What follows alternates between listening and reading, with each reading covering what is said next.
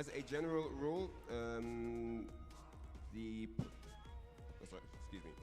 So, looking at the group stage schedule, the first players will be on the winner's side, and the second place finishers will be on the loser's side. Players who then lose on the loser's side are out of the tournament, and then players on the winner's side that lose will drop down to the loser's bracket. All 48 players will take part in the group stages, where you have 8 groups of 6 who have been assigned to these groups randomly and will compete in a round-robin format over the next 2 days. なお、day4 に進出できるのは各グループ上位2名のプレイヤーとなります。トップ16のプレイヤーによるトーナメントマッチは、こちらの2名を、8グループから集めてのトーナメントとなります。各グループ1位はウィナーズサイド、各グループ2位はルーザーズサイドとなります。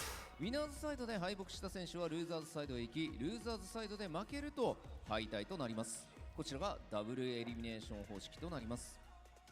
果たして賞金100万ドルを手にするのはどのプレイヤーになるのか、皆さんで見届けていきましょう。Players will be ranked in order based on their number of victories, battles won, and the match difference, based on the results of their direct matches. The top 2 from each group will go through to day 4's top 16 finals. それでは昨日の Day1 を終えての各グループの順位表から見ていきたいと思います。さあ、こちらはグループ A からですね。So now we'll take a look at the groups and we start with group A. 昨日は1試合した選手と2試合した選手がいますので、2試合して、2勝している選手がやはり、順位暫定1位になっているという感じですかね。So there are players yesterday that had 1 match and there are players that had 2 matches. And so the players that had 2 matches are quite far along, especially the ones that have got 2 wins and 0 losses, have quite the advantage coming into day 2 where they only have to play 1 game. さあ、このように B、C と、暫定1位は2勝0敗のプレイヤーが多いと。さあ、the top line is obviously the player leading the group with 遅れた。 0 losses, and then there's the second place with 1 win and 0 losses. はい。さあ、各グループ、0-2になって2敗してしまった選手もまだまだ、今日明日で、盛り返すチャンスはあるかと思います。さすがに偉い。Players that have 0 wins and 2 losses still have an opportunity to bring it back today and tomorrow during the course of their group, but they probably won't be allowed to lose any more games if they want to have a chance of qualifying. はい、ということでこちら今見ていただいているグループ H までの、昨日のですね暫定順位を見ていただきました。はい、このように全体で見るとこのような形ですね。さあ、続いて本日のスケジュールです。So, moving on to today's schedule. はい。このような形でですね Day1、Day2、Day3 と、今日の Day2 は、グループ D から F、 そしてグループ A から C は、最後の時間になるということで、入れ替わるんだ、 The 順 order 番。 of groups has changed around a little bit. We're going to start off with group D today as opposed to A from yesterday, and we're going to go through D to F, G to H, and then at the last 6:15 slot we're going to go from group A to C once more. はい。まあ大体3グループ、初めは D、E、F が終わったタイミングでインターバルの方を挟ませていただいて、その後3グループ終わった後にもインターバルが入るという形で覚えていただければ分かりやすいかと思います。よろしくお願いいたします。So after each group we're going to have an interval, a small break, and as you can see the 12 o'clock start for group D and F. After that there'll be a small pause, and then at 3:45 we'll start groups C to H, and then again 6:15 group A to C, and that is going to be the general flow of day 2. いいね。そして今大会のスポンサー様のご紹介です。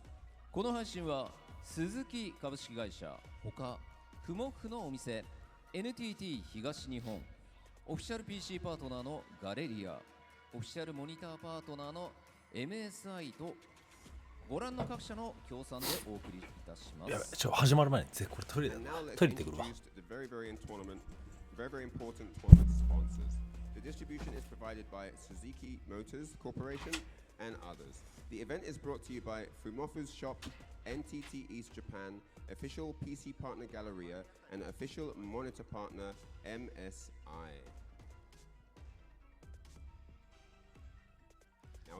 into group introductions. Let's go. それではお待たせいたしました。早速参りましょう。まずお届けするのはグループ D です。それではグループ D プレイヤーの入場です。 And now it's time for the group introductions, the group D to E.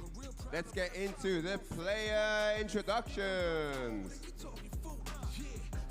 まずは英国のカピバラ卿ブロスキー Hailing from the UK, it is the great capybara. It's Broski.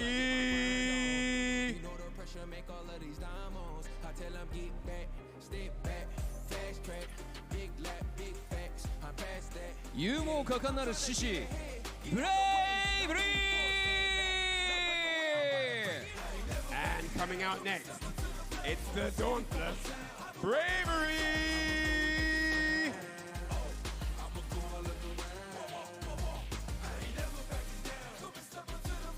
新鮮の外派的未来 VS バー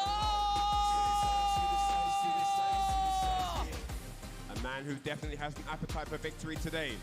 It's the futuristic supremacy. It's VX Bow.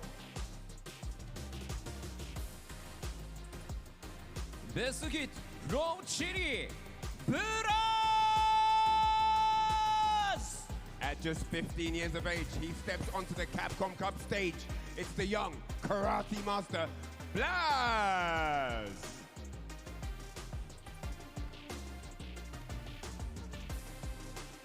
東海岸の最終兵器アイトン The 2019 Capcom Cup champion walks the red carpet, the lethal weapon, Idom!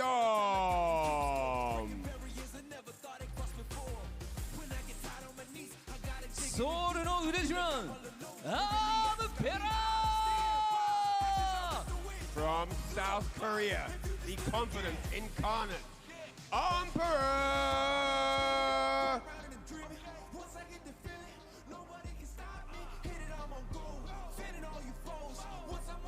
さあということで、こちらのグループ D から見ていくわけですが、はい、ここもすごい実績のプレイヤーたちが並んでますよね。そうですよね。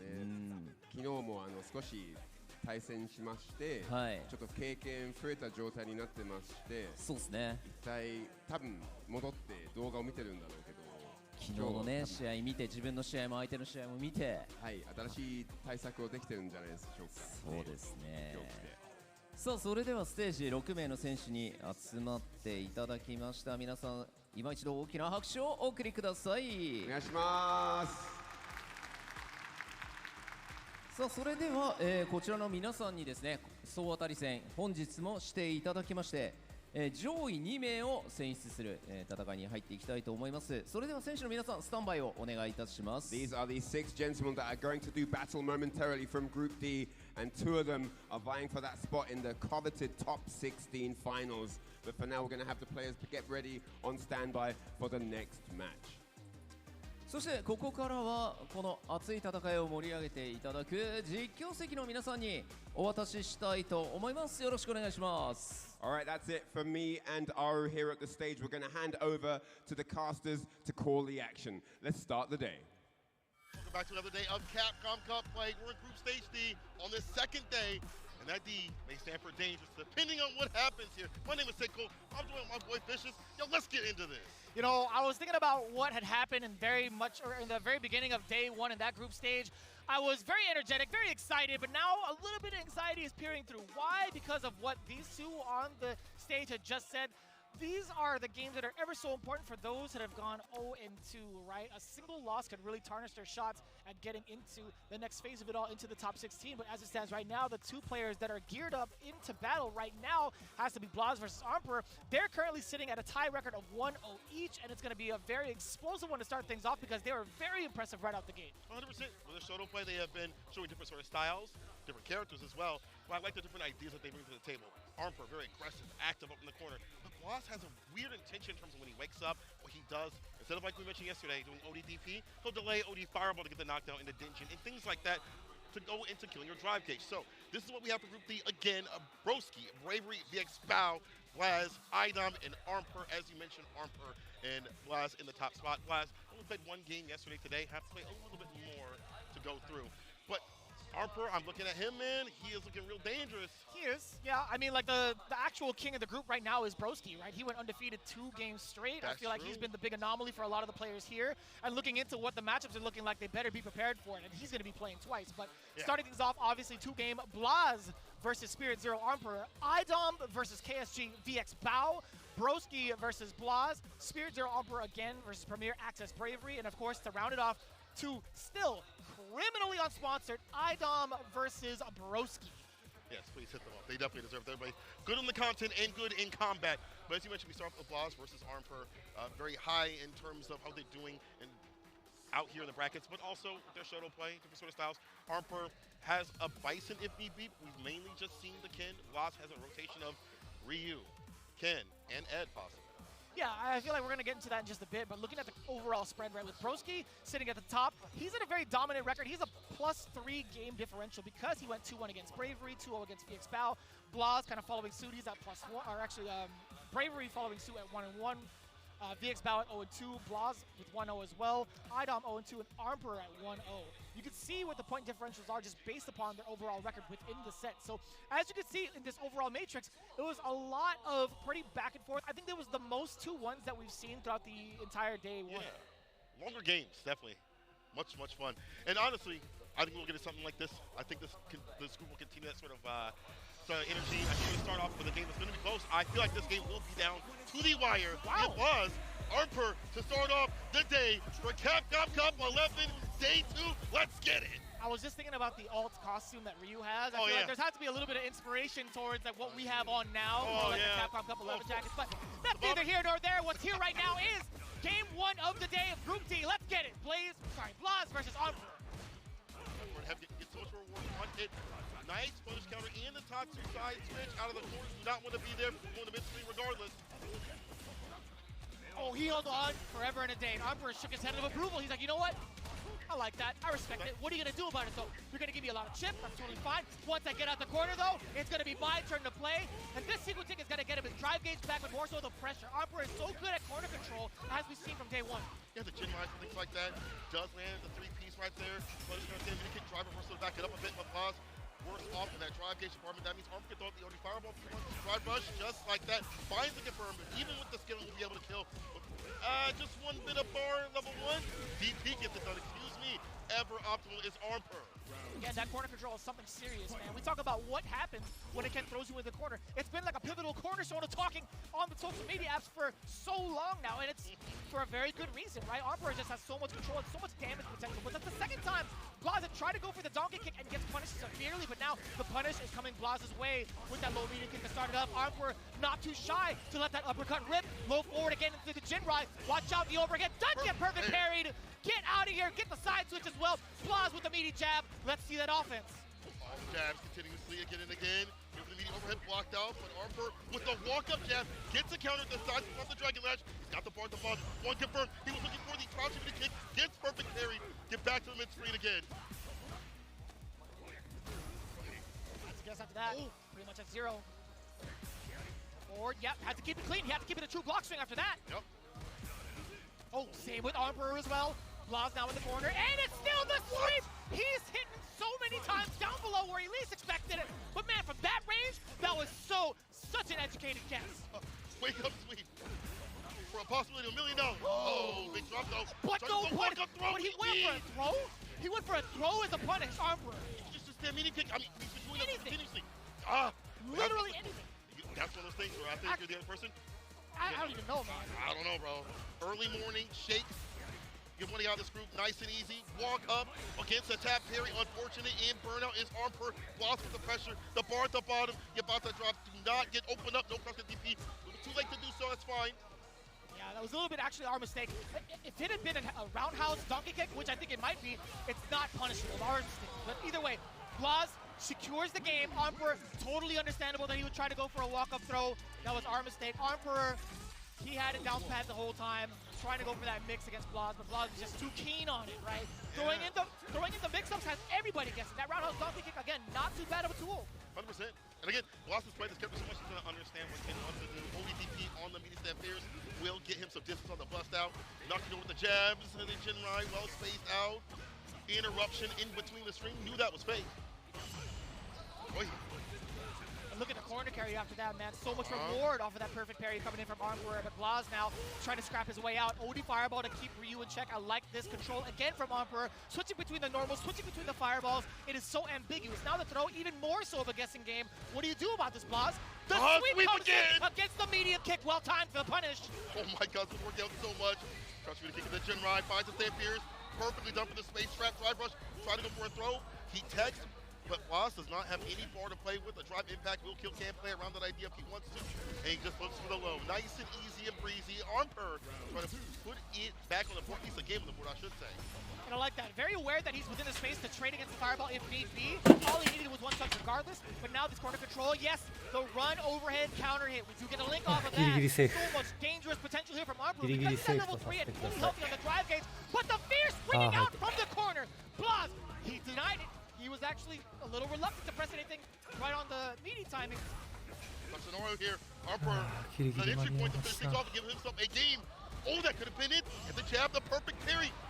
Cannot give Blaz any sort of momentum at all. Tatsu actually able to get the side switch outside the corner, get himself some distance, the walk-up throw. It's still not over. Never count Blaz out, especially with Ryu and that big boy damage he can hit like a truck. Just don't let him do it. The walk-up jab.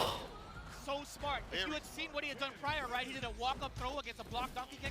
A little bit different on the stats on block because he wasn't in it, but still in a very similar situation. Ryu is going to be safe enough. I'm going to try to get this fixed. He denied it a little bit by delaying that jab. Very smart. A big change up there from Emperor. Game to game right now. Dan Light kick on counter. Only time to drive rush. The DP fantastically done. No conversion off the crouching medium punch, but he's hunting for the next hit. He's going to get off the target combo. DP ender. Next. Or you. I think that's the first option. The first time we've seen that option exercised from Blaz thus far. Overhead, man, a lot of trickery coming in from either the Jinrai, the step kicks, etc. And now he's taking liberties by moving forward, trying to throw in that counter poke with the crouching medium punch with Blaz. He's still stuck in the same spot up until the solar plexus. That was so smart.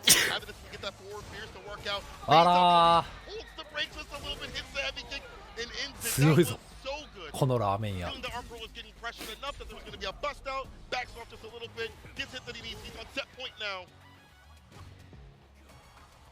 Oh, yes, sir. I like that. He's testing the reactions. Blaz is throwing out some of the lights to see if Emperor will try to whiff punish. But to no avail. I mean, either way, Emperor still has the momentum yet again. There's the throw. Where's the media?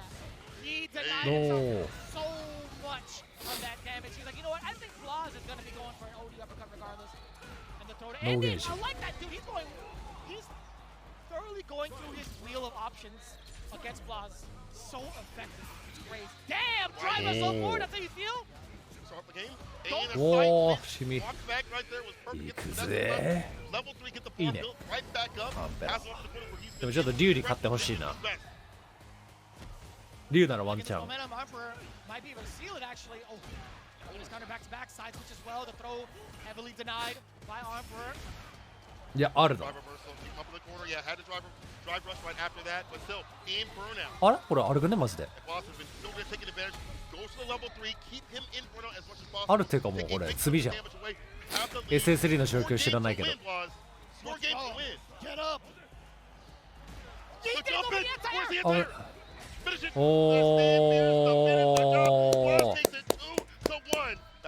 SS3 状況はちょっと悪かったっぽいな。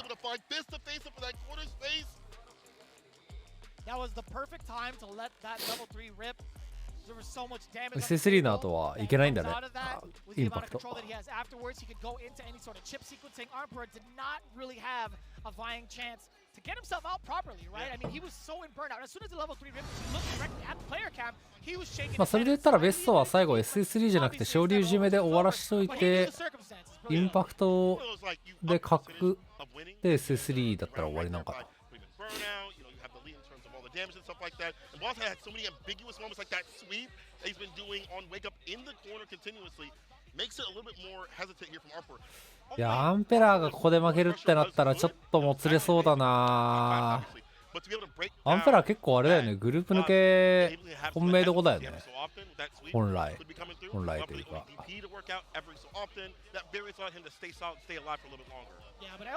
下馬評的に言えばそれがここで負けちゃうってなるとちょっとポイントが平たくなっちゃうから、ここでポイントが平たくなっちゃったらアイテムが上がれない可能性がいや違う、でもうわどっちがいいんだこれ。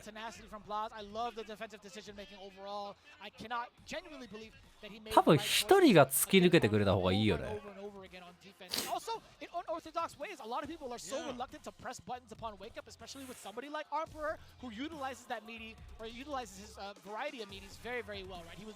一人もうめっちゃ突き抜けてる最強みたいなやつがいれば。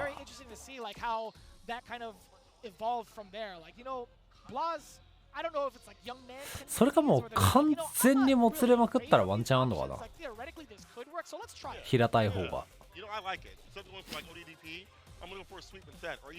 Beyond just doing like a crouching medium kick, he's going for something where he knows he's going to get a knockdown.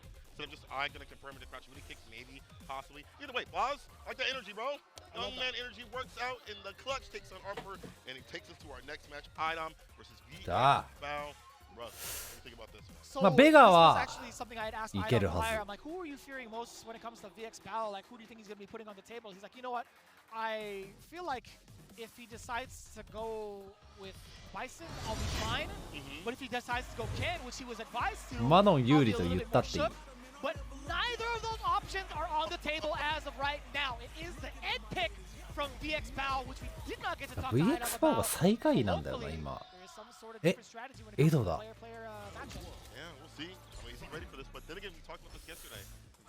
そうか、ベガやっぱきついか。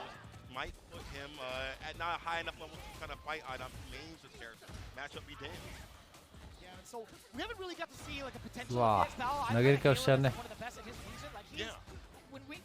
Rich and myself were talking about it in like casuals during his matches with his friends in the region, in ranked circumstances, local tournaments. He is a god. いいよ。 Big time tournaments, we 1 haven't 枚。 seen him really shine just yet. いい崩し。め。And it's very solid. I mean, he likes cycle power. That's like a big thing for him. He likes characters that have that cycle power sort of tendency. But I haven't seen him play this character in CFN that much. It looks like it's very informed right now. First round to him so far with the flicker. いい飛びだよ。 Like a dive kick. Easily gonna reach. はい。 With the hit grab. Stocks up 3 medals in totality. ほぼ 0.5 本。 Could go for the 50 if he wants to. Oh, he might have tried. マイステはちょっと欲張りさん。 Double bounce. Corner carry on the way, but the damage is immaculate. やり直し、これきつすぎ。終わった。これきつすぎ。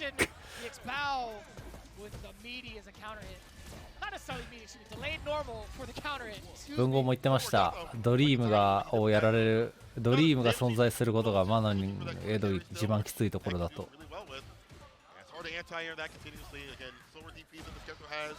On the ground, he does get the punish counter, knockdown, kill rush from the Oki. Yes, sir. No drive rush right after. Got the confirm. いや、きちー。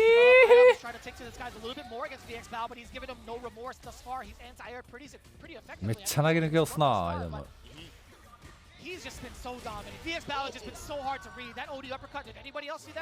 やばい、終わっちゃう。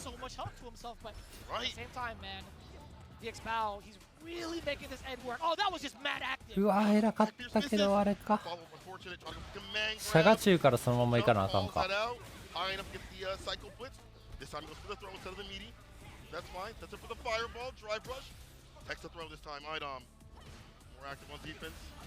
いいよ。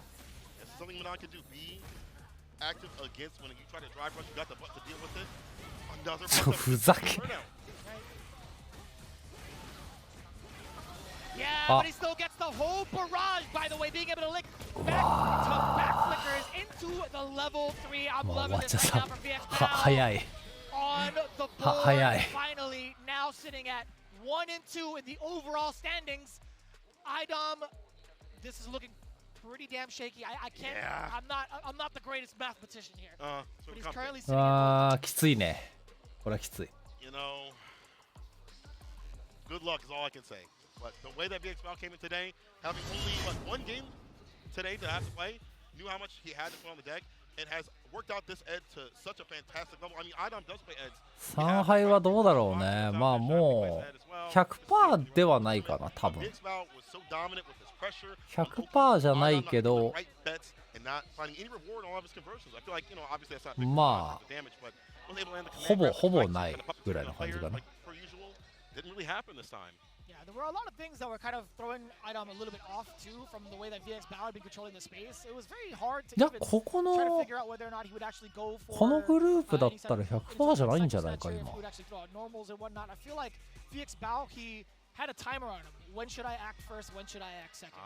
Okay. I like that. I like 100% なのかな worked out. I mean, there was some interruptions obviously against Dry Brush, but 今スコアボード覚えてねえや decision making is hard to read when you want to do what. So, we move over to Broski versus Blaz, as you mentioned. Broski in the top spot with the Aki. あブロスキも結構勝ってんだっ Very け cool, this character, very optimal. Even in the matchups where I think it's horrible for him, he is still able to eke out wins. Even against Seakumas, he doesn't like to hear that, but he is so well versed in everything I feel, while still keeping up with the content. And Blaz, as we've already seen, so different on ブ his ロス wake キ up. あじゃあもうこれ無理だな I have to wonder if Broski was watching that, being like, ブロスキ oh, man, this guy 2-0 で might wake up, sweep me, こっ or ちの竜使い anything. も Right, I think primarily when we talk about Aki 2-1か and the 2-0 way she kind of かどっちかだよ advances な in control, I feel 今 like, being able to 2-1 throw the か fireball is pretty keen, but I also like the control that she has from some of her normals being a little bit further than most, right? Medium punch moves her pretty far forward. Broski's also very, very sharp when it comes to the utilization 2-0 of か crouching medium kick, being able to cancel 2-0 into like 2-0 a super if need be, but also Right. he'll snatch a couple of raw, like straight hits to kind of like keep Blaz in check. But when those confirms come out from the side of Broski, be prepared for one, the poison, and two, if you're already poisoned, the big juggles coming in, right? 総当たり Combo video. 6人でやった時って Broski, you know, 3勝が1人しか生まれない可能性ってないのか Ryu can throw out the fireballs at a pace where you can't really keep up his Aki. Your normals can fight hers, but at the end of the day, your initiation's kind of hard. 俺バカだから And わ his かんねえ name けど kind よ of matches yours without having to put the poison on. You can fight her effectively. And the fact that Lost also has a kin as well maybe makes this difficult on paper, but again, we've seen Broski fight matchups that are very hard for Aki. He's such a main line with that character. He stays fine. Yeah, I feel like when it comes to the actual Fireball war itself, I mean, obviously she's not going to necessarily participate in it, but I do think she has a couple of ways to get around that. If he times it or reads it right, he could do an OD cool fake, which he's very keen towards doing. He could kind of slither through with a snake stance and also cancel it out to kind of reset the timing as the Fireball passes through. He could spiral over as well. Bit of a Fang. You're right. See if Boss has those timings to not get got. But you're right in terms of Broski being really effective against the Fireball war overall in other elements, in other areas. Seems most effective of them all in this first of two. Broski Blaz. Let's go. Let's go I'm really looking forward to seeing how Broski gets around the Fireball gameplay, but for the most part, Blaz hasn't really had to rely on that. 竜秋 In my か opinion, I think he's gotten to a really マジで good この space 組み合わ where せ he's 見た got ことないな his crushing medium kick per se as well, and also that Fierce is just so heavy, right? If Broski oversteps just ever so slightly, that Fierce is coming in. Yeah, forward Pierce as well. Initiation tool with the forward heavy kick. どうなるんだこ Range れ is は gonna be really good here for Blaz. Broski's initiator though, he's the one with the CQC. You see, trying to get close. Perfect pair in the fireball. Alright, the trade. それ Still not fighting right after him. The donkey kick. Excellent confirm on the target combo, forward throw. Drive rush on in, trying to bait something out from Blaz. Damage taken away while in that state. おりゃ The えら counter hit conversion, yes sir. Being able to get the bubble follow up. No, Wow. he tried the venomous fang. He thought Blaz was going to い get や grounded. 竜巻集中 Dingin. Still gets hit with the fireball, medium lash. Yeah, instant with the Dingin. head. Team. Serpent lash, excuse me. Hey, why am I throwing out the random names? おー I definitely あ like to say that Serpent lash. Hello. I feel Arashi. that.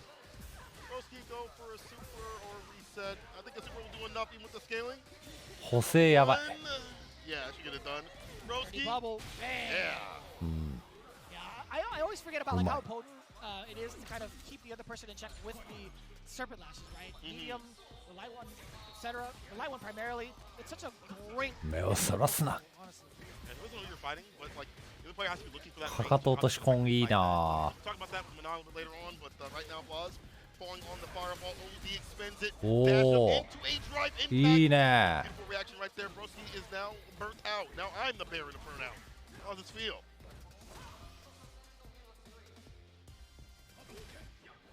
いや、いい立ち回りするなぁ。うまいなぁ。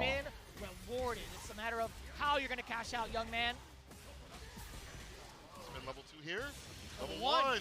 いや、いい。 100% level 1. So, him backing off was a big sign that he was prepared for any sort of like OD slide in case Broski tried to sneak out of the corner. Yeah. Cool fake. That's one of the big things that a lot of the players have been looking out for, specifically against Broski. I feel like round start usually to initiate the なんか fireball. あんまりいわゆる格ゲーマーのこう時折出てくるいや若いなーっていう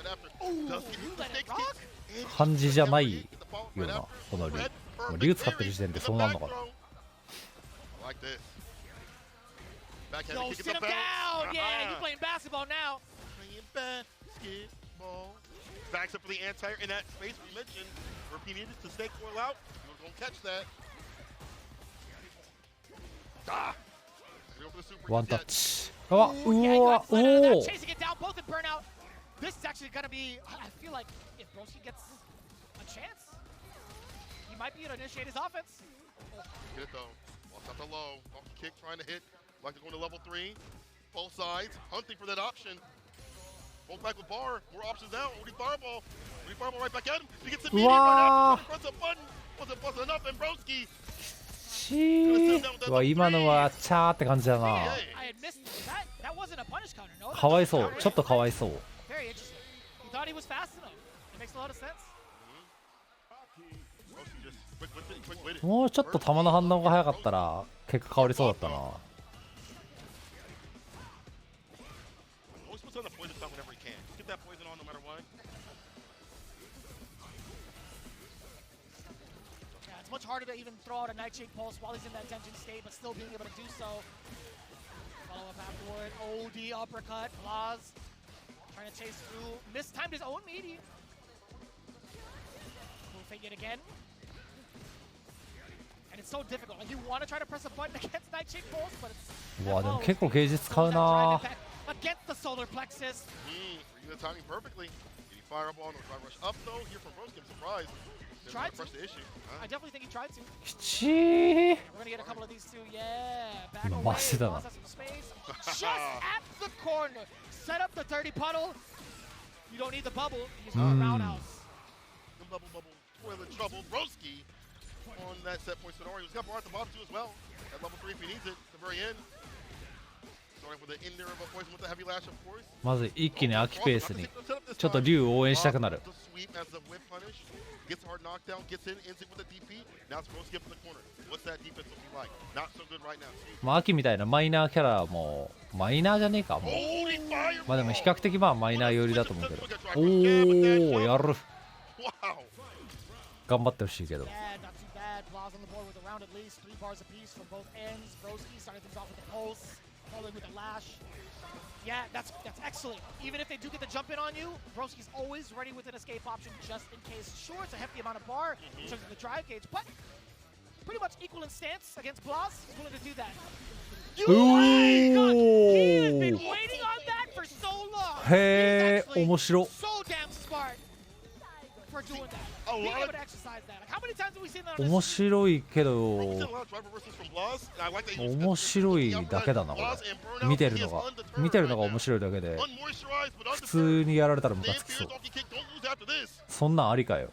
Blaz trying to get the jump in, tries to pull the fireball. He actually emptied the 普通にそんなんありかよ back. って感じだ Drive けど。 impact. He's back with bar. He's back with business. Blaz OD. きたー。お昇竜拳うわはー I can't believe it after all that work, bitches. All that work. It's crazy. I was actually kind of concerned. Like he was Wow. behind the Nightshade Pulse and probably could have backed away, but the guess of the parry was a little bit wild, man. Oh my god. It's not, I mean, not against them, Right. but Blaz just thinking 2 steps ahead 昇竜 already. 拳昇竜拳わはわは Yeah, that's a huge thing, man. He fights pretty damn well in Burnout. Something about these young kids, man. They be playing in Burnout like it's nobody's actually affected. Part of the game. いやあるだ Starting with the command grab. The jump back is there. お Right back お to えら the ーすげえジャッケで隠って This た guy's sick. He's so good. I mean, Aki's cool, but Blaz is sick. Starting to go for the overhead stand block. Immediately Blaz on set point. great reason. アリエル来た。 Broski wants to confirm these resets. Man grab we've seen yesterday. Socks from the engine after the OD fireball knockdown. They don't have Right. to parry. I like that from Broski. Purple is applied, by the way. Broski trying to land that hit. Blaz, yeah, that's the option select. Ooh, bam! The level 1. おon お、 wake やりおる。 Broski thought he was just going to take it lying down, but no. Not this cat. Anti-air is there. Throw. He's so close. おお。 OD fireball trying to burn him out. That'll be too much pushback, but does get it now. Crouching in the kick. あ、 Oh, wait! 削りである。 It's enough. おお。 Blaz. すごくいいプラン。すごー。うまっ。 Bite back and a bite back with burnout, and that lands him a significant win over Broski and standings in this bracket. こ Wow. の拳で見 I 極 can't め believe る that。was already like the third round of day 2. Blaz taking down 2 significant rivals here in his pool stage or in his group stage. これが竜。 I don't even know what the differential's looking like や now. っぱ竜っ I'll て tell you 強 what, キャラなんじゃ Broski's ないか。 suffering his first loss. 実は。 Blaz has to be at first. Obviously, he's got 3-1 to his name. Right. This has been an explosive bout of adaptation too between the two. I'm loving this. Back and forth. We already これ talked ラン about ク how マジ that 竜に勝てないんだ driver よ made な。 out with the super was fantastic. We've seen a lot from Blaz in terms of defense. His offense though was just much better. The fact that like he went for the OD fireball at the very end to counteract like the light lash, that tendency that Broski like to do on wake up, and going right after that, the jump back against the command grab and in again with the punish drive rush stand light kick was fantastic. Broski obviously had some great moments. We can't lie, his perfect parry into like drive rush right after the perfect distance, get a punish from the fireball game. But then Blaz like, I'll become the fireball. I'll drive rush forward with stand fierce and things like that or dash up. Just the activity from him, I don't know. Confidence, man. It's more so, I think, of his understanding of how Why Broski wanted to not? play. Like, he had an answer for Cruel Fate in the very beginning. Mhm. He was aware of when Broski wanted to try to go for the command grab. I think that's very, very hard to make a read upon stuff like that between Aki, right? You go for, like, the kick follow-up or the command grab overall. But him being ready for the punish immediately after, I understand where the recovery is at. But still, him being わは cognizant of both the command grab and the distance he was at to get the punish afterwards. いや right? これ偉かったな。 Beautiful. Golly, Blaz, you are something different, bro. You know he had, that pushback right there. He got right back in. Ends it with the Shin Hashigeki. 拳で見極める。 Broski, and we are not even close to being done. But what's up to Blaz so far? He is incredible on a big stage at 15 years of age. Couldn't even imagine that. I mean, the closest thing to it would probably be like Justin Wong in my mind. Genuinely. I mean, I feel like Justin might have started a little bit younger, but man, at 13, I mean, the other closest one, obviously, is here on the stage too with Noah the Prodigy. True. Continue on. Armper versus Bravery. Active cats to aggressive cats. One McKin. Armper 来た。 Talk about Bravery being very 本 continuous 日2 with 回 his 目。 game plan. It definitely landed him some success. But when I talked to him in the player lounge, he was like, I know I have to clean up some things on the ground. He's like, my aerial approach is really good. My dive kicks are great. My spacing's great. But on the ground, I have to clean that up. You definitely have to clean this up against Armper, who had just recently, losing down to Blaz. うわ、棒だ。うわ、昔の火事と同じ駆け込んだ。これ絶対おじやろ。有名な人やろ、これ多分。俺わかんないけど。 It's going to be hard to possibly commit to like an uppercut, possibly commit to like an anti-air normal. 絶対昔からいる人やろ。 Sticking to his game plan of either implementing the hooligan, implementing the dive kicks, trying to fake out and bait with said dive kicks, etc. I'm more concerned about every single time I see a Cammy, like what you're going to do defensively against the airborne approach. Right. Every single time. Again, like you stand fierce, like I said, preemptive buttons. They try to go for a dive kick if you're not right range. But then again, they back up with that. It's a dive kick into Oki. We'll see what happens here. Armper. このスキンでキャミー使ってて火事と同じアケコンってもうこれ川越マグマックス勢やろこれ。 Yeah, does finally get the confirm off of the second roundabout of that. メガネかけてるし。 Dude, if Armper hit that, that would actually be pretty godlike. I don't even know if that was like the roundhouse version of the Jinrai kicks, but that was either way a pretty sick catch. ほぼ火事だろこれ。 Nope, just dash up, excuse me. Stand fierce. Different sorts of Jinrais. Bravery just waits, chills, finds a side switch off the hooligan. The throw again, the dive kick, able to hit, gets a counter hit. With extra damage, but more important, the corner carry and the crouch. うまいね。 Finish it off. Yes, sir. And I love the utilization of his crouching heavy punches, excuse me. He's done such a great job of catching all the delayed normals that a lot of these players want to do. Damn, you punish counter the stand jab, excuse me? Ready in the さあ、原人狩り。 Bring that back to the outside that corner, which is obvious.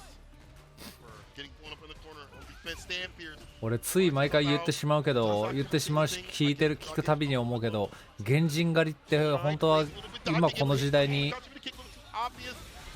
本当に良くない単語なんじゃないかって私は思ってます。詐欺飛びより実はやばいんじゃないかって。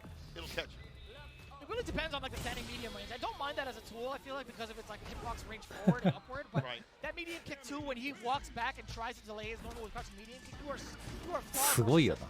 I understand how 原 strong 人 it 狩 is りってすごいよな。言ってること。 every other character when you delay a normal like that, even like crouching medium punch, but Cammy just goes above and beyond that quite literally. Oh yeah. That's right. We're trying to fish with it. Crouch, going to kick able to head. Nice. It goes after the target combo. A little bit okay right there. Hits the heavy. Dies. Switch off the Dragon Lash. DP in there. All right. We want to see that patented break corner pressure. We expect that counter hit that was there. If you stand light kick would have been a better combo. We try to go for the medium. I was just about to comment on the paces from Emperor as soon as his turn was over. He was kind of back away, but I love the big opportunity now for Emperor off of that with punish from the spin knuckle, a little bit off the mark too. Not despite being Emperor 結構バーンアウトするな。 now on the back end. Bam! Yes, お sir. お、カクテル。 Not quite dead though. Bravery. けど全然あるぞ。 Something happened with the hit, おお、やりよる。 A lot of confidence in that one, plenty of time. And Bravery, technically, he shook his head as soon as his jump roundhouse came out. He wanted to go for a dive kick on that. There we go. Delays the lights, gets the counter hit. Throw right after it. We're here, another throw. I throw a few more times, hit a dive kick if you need to. This is fine. Reversal jabs, open him up. As soon as Bravery delayed, Emperor was there. Finds the crouch kick into the Tatsu, to the corner. No enhancers, that's fine. You're still nice and close. Perfect parry. Not going to go for the DP. Run DP. Now you get the Oki. He goes with super. Reasonable. Very reasonable. 3 damage in. Still living. Oh ho. More than enough, yeah. You know, Harper, I don't blame him for that at all. ああ、ごめん。体力バー見間違えてたわ。落ちろ。 The dot kick was the intention. Pull that up. Anti-air is there though from Emperor. He's got that locked on. And using a Gen Ride to bait out some of these tap parry opportunities. Drop gauge almost gone. これはやばい。あ、おった。 Gets the crouch punch and a whip punch. Excuse me. まだ重い。 Gen Ride. この人いいな。必殺技の名前言ってくれるぞ。シップジェネラル。 For the most part, he's been running a train on a good majority of the players here. But in terms of like what he does in the corner, but right now, we're starting to see him slow down just a little bit, like a slight notch, because of the fact that Bravery's been opting to go for the airborne approach. But the one time I feel like he decided to really try to commit to a button on the ground, does get blown up. Game to game right now. Again, I'm with you in terms of like how he's playing on the ground. めちゃくちゃ前開幕ゲージ5本近くなくなったけど。 Bravery already has him up in the corner before 10 seconds even happen. But then again, the side switch happens off the target combo. Dragon Lash into the DP. What a call out too. He did that immediately after a blocked crouching jab. Damn, that feels with mad meats. He's got the meats. Crouching kick catches the walk back. A lot of dash back and walk back from Emperor. And Bravery stiffing some of those out every so often. Ooh, it's huge. Yeah, that's exactly why the burnout is there. But either way, yeah, single confirmed didn't even matter. I love that. Sitting on set point. Clean with the DPs against this cat. I see some more Barry. Face off the DP for free in the corner. My turn to party. Stampers. That's what I'm talking about. Hello. Stampers to catch him trying to TK dive kick against a throw or a button. Keep your ass up in this corner. You're dead. Side switch. Level 1. Let's get it done. Final game. Final round. I like that difference too. After a couple of chained lights. 剣勝ったらあんまりあれだなって思ってたけど、もうどうせだったら剣クソ勝ってもらって、剣マジでちゃんとなくされねえかなこいつ。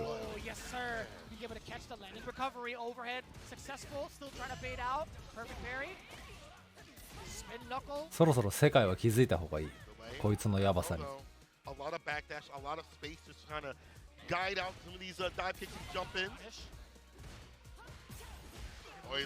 わあ、一応 K 使わねえんだ。わあ、終わったー。なんか落ち着きがすごいな、ブレイブリー。get himself a 2-1. アンペラ落ちんのこのグループ。やばない？ I don't know if that was like towards the end of his backdash. I'm not too sure because Emperor, I feel like if anything, he would have tried to anti-air with like a DP. It must have caught the backdash for Bravery to land that roundhouse like that. Yeah, I think so because I feel like there have been so many backdashes overall, so many like back steps to avoid the dive kicks, have that stand fierce come out, or just whip punish the dive kicks in general, or be in a space where they're not going to be as automatic. Bravery starting to make the right reads with the jump ins. I thought it was going to be on the ground game, like a crouching medium kick or whatever, but he took to the skies and found success. Although Arper has some really good moments. I do like his ideas to DP when he should, the backdash and the stand fierce, as you mentioned, the chain lights and the stand fierce, get that pushback. Bravery just said, I'm going to keep going to where I feel comfortable. アンペラワイプでかなり感情出て好 That's the き range to make it a little more ambiguous. Even if I am getting knocked down, I'm still going to keep doing it. Yeah, I mean, overall, it came down to who could consistently run their game plan the way that they want to. And Right. obviously, Bravery, he has the character. I feel like that's better suited for it. The ground game is tremendous with Cammy. The amount of 使ってる選手はいるけど今んとこ出てないかな。 But being able to control the skies too is so important because of the mechanics of this game, right? Being awarded a punish counter off of a dive kick just leads to so much more in comparison to every other standard character without a dive kick. You have to worry about the fact that, like, on defense, like, you're trying to tap parry, maybe you're holding throws. 昨日は前はメインはいないかな。2回ぐらい出たけどメインはいないはず。 あ、でも俺昨日試合ちゃんと見たら半分ぐらい。 Yeah, it was. Yeah. And again, that was what Arper has been doing. Backdash, wait for a button, wait for you to do something. As you said before, let them initiate, punish from there. But Bravery just kept chasing him down in uncomfortable ranges. あー、ネフューが確かに前メインになってる説はワンチャンある。しょっぱなから前出して前やったから。上海はむしろ最初ベガ出してて、でキャラ途中の試合でキャラによって前使い分けてるって感じだったね。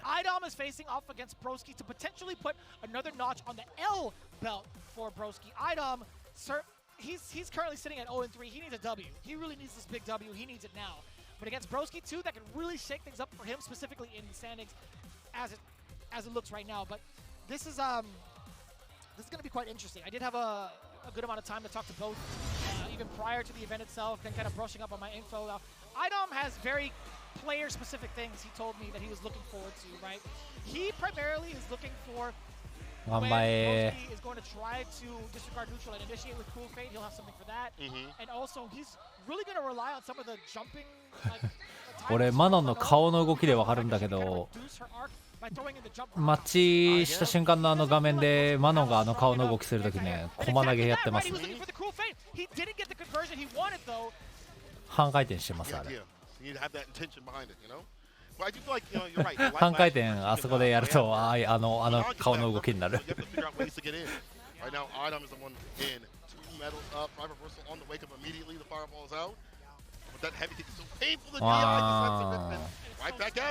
Broski was actually telling me as well, he's like, the things I have for Idom, the way that he kind of plays his game and runs against the other Aki players in the States, primarily like Carsonist, he's like, I'm just going to keep drive rushing him or like find the time to start drive rushing him so that he gets uncomfortable with my space. 開幕ためようとしてるベガの顔もわかるよ。おいみたいな顔。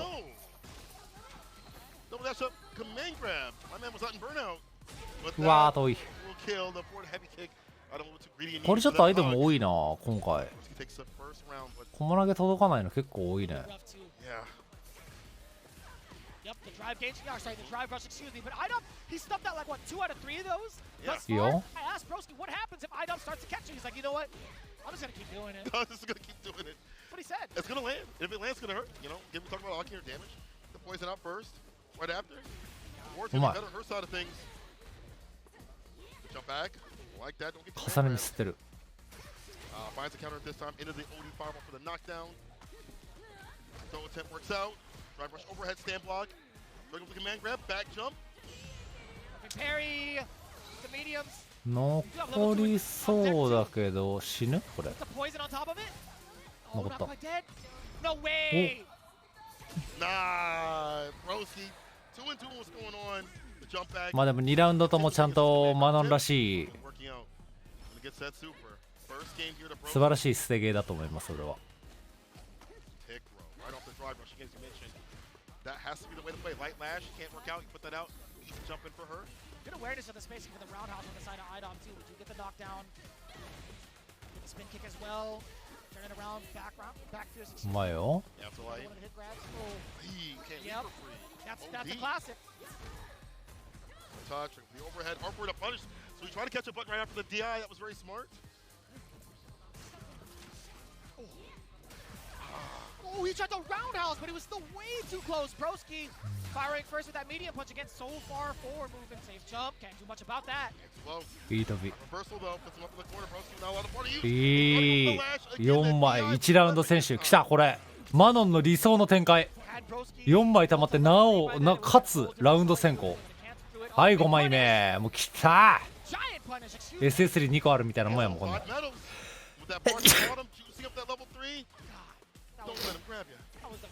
はい。死ななくね。 Oh, he stays in two. He puts level 3 on with the medals. A ton of damage. Not enough. One more touch. Wake up Super Broski. なんだなんだ。 Big bet, no reward. Man, grab 相手もぶっ放してきた。 a final game between the two. I get it. What are you gonna do with the next corner? One touch sort of territory. He'll go for a trade no matter what. Truly, yeah. Yeah. Again, he tried to go for the roundhouse bait. He was looking for something against IDOM as a counter poke. IDOM 2 for 2 when it comes to countering those stand roundhouses. The throw. Attacks immediately. The lash. So Broski's actually being very confident in that light lash. Despite it being such a problematic thing, it might get jumped on. The drive rush, it hides it a little bit. The throw. Drive rush, then medium kick. Gets a crush medium kick right after. Oh, the light throw. Just to get that distance, to get the anti-air perfectly. わあ、きつ。 Finish the 投 job, げ入れたかな。 Broski. He'll do it. Much more of an aggressive round from the side of Broski. Not allowing himself to be susceptible to any sort of whip punishes, keeping it nice and compact. Also throwing in a couple of feints as well. Cruel feint うめえ。 whipping the mark. I think I don't walk back just a little bit, a smidge. He did. He surely did. Yeah. Big jump set up. Where you going? Hold this throw. The fireball to lock him down. Prepare the jump. いい飛び。 Two covered with the light lashes, as we talked about. Cannot とんでもないゲージ回収率。 Changing the landscape of the matchup. You're even more afraid of what could be coming through. Extra hit advantage. なんだっていい。 Damn, level 2. Had to spend again. うわ Better safe than sorry, that is for sure. IDOM, although with the deficit in regards to the super meter, all tied up, game for game, round for round, the final between the two now. Level 3 though, at the bottom, Broski. 来た The Big. time of the jump has been a little bit ambiguous here. 今駒投げいってたぞ。 Get a handle. Light lash blocks it out. Heavy kick, not a punish counter though. He waits for the flip out. Gets a command grab again. 5 medals. One more grip will be it. Grippers are strong. 惜しい。 Oh, that's huge! お、来たー He had blocked one of the hits! そら来た Past the body! ー美しい。 That rarely happens! And it had to happen on such a big stage. IDOM takes the game. Wow, what a weird, wily interaction. But more importantly for IDOM to be like, okay, that's cool, that happened. Let me get my punish and let me get my win. I did a double take on that. I hope the replay guy got it because I want to see. I swear I heard. めっちゃ順調に勝ってたはずのブロスキが突然辛くなるっていう。 That's wild. I rarely see that interaction happen. To be quite honest with you, man. I rarely see that. But let's take a look at the replay going into it, man. Pound for pound fighters, I gotta say, IDOM getting a little bit shaky on them. Both their strategies, you start to see it really be implemented, right? IDOM was looking for that cruel fate multiple times. Broski, he was looking to utilize the drive rush as much as possible to initiate his offense, but it came 読み合いは結構な、まあ、ここは負けちゃったけど、手前のラッシュコマ投げとか、読み合い的には勝ってんだけどな。あれ、ジャックコマが届いてないのかな。 didn't necessarily pay all the way through. Yeah, we talked about how like IDOM was able to understand like the game plan of Broski and what he wanted to go for, like the cruel fate. That slight walk back we saw previously was such a good idea to be like, okay, you want to go for this in this space? I'm just gonna hold back just a little bit, get my little punish off. Obviously, the one that happened at the very end is a little bit different, but understands the matchup to a T. IDOM on the other side of things changed up his timings when he's jumping in, when he's going in terms of like. When he feels like Broski's gonna drive rush in, he holds him with the medium. It just felt like it was a different. Yeah, and, okay, it did. He was ducking. crouch blocking is what it was. Okay. I see. That was actually so sick. Whether intentional or not, it was sick for IDOM, but unfortunate for Broski. I'll tell you what, man. That was. Whew, I loved being able to see like character specialists duke it out the way that they did. It's unfortunate that they're in the same kind of like group stage, but man, that was rough. That was so rough. But either way, I mean, that's the way it played out. You're looking at the standings overall. Broski at 2-2 now. What a change up between day 1 and day 2, going from unbeatable to not being able to claim a win. Bravery at 2-1, Diggs now 1-2, Boss 3-0 now at the top of the charts. IDOM 1-3, at least on the board, and Armper now sitting on 1-2. Yikes, what a switch up. The dominant switch of Lost has been absolutely fantastic. It's good to see like that, that bite back. I like the IDOM's trying to, get some of these W's on the board. でもブレイズが earlier in the day, but today he ends with a victory at the very least. あ、いやでも無理だ。 People are starting to take it to Armper. So they see him ブロスキあ、いやでもブロスキとはやってんだよな。 especially Bravery out here in that 2-1 position. I don't think people really kind of か、でも rated そう him, か。 but he ど is っちにし definitely ろこ highly れ rated out here. But Blaz, Broski are still at that top 並ぶことは spot. できても Broski a little 得 bit, 失点差で無理か。 different. He's at that 2-2 as you mentioned. And below, Bravery, really not that far behind. Yeah, not too bad, I feel like, from 3rd through 5th place, but IDOM being on the board, there still is a light of hope to be found here in day 2 for Group D. But that pretty much スコアを sums it up, 並べ man. た A と lot して faster も than we had thought. A lot of 2-1. スコア的に言えば割とありそうな展開になったんだけどな。いや、初戦勝ってたらな。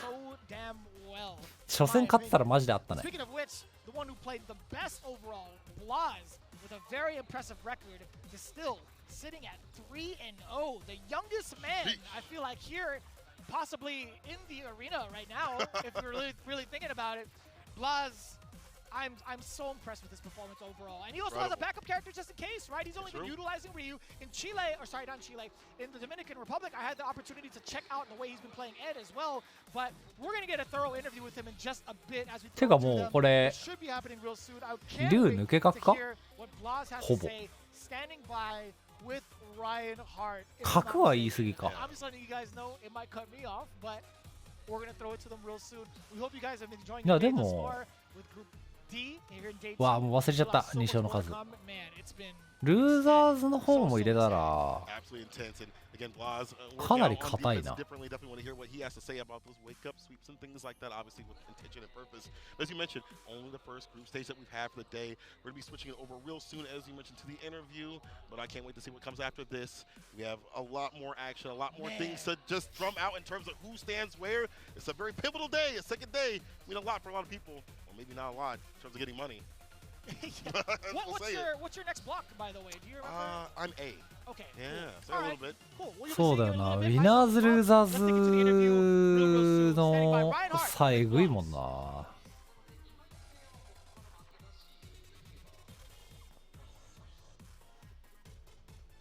It's coming real soon, I promise. I promise. I'm gonna break the fourth wall. Yeah, It's yeah. fine. I promise. We're just standing by. It's anticipation. Yeah. Let it build up. I feel like it's better to kind of like leave a little bit of like space the way we do it. Like, Yeah. You know, a little bit of chitter chatter with the guys at home. It's like, you know what? It's totally fine. Yeah, yeah. But It's for fine. the most part, we kind of run with it. 1億 you know? 5000 We 万 gotta ド do ル it. でかすぎだろ。 Have a good time. Hopefully you all are having a good time as well. But now we get the interview. Let's send it over to Ryan Hart. グループ D で大活躍している15歳のブラスさんと一緒にいまして少しインタビューをしたいと思っているところなんです。で、お父さんが一緒にいてくれて通訳してもらうことになっております。で、最初はですね、そのチリで対戦している社会、そのスト6の格ゲー社会って何人ぐらいはいるんですか？ I'm asking how many players do they have in Chile that they play with? You know, what is the size of the community in Chile? I'm very interested to know. So yeah. ¿Cuántas personas juegan en tu comunidad? ¿Y qué opinas? En mi comunidad juegan como 1000 personas. A nivel alto son como 100. チリって何語だ？ Es una comunidad muy competitiva, pero yo pienso que es fuerte. He thinks a lot of people Spain. play in Street Fighter 6. Okay. Not quite the answer I was expecting, but okay. So a lot of people play. たくさんの人が一応対戦してますという形ですね。Okay, so I want to also know, you know, how many hours does he play a day? 一体どれぐらい練習してるかどうかっていうなんか毎日何時間ぐらい練習してるかの。So how many hours does he practice a day? How often does he play? What does that look like? ¿Cuántas horas juegas al día? Yo al día juego como 5 horas, pero entreno como 20 minutos. Más practico en mi mente que lo que practico jugando.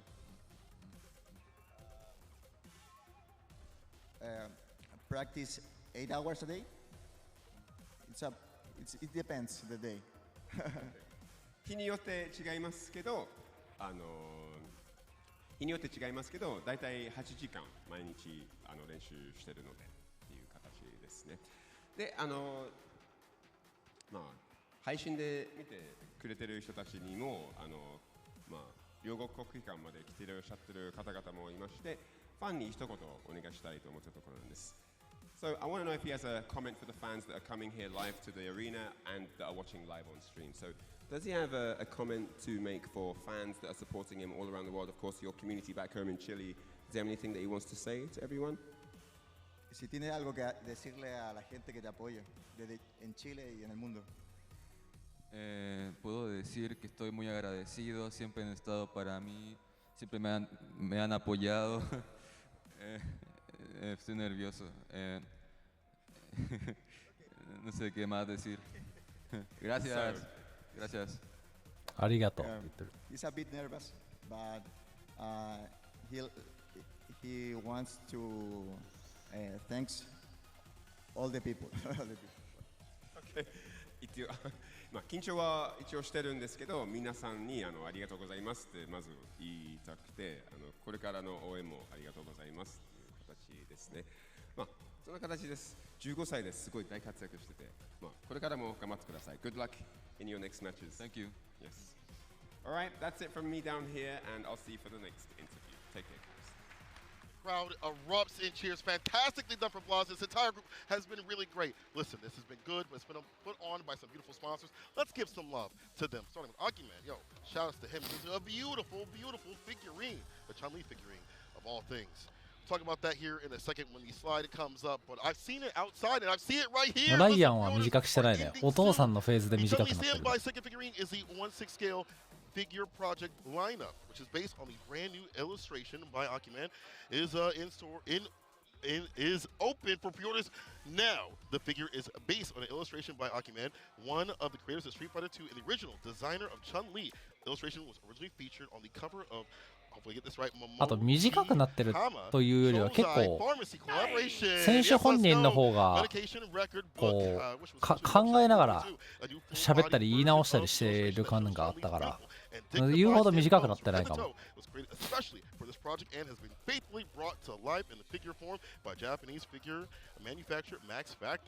I mean, if you have the original artist, for sure you're going to maintain that same luxurious and exceptional quality as you've seen from previous iterations. But man, this truly is up to scale when it comes to quality. You don't want to miss out on this. The pre-orders are going to be opened up on the 12th until the 12th of March, with the figure scheduled to be released in October within the same year. So be sure to order soon at the Good Smile Company online or at authorized Max Factory retailers. You guys do not want to miss out with this beautiful 1/6 scale. And of course, you can also punish your friends by playing Chun-Li in some of these arcade classics in the Fighters Pack as well, with Capcom and the Humble Bundle going on right now. You could throw out the spinning bird kick if you want to. You could throw out the Shoryuken also. 昨日俺やっぱ確認したけどもこれ以上フィギュア買えねえや。なんならもう今注文してる分が届いたらもうマジで置けなくなる。もう無理だ。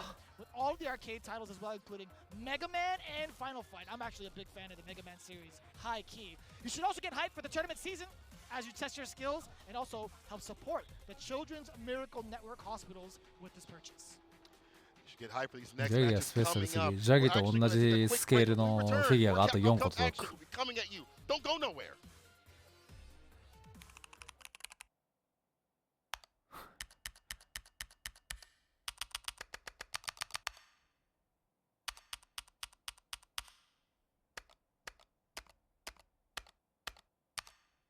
キャミーも届く。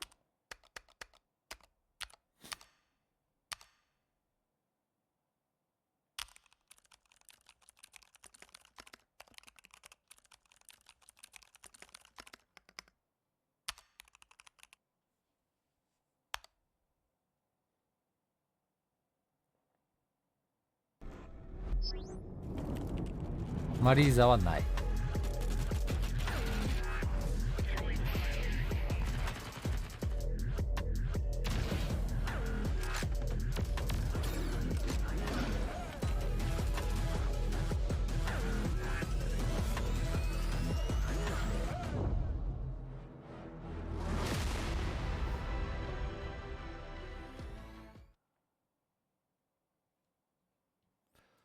そう考えたらでもマリーザ俺ただ忘れてるだけなんだよなこれ。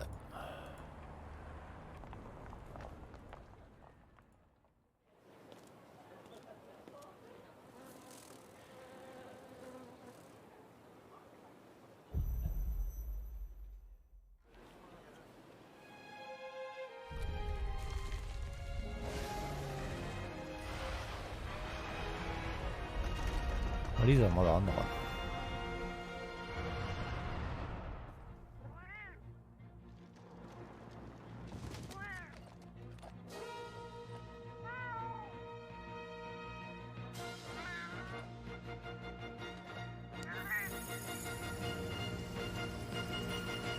Where dreams become reality.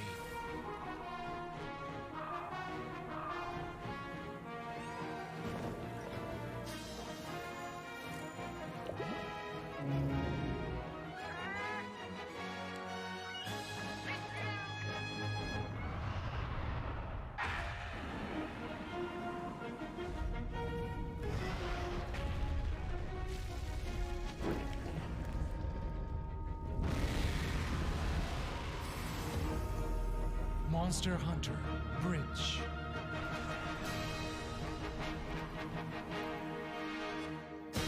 マリーザもジュリもあるな。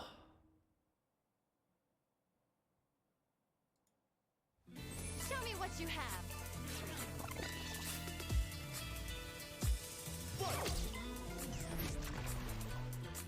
マリーザジュリか。さすがに重いな。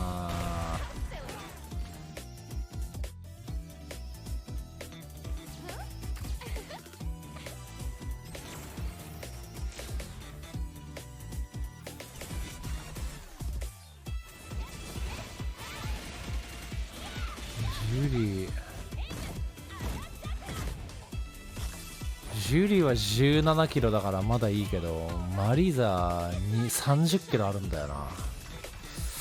ちょっと重いな。でけえし。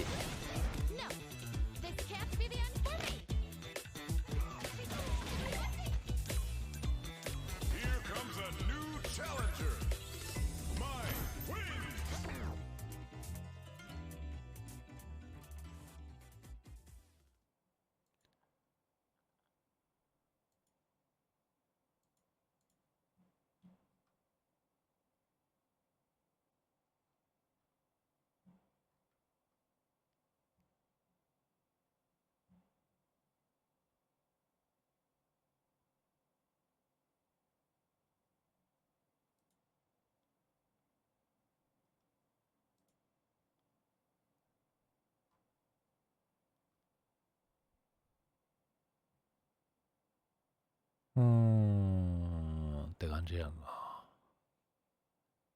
言うてジャギも相当重かったからな。ジャギも20キロぐらいなかったっけなこれ。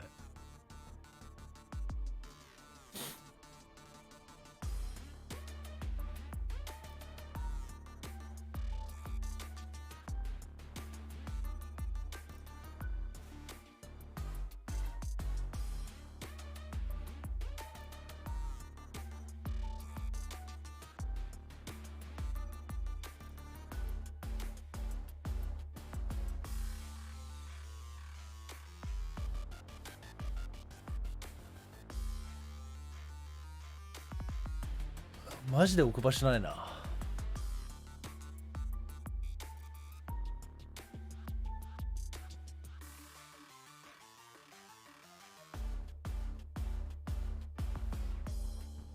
これ仮にもし引っ越すみたいな話になった時これマジどうすんだよ。やべえな。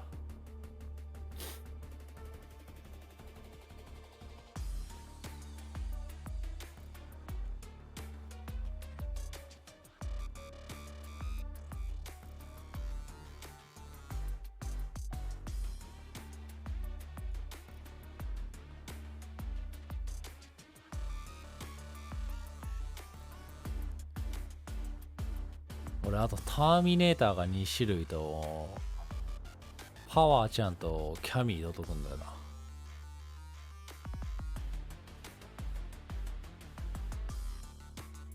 全部合わせたら多分200キロぐらいあるぞ。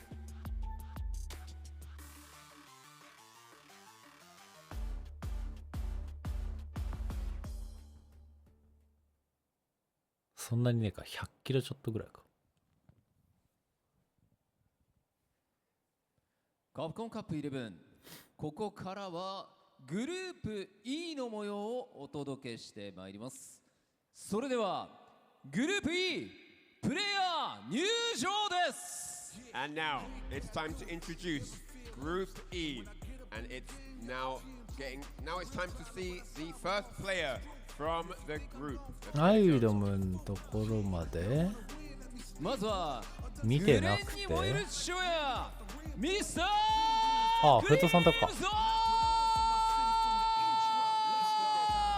All the way from France, it's the family man. ザ・ファミリーマンっていいな。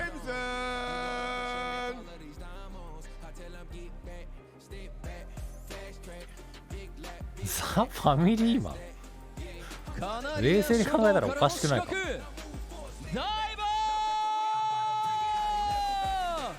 The assassin from Canary Island, it's Diver!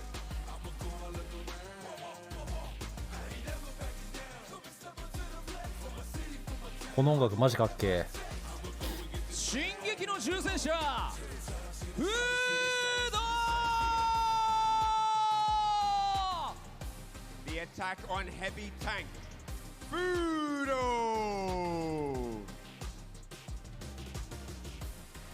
あ、そうだ、俺ちょっと待って、やんなきゃいけないことあっ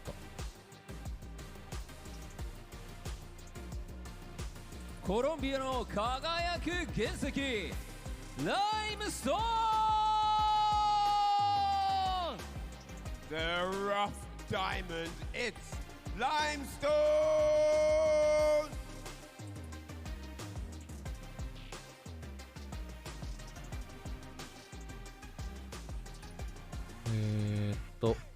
シアトルのクラッシュカウンターヒーロークリス CCH! Next up, it's the crush counter hero, Chris CC. Hey!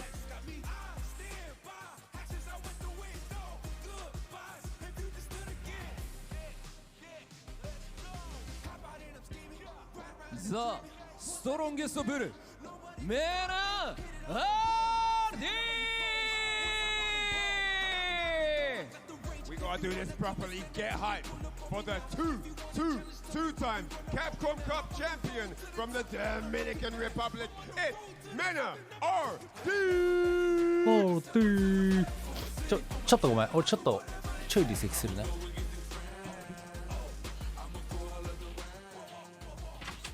さあこちらのグループ E もさまざまな実績と歴史を持つプレイヤーがたくさんいる中で、そうですね。こっから2人ですからね。こっから2人って言われてもねですよね。その中で初日明暗が少しずつ色濃くなっていった今日の2日目で果たして誰が勝って誰が負けるのか。さあ現在ステージに上がっていただいた6名のプレイヤーによって総当たり戦を行い上位2名を選出してまいります。皆様改めて大きな拍手をお送りください。 And as you know, the same as yesterday, 2 of these chaps are going to qualify for top 16. They had a taste of the group yesterday, so they know exactly what they need to change in order to get the victory moving forward here on day 2. それでは選手の皆様スタンバイをお願いいたします。 I'd like to have all 6 players ready on standby. Thank you very much, gentlemen. そして、ここからの熱い戦いを盛り上げてくれる実況席の方にここからはお渡ししたいと思います。お願いします。 And now it's time to head over to the caster's desk as we get the action underway for Group E on day 2. Take it away, boys. And welcome back to Capcom Cup 11 live from the Ryugoku Kokugi Kanshao's Drew Face. You already know myself, Wrench, along with Jammers. Jammers, thank you. You already know. I'm glad we're real loose already to start this off. Of course, me and Jammers always have a good time on commentary, and it's going to be an especially good time to hear on Group E with Mena RD, Fudo, and the like. It's going to be a great one, Jammers. Yes, myself and Yipes, we took care of this group for day 1 yesterday, but now I'm going to be alongside the homie Ringe, guiding you through what's going to be happening now. was a little bit of a turbulent day for not only Group E for a lot of the groups now, but hey, it's the middle of the packs, the middle of the story in terms of the group stages. So now you need to kind of rewrite your own ending, if so be it, because again, your fate is still in your hands. These are the 6 combatants in this group, as we had their player introductions before from the hosts, Ryan Hart and Aru there. But they are here, and they've got a point to prove. We are going to have a look at the table for this group very shortly. But hey, what have we got up first in terms of the fixtures, Ridge? Indeed, we got Limestone versus Mena RD. That's what we're going to kick it off with. Of course, 5th in Limestone's place and Mena RD 2nd, holding down the group. Chris CCH and Fudo following that. Monsieur Crimson versus Limestone in the 3rd place. Mena RD versus Diver, and then Chris CCH versus Mr. Crimson once more to round it all out. You can see how the groups have been shaking out so far. Fudo, dominant performance in day 1. Double 2 O's to have a +4 point differential on top of everything else, while Mr. Crimson is trailing, Mena RD is trailing in 2nd place with Mr. Crimson, following that with an impressive showing yesterday as well. So Chris CCH is at the bottom of this group, unfortunately, with Fudo with the reverse sweep there, as we were talking about with the scores. So Chris CCH is going to have to do some drastic changes in terms of strategy, maybe switch up the character entirely. Fudo, well, if it ain't broke, don't fix it. Keep running rampant, keep dominating this group, because again, I think he's got a point to prove, and he's actually in form. One of the strongest informed players as of recent, in terms of not just only the Japanese community, but in terms of the international scene as well here, Ringe. Most definitely, you know. I just keep thinking about, I love the character intros. I just keep thinking about how you use the word turbulent, like yesterday was turbulent. That's how I know you're a Rashid player. That's the only reason you use that word. Oh, okay. All right, whatever. I've been listening to turbulent twice. You were a Rashid player long enough for that to get into your vernacular, all right? So wherever you may land now, I don't care. I've got a 49% win ratio. It doesn't count. It doesn't count. If you don't have above 60%, yeah, it's got to be above 60. Otherwise, it don't count. I'll just back up dancer. It's going to be Limestone versus Mena RD to kick us off, right? Limestone's going to be bringing it to the table. Mena RD, we saw yesterday, have a great performance on the M Bison. The best player on the M Bison yesterday, honestly. So we'll see if he can be able to run that back again. It's going to be an interesting matchup. I think this one is definitely a scrappy one. Both characters can afford to get really aggressive. We'll see who can bait out what going forward. Yeah, I'm very surprised that he's kind of like picked Bison and 完全にこれベガメインになったんだから but he is coming into his own, showing us that's why he is the strongest bull with that playstyle, and he will get the extension from the Psycho Mine and pop on another one. Indeed, he's going to take the throw now, right? Mena RD is going to take the slow, steady offense, and Limestone waking up with the perfect parry, though, able to get rid of the mine and switch sides. Oh, was not ready for that follow-up, and now Mena RD able to poke back. So proficient at that. Backdash is there, Limestone. He's just going to wait for the bomb to automatically detonate, but a throw was there for his troubles. Good Shoryuken there as well, so he's going to have to pull a rabbit out of the hat if he wants to take this round, but Mena RD looking for a comfortable closeout here with any poke or drive rush cancel. Oh, the second he got the counter hit, but no link with the light kick. Very surprised that he throws for his life with the tech, but a trade on the fireball. Limestone, not enough health to survive that one. I'm going to kick it off with round 2. Looks like he's going to start incorporating a lot more buttons than he did in that first round there, Limestone. Let's see how Mena RD deals with this first knockdown, and he will go for a knee press nightmare that will be punished. You know, I'm not mad at that because Limestone opened this round very aggressively, right? Like we said, in the previous round, it looked like he was trying to gather intel. This time it came out roaring, but he still baited it out, and Mena taking the throws now and still playing disciplined defense. Poke back at the perfect time. Here it comes. Delay with the throw, or an immediate throw there, because I did say counter hit, sorry. And then again, just taking the frame advantage, still by walking up there, pressure. And if he gets one hit here, Mena, he's won the game. And look at that, not much damage, but he moved him corner to corner. Now he's got the screen advantage as well, so Mena RD always thinking about the long game when it comes to the Psycho Mine and how to play Bison. CA on deck as well, he knows one hit could actually kill off Limestone.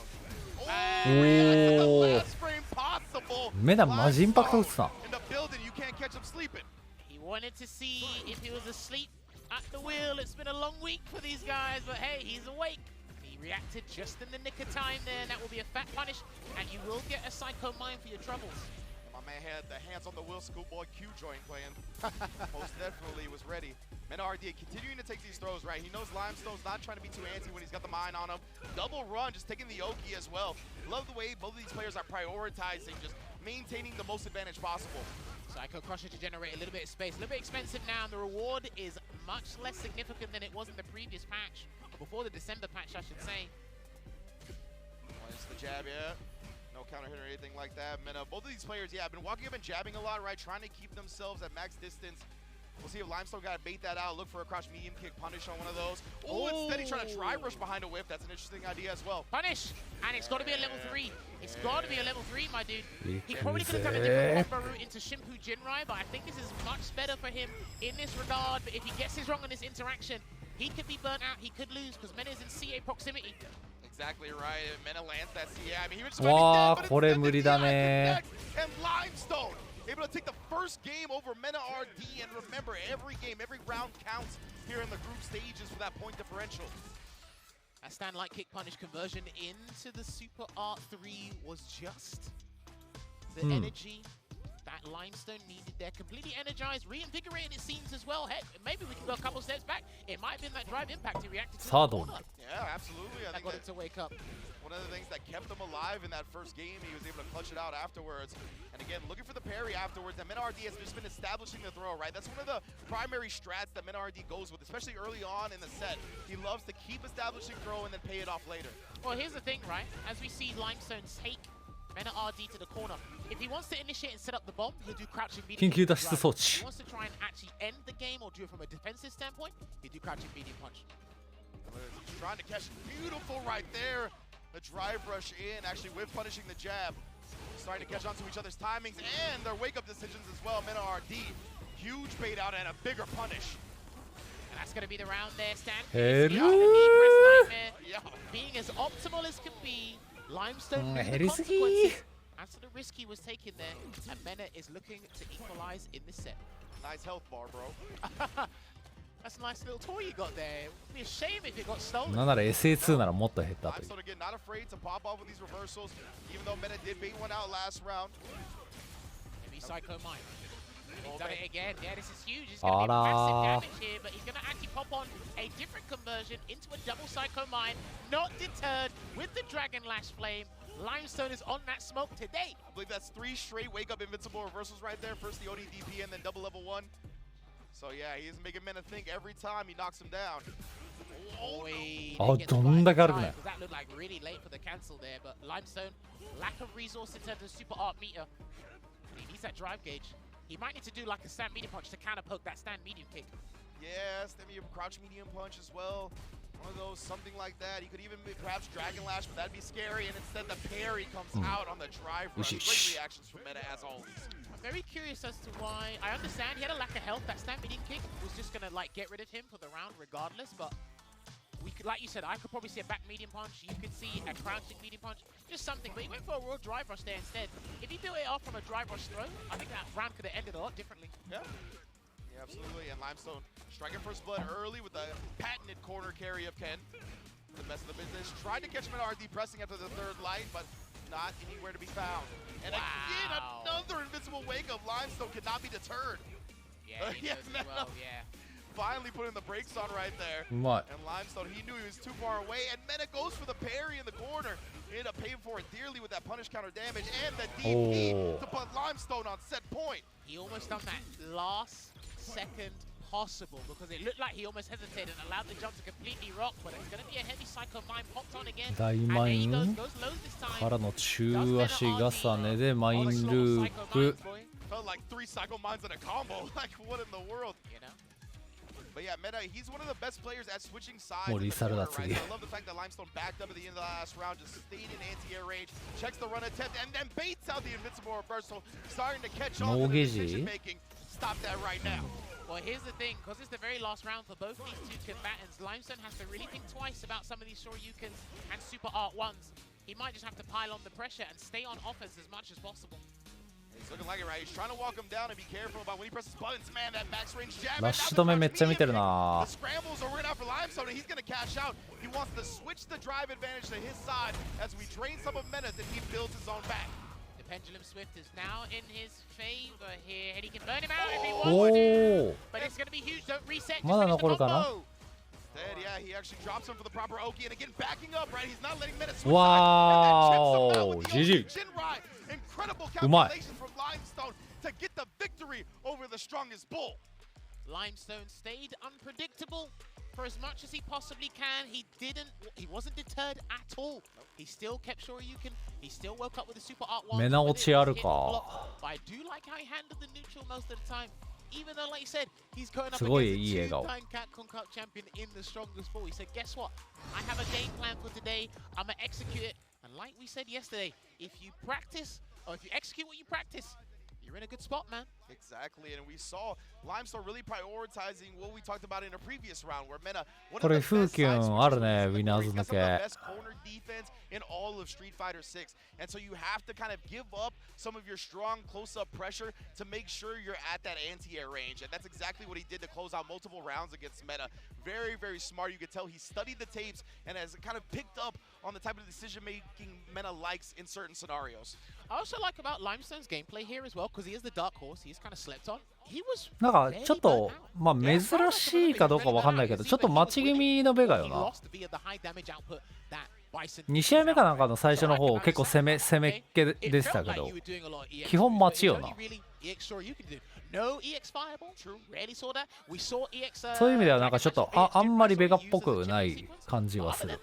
I think he handled his resources really well. わかんねえな、そういうベガも普通に有名な人でいるんかもしれんけど、あんま俺見たことないタイプの。 He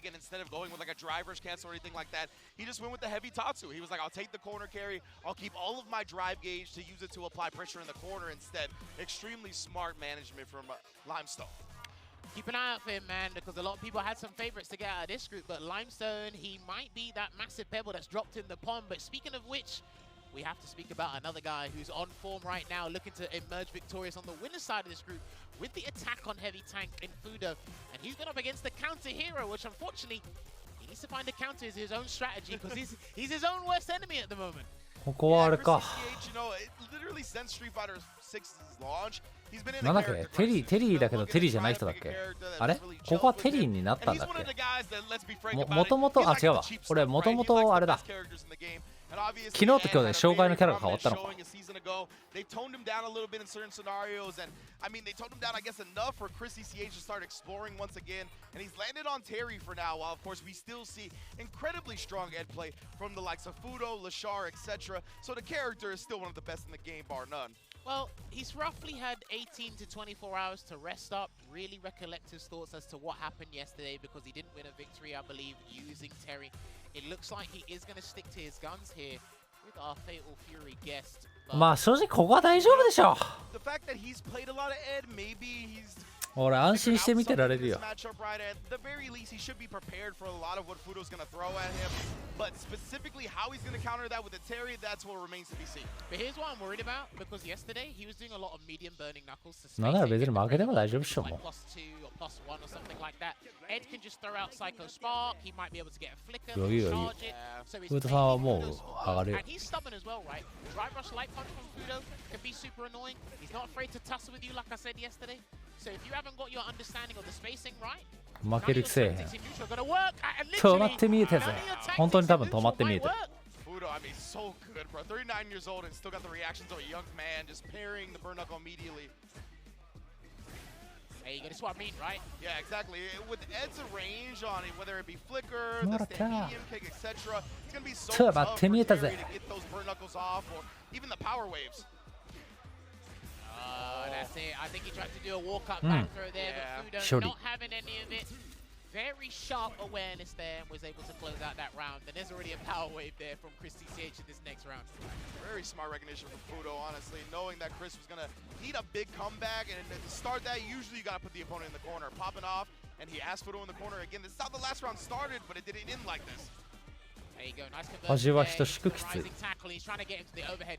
Because he'll buffer. I think he'll buffer the power geyser to see if it hits, and then we'll see. And Oh, he'sいいね。 make sure that バー Chris ド。 CCH is in burnout, and Fudo is going to restock as much drive gauge as possible here. This is a nasty situation for Chris unless he wakes up with something big. Yeah, he's got Meteor to defend himself at the very least, and we are mid-screen, so he doesn't have to worry about stun at the moment, but still it's going to be tough. As Ed just gets to have his way with him for now, but he jumps at the perfect time, right when Fudo was looking to flicker. まあ飛び飛ばされるのはしゃあねえな。 Should be able to close out the round here for まあ Chris まあまあ。 CCH. He will have to exhaust that super art option. However, he goes into this next round refreshed, and he can still be as aggressive as ever. Make sure you don't test Fudo's reactions, man, on that parry. That's one of the things, right? It's like, okay, you sacrifice 0 meter. Fudo doesn't have much either, so it might be even. But again, Fudo has that strong level 2, right? So he still has quite a meter advantage going into this last round. long as he actually builds the level 2, which I'm sure he will by the end of it. Oh, there you go, medium burning knuckle there. Drive rush, stand heavy punch. Such a powerful tool for Terry now, especially after a drive. 球なんか一回も打ってなかったのにどうピンポイントで飛ぶんだからもう。Burn knuckle response here. Chris CCH, he didn't want to get burnt out, right? So he knew Fudo would keep applying pressure, popped off with the burn knuckle. Very smart in the anti-air trade there, but Fudo has 2 bars now. You gotta watch out for jab into the OD blitz. Backdash is still available for Fudo, but he goes for an EX Psycho knuckle, and it gets punished into the power geyser there. You know what? It could have been a backdash, and he catches the delay, or he blocks and does the OS against Psycho uppercut there. And it's what I mean. Fudo's not afraid to do that. If he needs it to be done and he believes it's going to get him out of a nasty spot, so be it. We stick with that decision. Yeah, and you know, honestly, I'm just so used to seeing when Ed's back to the corner. What a perfect parry on the power wave and then DPing through it, though. Screw my last point. That was just too sick to ignore. No anti-air there. It's too far for the light cycle uppercut. I didn't want to risk it. This is the downside of Chris CCH's spacing on the burning knuckle. These guys will micro-adjust their spacing and make sure they get a light punish at least. Precisely right. Fudo had been walking back a little bit more. Nice. To keep in range of the punish and then baits out Chris's wake up. This is why I think Chris should use stand medium kick more. One of the better poking tools in the game for Terry. Crouching medium punch, drive rush, cancel. It seems that, there you go. It seems that he's limiting his options unless he sets up real offensive pressure with Terry. And again, you see him, he's trying to implement those burn knuckles, but the range on Ed, all these options that he's going to be blowing out, the approach. Nice perfect parry. You didn't get that right. There was going to be guesses on guesses, and your drive gauge was not going to look healthy. Fudo, nonetheless, though, has him in the corner, tries to go low, does get the parry, he reaches a little bit too far. Backs away just in case, respecting any wake-up option there from Fudo. The perfect parry, he's going to close it out here. He's going to do a full combo into the Psycho Chamber, lock him up, and continue to make sure Chris stays at the bottom of this group. Oh, right, that was one apiece, my bad. Oh, yeah, Chris CCH did take the first game, so now we're all tied up. Kept one in the chamber. That was a very quick game, too. You know what? I actually thought we played a whole first. I thought these guys were playing for ages. That's how locked in I am. Yeah, most def, Fudo responding back. Now we gotta see what's Chris CCH gonna do. We saw a successful jump in early. I wonder if he's starting to think about that a little bit more. I'm not a huge fan of Terry doing the crouching medium kick time combo to drive rush because it can be exploited, but Chris seems to be believing in it and how it's been working out for him thus far. Indeed, and from this range here, oh, he's trying to walk up to him. It's gonna pop off after the forward heavy punch connection. Nice, and he got the confirm as well, and the Buster Wolf. Lovely stuff there from Chris. I like it because I know that's a 2-hitting move, but sometimes it's very hard for people to analyze if they're going to get the hit or not to cancel into the power charge. And beautiful spacing from Fudo right there. Seeing the same medium kick come out. Immediate whip punish as well. Power wave putting a stop. Nice delay. There you go. Catches him. He's going to get the extension into the medium burning knuckle there from a meaty power charge. That connected off the light one. Yo, panashita na. We see the OD uppercut this time. Terry was last time, and then speaking of which, Chris CCH the one that busts out. Backdash there from Fudo. Lucky, oishii. Drag him in. Not gonna do it just yet. Still doing it. Yeah, you want to see if Fudo's gonna parry again off that drive rush cancel, I think. And there you go. Level 2. That could have been a level 2, but I don't think he cancelled it early enough. Let it go. And he actually did reach, tried to throw Fudo. But nah. Fudo able to tie it up and force the final round. He likes to do the quick burn a lot, especially the EX version, but I'm really not sure if he didn't get the input in time for the power geyser. He had the meter there, definitely. Yeah, and it would have killed, so I'm sure it was just an exexecution error. Nonetheless, right there, you see the spacing trap after the big heavy kick. Just puts out the medium punch and Fudo walks into it. Huge cash out. Is he going to drive rush in there? That's the question. And he will drive rush in because he's trying to burn him out here, and he's got the resources to do so. うわー、でけえそのジャスパ。ゲージの回復が何よりでかい。一気にあるね。危ね。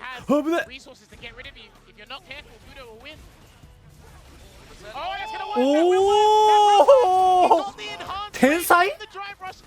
あった。残るか。おお。天才？天才だ。Go as quickly as you may think. Sees it come out as soon as he drive rushes in, cancels into the level 3 to blow past any projectiles and put himself another dub on the board. うますぎやろ今の。Now we 今俺安定した瞬間全く予想だにしてない出来事すぎてどっちって一瞬思うぐらいテンパったわ。どっちが使ったのって思うぐらいテンパったわ。何が起こったのかよくわからなかった。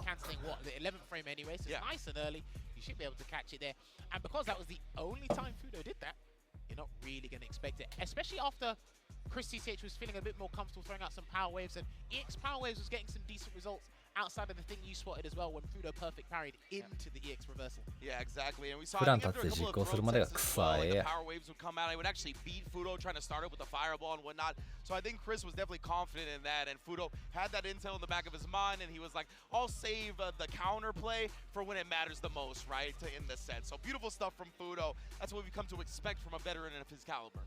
Of course, right? And this is the interesting thing as well, right? Because if we look at how Fudo likes to use drive rush in general, like I said, drive rush into a jab, drive rush into maybe a flicker, and then if you're trying to understand that range and understand what he controls, then you're never going to expect drive rush level 3, because level 3 only comes oh so often in a match there. And you have to think about so many things at that range from Ed, right? He's one of the best characters in the game from that neutral space and just outside of like round start range. You can see how it's breaking down now. Fudo 3-0 again, another great performance at a +5. 3-0 ですか。 So that means, if I'm not mistaken, we'll talk about the table a little bit later, but we're going to move on to our next match. 3-0 The です third か。 match of the day. Mr. Crimson going up against Limestone here. Limestone only moments ago. That's how fast it's been. He beat Mena RD in a 2-1. A lot of these 2-1s are starting to be a little bit more vital for everybody now. You're trying to close out these rounds with a 2-0, but a 2-1 doesn't mean you're out for the count yet. Yes, indeed. And Limestone will look to build upon that momentum that he took down with the strongest bull, getting the W there. Up against a Monsieur Crimson. Oh, man, it's a different beast, right? One of the best Dawsons in the world, and he's going to be representing. That's plenty of Ken practice, too, I'm sure. Oh, yeah, Takamura's on the same team as him for Team Aegis in Street Fighter League EU. We've got some of the strongest Kens lying around in ranked as well. He speaks with his viewers on stream. He plays with them a lot. Listen, and he's got a wealth of knowledge. Ever since the drastic improvements he had from around the time of Red Bull Kumite 2021 in London, it's just been crazy knowledge that he's been injecting into his mind and just understanding how to become a better fighting game player. And that's what's brought him to the stages like this at CatCon Cup 11 here today. Absolutely. Whenever I see Mr. Crimson pick up a fighting game or a character, no matter what it may be, さすがに油そば quickest 頼みま learners した。 I've ever seen. So I love seeing the fact that he picks up Dawson, a character that I think you need such high processing power to play at the competitive level, right? Because of Dawson having so many options for pretty much every いや、ここはね、マジ大丈夫。 possibly もう計算なんかしなくても、フードさんもマジ抜ける。 pick the best choice, and it's マ easy ジ to 抜ける do から。 so because of the plethora of options you have. Even when you knock Dawson down, right? 俺は昨日確信してしまった。 Drive reversal, you do have to consider a couple of things, because before it was just perfect parry and a backdash and a hope for a dream. But now he's got mixed things here as well. He does do wake up drill kick, so if you want to shimmy him and try and punish that, you can do so. I want to see if Limestone uses a little bit more fireballs, because he didn't do that against Mena RD, because it was a much different character in terms of archetype. I think 俺こういうこと言うたびにマジでフラグって言われるとよくわかんないんだけど、これ俺が言ったから本当に負けると思ってる人たちが存在するの、これ一定数。俺は神か。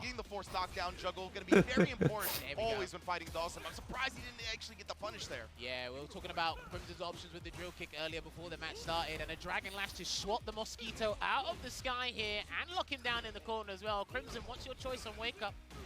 Just gonna take the throws for now. Don't want to risk anything, but there's the wake up drive reversal. Limestone knew it was coming as well. And even before the buff to the drive reversal, Dawson's were the ones using it the most anyway. And this is the thing, right? Because he has to be careful as well. Because if Limestone waits, you do the drill kick. You got. うまー。無を殴った。 Sometimes some things happen and it deletes our point on commentary. That was ridiculous. Hey, Limestone, what did you drink today? Maybe not. All right. なんか今回の大会このインパクトの返し方めちゃくちゃ多いな。 We saw how aggressive Limestone was on Wake Up against Mena. Brother, why are they? Nah, he hasn't been caught out by this stuff today. Mena couldn't do it. You definitely can't do it. Your punishment is going to be down one game in this best of 3. Man, made no bones about it right there. Hits the DI. Fierce into the level 3. Business handled. 1-0. もう4回ぐらい見た気するな、あれ。もうちょい見たか。4、5回見たか。 Mena had a good time because obviously he was utilizing the jabs and the scissor kick pressure and he planted the bomb. Dowson doesn't move as fast. He moves it differently. He's elusive in his own right. But Mr. Crimson has to figure out how to open him up without sacrificing too much. Yeah, Meta had great success, like walking up and jabbing just to keep him at bay, right? Keep him tamed. Dawson doesn't have that luxury. Such slow walk speed, the jab's not going to act the same way. But he's off to a great start here in this round at the very least. Trying to get that perfect parry and a great defensive sequence there from Limestone. Low on drive gauge here, but at the expense, he's able to get... ダルシムでも果敢あるんだな。 Crimson throws him right back into the corner. That was a clean punish on the stick kick attempt as well, but Mr. Crimson actually avoids the punish counter throw by dashing out of that parry, so well done from him. Teleports in. Good throw tech there from Limestone. Oh, beautiful teleport right there at Limestone. いや、 A little bit strange. Maybe that was an まあそういうもんか。 because of the teleport on the other side. I don't know. Now you have to remember as well, he swiped Crimson out of the sky when he tried to do a float before, so I don't know if he's like kind of like hell-bent on trying to get him out of the sky every time he does that. You can't commit to some of these dangerous answers because Crimson still has aerial actions, right? The teleport, the yoga comment, all this stuff. Absolutely. 要修正した。 Good block of the overhead from Crimson as well. Now he's going to be able to establish that space that he wants to play at again. And more importantly than the space, the pace and the tempo of the match. Oh, yeah, okay. Every time he sees him actually start rising up for the float, he immediately goes for drive rush light punch. ちゃんとみんなダルシム対策やってるな。 That was accurate. Like, there was no type of thinking. Like, that is what he's looking for 100%. He wants him to play honest on the ground so he can crouch fist one of those limbs again probably later. Yeah, exactly. And Limestone just throwing this man till his health bar is gone. And we're going to do it again. Yes, and Mr. Crimson knew. Slide afterwards. Perfect spacing after the tech throw. そう考えるとダルシムって対策させる一方であんまり動き変わんないよな。相手のキャラによって。なんかあんのかな。この技は振らないとか。まあさすがにある。基本ダルシムサイドの押し付けが多いよな。 Too much frame advantage on the drill kick. Yeah. He actually spaced that incredibly well, very meticulous with that spacing there, but that was actually to his own demise. Yeah. And that's what Burnout does inadvertently in this game. Crimson trying to throw afterwards, just 2+ for it to actually connect. But yeah, you can tell, whenever Crimson knocks him down, he's giving him a lot of space because he saw how much Limestone woke up with invincible reversals against Mena, but he's completely changed the game here up against Mr. Crimson. Again, trying to catch him, throw a ticket there, but Limestone hasn't really bitten the dust just yet. No, still, look at how disciplined on defense he's playing now against Crimson. Because it's Dawson, that's exactly right. He knows he can afford. He knows that Dawson is going to explode his health bar. He can afford to play these disciplined defensive decisions, and now the late tech does get him out, but the landing recovery gets exposed. Mr. Crimson is going to expose that all the way to a W on his side. There you go. Merciless Yoga is going to get it here for Mr. Crimson to equal things out here, and I understand we take our risk assessments. We understand the risk reward here. But like I said, I can't stress this point enough. If you sit down in training mode with Dalsim and see what he gets after that throw, it adds up and it's annoying. Every single situation is annoying afterwards. 100%. And Limestone, players end up getting a little bit greedy sometimes, jumping out of the corner, wanting to make the opponent block their jump in, and it's susceptible to landing recovery because of that. If he empty jumped, he wouldn't have gotten hit. That's a classic mistake a lot of people make after some spacing situations from Crimson, right? He'll do a buffered crouching heavy punch and drive rush cancel behind it because you want to dash in or drive rush in, and he's got the space and the timing ready. Yeah, nice spacing trap, playing against the opponent's expectations. One of the most important parts of fighting games. He jumped in instead of backing away, waiting for Mr. Crimson to こうやって見るとフードさんのなんかようわからん足に差し返す回数やばかったな。 Right now, Crimson is not being too antsy with the limbs though, right? This is very disciplined play. We saw one there and then crushing the run. He's in. All right, there you go. Gonna get the snap kick there. Off of the Jinrai. Good blocks there from Crimson. And the down back median kick conversion gets it there. He had to wipe the sweat off his brow because that could have gone south real quick. Mr. Crimson, he has not been caught asleep at the wheel when it comes to the overheads as well. As wow. Played such good defense and then baiting Limestone into the throw. There you go, look at that. And nasty, wow. nasty, level 3. You've got to do the level 3, my guy. Yeah. After that sequence and baiting the throw, これはきついな。ミスクリ勝ちそうやな。 this round to take. Very interesting there. But he's on his last legs. Unless you do something like Darcy that Takamura would do with Ken, I'm not sure if you're going to come back from this one. Yeah, he's going to have to pull something out we've never seen before. Mr. Crimson in prime position, full screen advantage as well. Let's get the knockdown, but that leaves him so low on drive. Good luck, my friend. Monsieur Crimson taking the set 2-1 over Limestone. And, you know, よれ with ず Tekken, even early on, right, we didn't see Mr. Crimson punish it outright as we did here. He was a little bit late on that first float heavy kick. But Limestone, the thing that surprised me the most about it is he was picking defensive choices a lot. He was being active, but none of it was invincible reversals. There was no ODDPs this time. It was all like either parry or tech throw. I'm surprised that even at the end, he didn't start looking for those DPs or the level 1s like before. This is what I sometimes can't fathom about how rapid defensive decision making is. It's like, okay, you had all this idea and all this understanding. Maybe it was specifically tailored for Mena RD before, but this time, maybe you're worried about the aerial threat that Dowson poses. But you swatted him out the sky with the Dragon Lash. You did drive rush light punch to get in and make sure you get the force knockdown. So then in certain defensive situations, you're like, okay, all Dowson can do is throw and then apply pressure afterwards. But then you're going to give Mr. Crimson enough information he needs to kind of build that momentum. And then if you try and switch it up, he already has an idea ready that's laid on top of that. So Exactly, and that's one of the, premier parts about Mr. Crimson, right? He is a long game planner. He knows how you're going to adjust to what is coming, and he can beat you to the punch a lot of the time. That's what's made him so successful on a character like Dawson. And again, he's been hitting 冷静に考えたら下から手伸ばしてる攻撃あれマジ何なんだよ。 I definitely think the Limestone victory against Mena RD might have shaken up this bracket just a little bit in terms of what can happen in the group stages for day 2 tomorrow, because that'll be the final stage of the group stages here, so you don't want to miss out for that one. But we are here with day 2, twitch.tv/CapcomFighters. I know the guys in the European region, they're waking up, or probably it's super early for you guys right now, but hang in there, people. I want you guys to stick it out. So up next, we are going to have the strongest bull coming back on the stage, with Mena RD going up against Diver, the assassin from the Canary Islands. He's been sticking with the Dictator thus far, Mena. Are we expecting a swap here? I don't think Geef's a good idea against Ed. Definitely not for me. Yeah, that'd be a little bit spooky for sure. And, obviously you mentioned we're all here on Capcom Fighters. Want to give a big shout out to the re-streamers as well, the co-streamers for this event, the likes of Sage and the homebrew stream. Always holding it down. They're going to be here all day as well, bringing y'all the action for Street Fighter 6 and Capcom Cup. And now, like you said, it's going to be Mena RD versus Diver. Mena obviously going to be looking to bounce back after that loss to Limestone. We can't afford any L's here, especially when it comes down to point differential.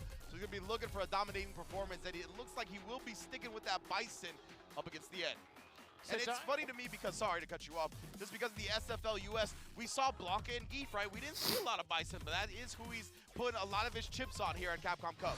When he traveled to Japan early for some extra practice, Bison and Geef, and I think Ryu, probably the characters he used the most, but Diver did lose to Crimson yesterday 2-0 until he beat Chris CCH 2-1, so he's going to need a 2-1 or a 2-0 here again. If he can do this against Mena, this will be chalked out as a very bad day for Mena in the group stages.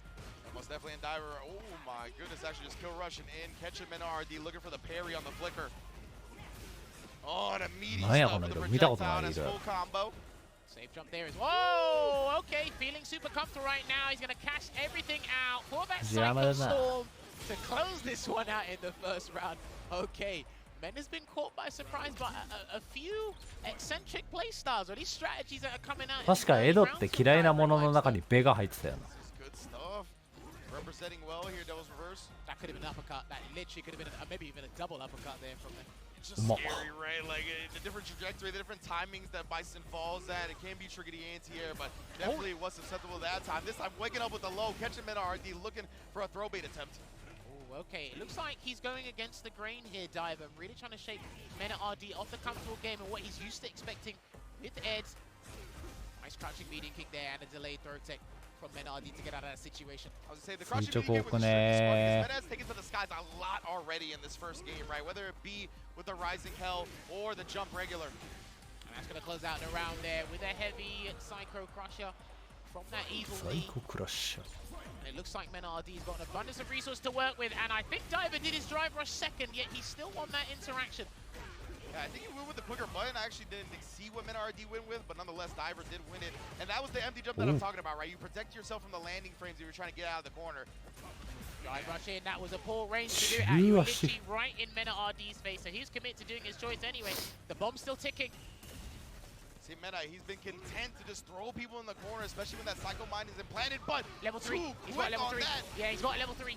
Preserve that drive gauge, put Mena RD in a tough spot, because you can get the meaty medium Psycho flicker here, or you can wait and allow Mena RD to replenish some resources before he commits, but he drive rushes in instead, Good delay jump back there from Mena. He couldn't do a Tori tech there, he lost. おー、高そう。どうなんだこれ。補正どんぐらいかかるんだこれ。あんま見たことない。えーってー I thought he had a speck of health left because it was a hell attack starter, but boy, was I wrong.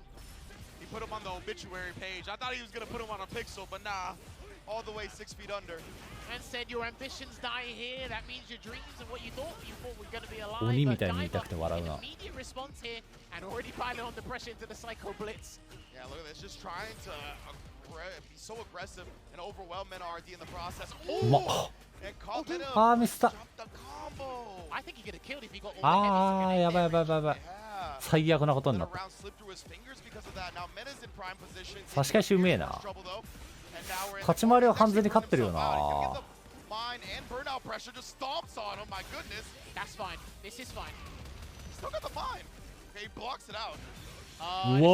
think that's going to be dead. Unfortunate there. I actually thought Diver was a little bit creative in terms of how to delay or extend the timing of the Psycho Mine there, using the Psycho Cannon himself, but unfortunately to no avail.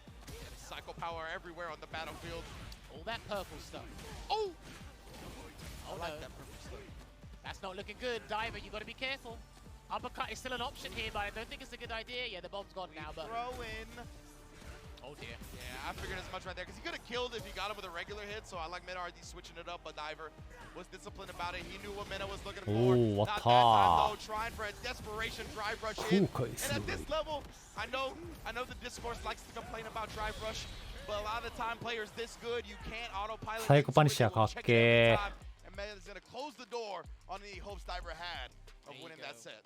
Getting a dub there for today, Mena RD. Solid 2-0, which means I'm not sure if Diver is actually in a good spot. Mathematically speaking, we will have. That's brilliant. Please use Geek and Blanca from one of his fans. 残念でした。 Crowd there as well. But hey, listen, just going back to that last situation, I'm not sure if we'll be able to check our replay. Actually, we will be able to do so. So we'll talk about it. Shouts to the production team in the back. But yeah, Diver hit the ground running. He actually came out ready and with a strategy here. And he came comfortable with a lot of the situations, whether it was on defense, a delayed crouching medium punch, a drive rush cancel, abusing the stand fierce, getting the conversion to crouching medium kicks. There was confidence. There was an idea there to work on and build from. But then afterwards, slowly but surely, Mena RD says, well, I figured out that strategy, and let me tell you how it ends. Yeah. And Mena RD, I think, is one of the best players at playing in the mud, right? If you want to get down and dirty, you want to scrambles and all that. He is one of the best at recognizing the situations quickly and coming out with the optimal answer. And I feel like a couple of situations where Diver like forced the scramble, it didn't work out in his favor, like where he activated the level 2 to kind of throw off the Psycho Mine. We saw him get out of the corner, but he still couldn't build upon that. It was just Mena RD having such clutch decision making as per usual. I want to say as well, just going back to that last situation we encountered with the crouching medium punch on the drive rush check, I think he kind of limited Diver's options into, all right, you're not really winning in certain aspects, so now you got to force yourself to do this. And I'm ready to check that out as well. But hey, we're ready to check out our last match here in Group E for day 2. The counter hero. 17キャラぐらい出てるってこと？もうちょい出てるか。18キャラぐらい。ジェイミー、アリーザ、リリー、ホンダ。Obviously, power. Do you know how old his child is now? I know it wasn't that long ago that he had his first child. I'm not sure if his son has turned 1 yet. I don't think so. I don't think it's been a whole year since that's happened. But yeah, Mr. Crimson, newly family man. Obviously, congrats. Here's the thing, right? Because when he leaves, he's got something to look forward to. Yeah. When he goes home. 100%. So that's just even like a bigger of an incentive, and even bigger like confidence boost for him. And again, because this is his job, so I know the family does know what he does. He travels around. I'm pretty sure the missus and the son are watching back at home. I hope he doesn't turn his son into a Dowson player. Otherwise, me and him are going to have some words, man. Me and him are going to have some words. You can't raise the youth to be Dawson players, Mr. Crimson. You can't. You don't know what society is going to devolve into if that's the case, but it's all right. Of course, he's going to hold it down as the father. So, my thing is, I think Delson does very good against Mai and Terry. I just don't understand how those characters can actually handle his approach, handle his neutral, because Power Wave on the ground, he can float. そしてダルシムのテーマ。みんなこれやるな。And I think it's a little similar to what we talked about with the Ed, right? Like, or not the Ed, excuse me, the previous matchup that Mr. Crimson was playing. The fact that you can't just get in for free. He's got a lot of options that take away what Terry wants to do. He can't just burn Knuckle for free. A lot of the time the limb's gonna be there, the different power waves, but more whip punishes from Chris CCH will solve all of that. This is literally what Fudo done yesterday to Mr. Crimson. Wow. Found the way, and he done the burning knuckle. Yeah, he found a drive rush cancel conversion against the limbs, and he just kept adjusting his spacing to kind of counter. Oh my. Yeah, so depending on the spacing and the time, the burn knuckle can snub out some of these limbs. Holding the parry, actually, he finally lets go so he doesn't get punish counter thrown. Oh, delayed throw there just in case Chris woke up with an rising tackle. But oh, I love that. Heavy kick response, but a perfect parry on the overhead attempt. Yeah, and Terry gets massive damage off the overhead, right? So, of course, they're going to look to sneak it in when they can. Mr. Crimson gets a shot, but they'll actually get thrown before the fireball to prevent it. Nice confidence there from Chris to walk forward and actually take the dogfight to him. And that should be the round if he spends the level 3. That's exactly what he's going to do here. He just wants to secure a whole nother round of decision-making, right? I'll sacrifice my meter to ensure that game 1 doesn't end in round 2. Yeah, that's the thing. You don't want to be greedy with those resources, right? I know you got to play another round. I know Chris has got his CA, and look, he's already been whip punishing with the crouch and medium punch drive rush cancel. So he'll try and convert something massive early on. And this is what I was talking about. That's one of the things I'm worried about in this matchup here. Good conversion there for Mr. Crimson as well. Love that. You see the float forward into the float back, literally baiting out that DP. My goodness. And Crimson is throwing more fireballs now as well, rather than putting out limbs, so he doesn't get whip punished as easily as before. But that can goad Chris CCH into using the power, which he has been doing. But if you float too much, that drive rush is going to come right back in. You can see now he's switching it up, throwing out the limbs. He doesn't want to get predictable. Knows Chris CCH has answers to the various options. I love this patience. Good discipline there from Chris CCH to kind of navigate that power situation. And that's not what he wanted. That was an execution error. I think he was already holding down back and he just sawed the input. Precisely. The input was behind lock and key. That boy was stored. He's going to build another power geyser though. That's the funny part. Yeah, that's the funny part. He's already got the level 2 back, and Mr. Crimson wakes up with the level 2. Chris CCH staying crouching, so it whips entirely. Man, the flame. あの日の球画面外から降ってくるとマジ極悪すぎる。 You can't be demoralized in that split second because you never know, man. There's enough resources, there's enough serendipitous situations in this game to turn it around for you. I love that. Putting the power wave on the ground there to stuff Mr. Crimson's drive rush approach after the fireball. And wow, the crack shoots to get over the heavy. I know it does have those low crush properties, but I haven't seen this matchup quite that often. What? There we go. Teleports behind him as well. No reversal there from Chris because he's almost burnt out here. One fireball block and he's done. And he knew that. Yeah, Chris. Oh my goodness, doesn't get punished. これはダルシムのラウンド。 Turned up the tempo. とんでもない量のカウンター。 Well, Chris is being excessively stubborn with the burning knuckles because, like you said before, he's trying to avoid burnout. So he might as well take the dogfight to them, go forward, see what happens, get that knockdown. Chris will try to bait something out for Mr. Crimson that time. Perhaps the drive reversal will wake up. He's done it again. There we go. Look, gonna get that target combo to burning knuckle, and he's gonna be in the corner as well. Gonna get some big damage here. Is Chris CCH? Oh, and just stays true with the meaties. Caught Mr. Crimson maybe backdashing or jumping. Burn knuckle at the end, and of course, he sees that the space is where Mr. Crimson can take his turn, and he just DPs through it. Oh, this round's gonna be rough. If you get your spacing wrong, or even throw the wrong fireball, Chris is in there. Yeah, you can see Mr. Crimson, he's hesitant about throwing anything out now. Man, I love the patience Chris is exuding right now, and he drive rushes in. He's gonna get an early conversion into the Yoga Flame here. Mr. Crimson needs to stall time and get some dry gauge back. I don't care how you do it, you need the dry gauge. Yeah, that perfect parry actually worked out against Chris a little bit, but that one is definitely going to work for him. Ooh, okay. Impromptu conversion there. Overhead, looking good. No level 3, though. Again, he's trying to bait something out, right? He saw Mr. Crimson was willing to wake up with the level 2 before. He's seen the wake up drive reversal. Blocking it out, wasn't afraid of the throw. Chris is going to get burned out here. And he did have a nod of approval, so he's going to take a sip of water because he's got to make a chief executive officer decision right now. What is it going to be? The shareholders together, fam. Oh, listen. Stocks may go down. Oh, no! 距離上げてワンチャンあんのかなこれ。Oh, and he checks the teleport. Now, maybe he could have canceled immediately into something. He does get a juggle point off that forced knockdown to avoid it, but it's so tough to come up with that answer in the moment like that. I like how he looked up and was like, okay, what should I have done in that situation? What was I planning to do there? Because again, Dalsim's got some of the slowest fireballs in the game, so they're annoying everybody. And to be fair, I don't know if he like cancels into a super or like goes into level 3 or something like that off that jab, if it connects off of the juggle. So it's real tough. You're not gonna find yourself in that situation often. Well, speaking of which, he's not often in this situation where his actual tournament life could be on the line here, and that is why he's fighting tooth and nail to make sure he can change everything around going into day 3 tomorrow. You know, Crimson's gonna try to slow down this pace. Chris CCH forcing the issue once again, the burn knuckle overhead, trying to throw as well, and the burn knuckle after the throw tech.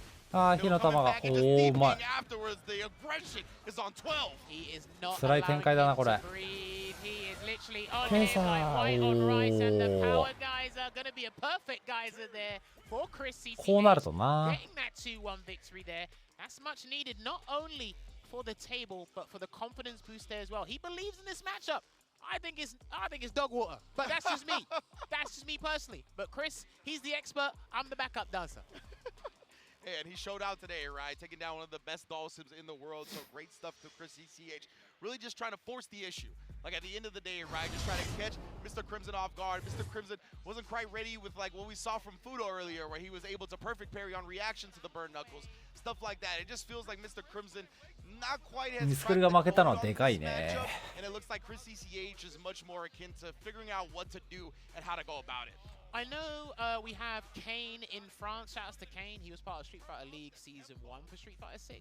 He plays a little bit of Terry, but I'm not sure how much Crimson has exposed himself, if he has the time to expose himself to Terry like that. But again, Chris CCH comes with a unique and a very different style of that as well. So he might have been learning on the fly about this character too. But again, I love the way Chris adjusted. I like how he was comfortable at handling and countering the yoga float situation. I know he lost one of the rounds to that, but there was another time where he did crouch fist, heavy burning knuckle. He had the jabs ready as well. He had the counter to the limbs at the start with the crouching medium punch. Like, he has the matchup knowledge there, and the plan was executed brilliantly. Yeah, super sick stuff from Chris CCH, closing it out just like you saw there. I wonder if, like, at that burn knuckle spacing, if Crimson could experiment with just, like, some light slides in anticipation of it, you know what I mean? So maybe you don't go super far with, like, a medium or heavy slide so you don't get whiff punished, but it could perhaps interrupt at that timing. So, of course, we do have our interview with this group, so winner ready, but we are going to go over the match results real quick. As you can see, Fudo at the top of the leaderboard, followed by Mena RD, even with the L today to Limestone. Mr. Crimson still sitting at the +0. Chris CCH made up some ground, but it's still going to be a long way. Fudo, though, he is looking in prime position to make it out in winner's side. Yeah, this group's going to be taken to the wire tomorrow, so everything's going to be decided tomorrow there. But hey, we are going to have our host and our interviewer, Ryan Hart. He should be ready to speak with Mena RD pretty shortly, where he's in a good spot right now. +3, 2-1. Yeah, okay. Mathematically speaking, he's doing pretty well. And they have not played yet. Mena RD and Fudo have not played yet, right? So because of that, there could be some implications. They could perhaps switch tomorrow with Mena maybe taking that first place spot. And that will be in favor for Crimson. Yeah, so Crimson plays, and then whatever the result is, I think he'll want Mena to lose, depending on what happens. Yeah. メナ言うてプラ3なんだな。 Man, but having the first and second play on the final day, and it could determine who もう gets ちょ out い悪 entirely or who く見え gets る out よ in な。 winners and who gets out in losers. そんな That こ is とないの going か to な。 be an epic match to tune into on day 3. But of course, we're still getting our interview ready, and it is going to be, as you said, with 2番目リードしてる方と一緒にいらっしゃいまして、メナ RD さんですね。2 times Capcom Cup champion といらっしゃってます。Hello, welcome, good to see you. 2-time champion, tell me, the group, 2-1, that Limestone set dropped with the Bison. What's your character situation right now? My character situation is ベ very ガ clear. は I'll どう pick いう状 whoever I 況 gotta で pick to 使おう win. と思って And what なんですか？ Limestone said? What set was that? ちょっ It と違う was the Bison Ken set. Oh, I don't remember that. Okay, all right, well, there you go. We put those things behind us. So, 2-1 right now, second just under Fudo. What's your confidence like? Oh, before that, let me just quickly tell them what I said in Japanese. So, 一体今キャラ状況は一体どうなってる感じかですかって聞いたら、とりあえず使わなきゃいけないキャラを使って勝利を目指すっていう形になってます。で、2番目の質問ですかね。So moving forward, obviously you're 2-1. How do you feel about clearing the group and getting through the tournament? What's your confidence status like right now? I'm very confident, honestly. I'm playing really well, and I feel really good about my gameplay. And all I have to do is win tomorrow. If I win tomorrow, then everything is good. まあ基本的に明日勝てばいいって感じでトップ16を目指す形ですから、まあこれからも頑張ることとなっております。So, as you heard, he's going to do his player's game, use whatever character he needs to use to get the W, and move forward like that. So, with that said, I think it's time to head back over to the casters desk. Take it away, lads. Indeed, well done from NRD. As he said, it's simple, right? Win tomorrow, and he's in prime position. That's all you got to do. My man said, what's that happened? What? He got hit with the... Yeah.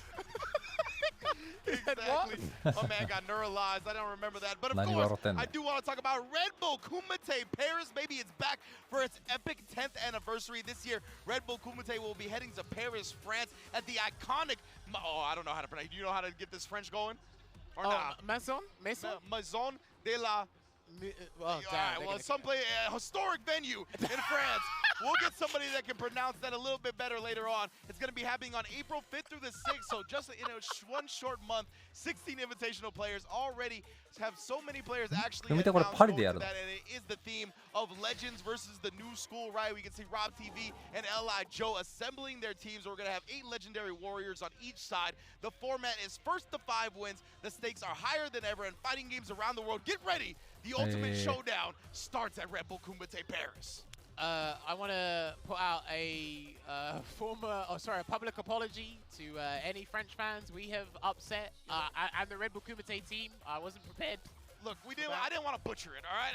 We were just trying to give it what it deserved, and unfortunately we came up a little bit short. But you know what it is, Red Bull Kumite Paris, and we're going to take a quick break and be back at around, I believe, 14:25 Universal Time. We'll see you then.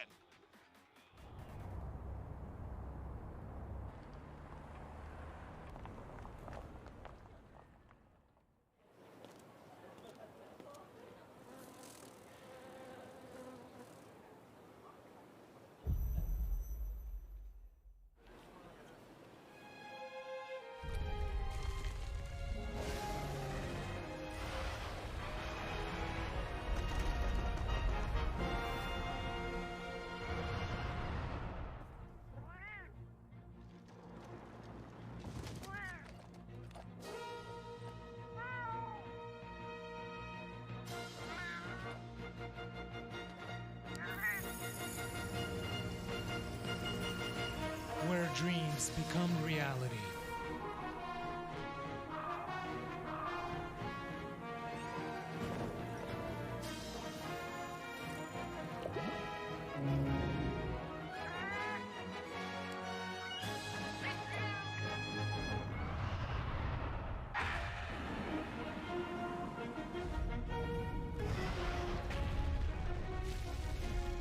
Cool.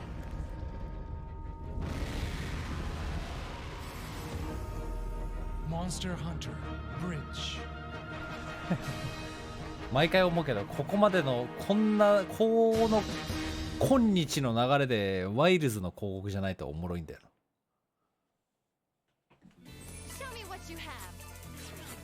な。ワイルズじゃねえんだ。毎回思う。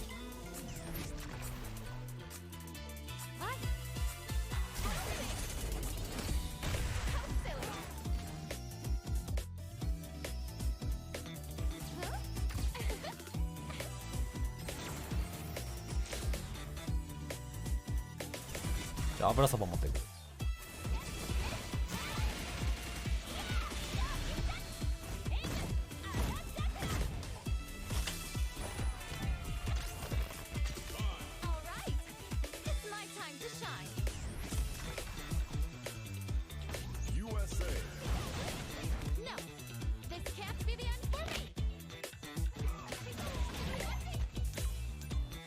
Here comes a new challenger. My win.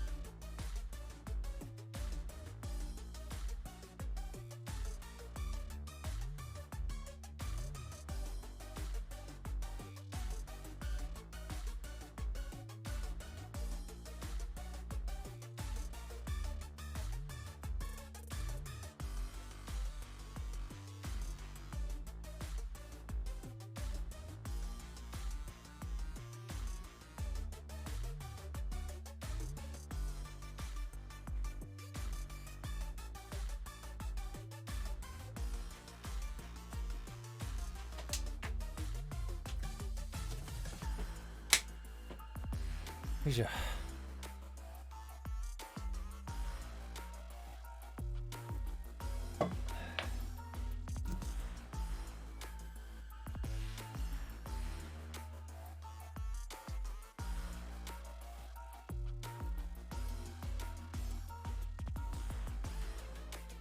油そば食います。ミュートにします。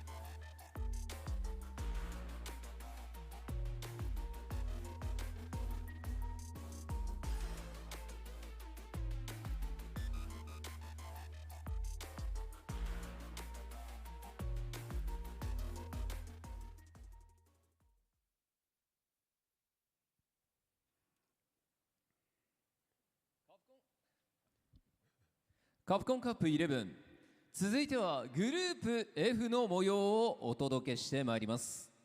それではグループ F プレイヤー入場です。 And now it's time to introduce the players from Group F. Let's get them out here for the introductions. まずはアブダビの巨匠ビッグバード From UAE Abu Dhabi, the biggest bird, Big Bird! You know the pressure make all of these diamonds. I tell them get back, step back, fast track, big lap, big facts. I'm past that, yeah. I'm trying to get ahead. 台湾のカイダ暴風オイルキング And now from Taiwan, it's the Hurricane Strike Oil King!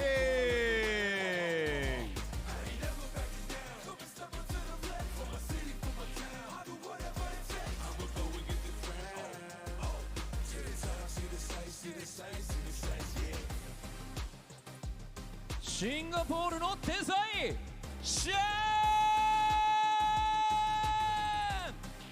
Next up, it's the Singaporean maestro, Zen!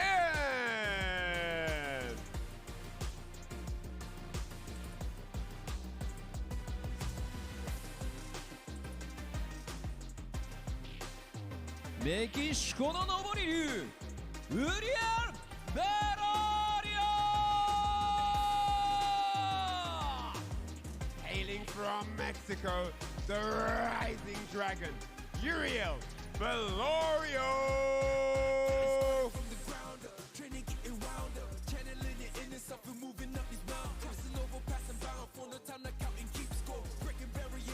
Because クリームシーマンジャー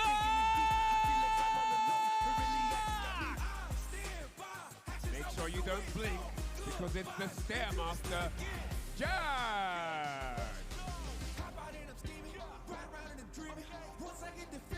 Nobody can stop me. Hit it, I'm on goal. Fending all you foes. Once I'm on the road, I'm knocking out of the door. I got the range. If you 韓国初黄金の右手連勝 From South Korea, the Goldfinger, the Shaw!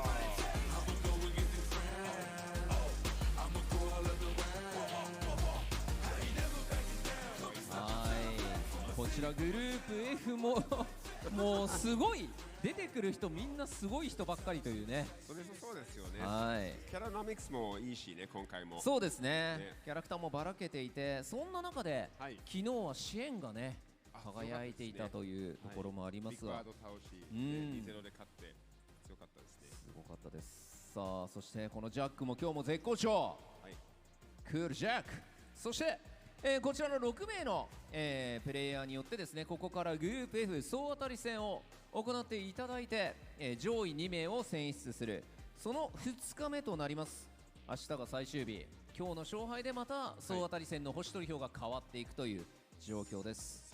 So yesterday we saw, of course, Yen take the leading strides 2-0 in that score count for the group. Today we don't know what's going to happen here on day 2, but we are along for the ride and everything in it.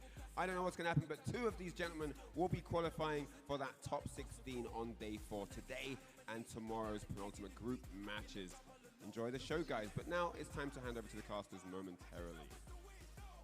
さあそれでは選手の皆さんにはスタンバイをしていただきたいと思います。お願いいたします。 Alright, players on standby at the ready. Thank you very much. さあそしてこのグループ F の熱い戦いをさらに盛り上げてくれる実況席の皆さんにお渡ししたいと思います。お願いします。 Alright, and to call the action, we need our very important voices of Ryan But looking and at the Reese. stat line, which we'll see in just a bit, man, it is so tightly close-knit. Before we get into it, obviously, my name is Vicious. Range is doing double duty right now. He's killing it. Yeah, I had to go over here, but it's all good. We're back at it. Back-to-back blocks, and it's Ringe and Vicious bringing y'all Group F. Very privileged to get to commentate this group, one of the most stacked, if not the most stacked bracket of all the groups here at Capcom Cup. And we saw in the first day, right, just like every other group, that's not going how we expected it to entirely. Right, I mean, we've seen a couple of mix-ups in terms of character selection as well, but just looking at the current roster, obviously this is all Rob TV's fault. Yeah, it do be like that. Shout-outs, Rob, but maybe not shout-outs to you, Rob. Maybe not shout-outs Depending, after it's all about perspective nowadays, if you think about it. Big Bird, Oil King, Cien, Uriel Velorio, Jack, and Lashar, man. And we saw Jack take down Lashar yesterday, right? An incredible performance and going 1-1 overall, as I believe he did fall later on. We're actually going to get the results right here on the screen now, right? Jack did fall to Oil King despite defeating Lashar 2-0 as well, right? So you can see the round differential. It's very close going into this. Shien had a dominant performance yesterday, has a +3 off of a 2-0, but Big Bird at 1-1, Jack at 1-1, and both +1. So this is going to be a big day to determine going into the final day.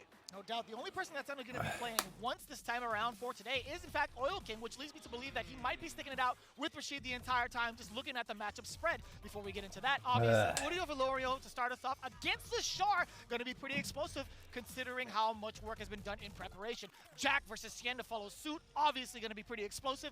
Big Bird versus Uriel Velorio, it does not stop when it comes to the animosity between the two as well. Lashar, then Oil King, as well as Jack again to round it off against Big Bird at the very end.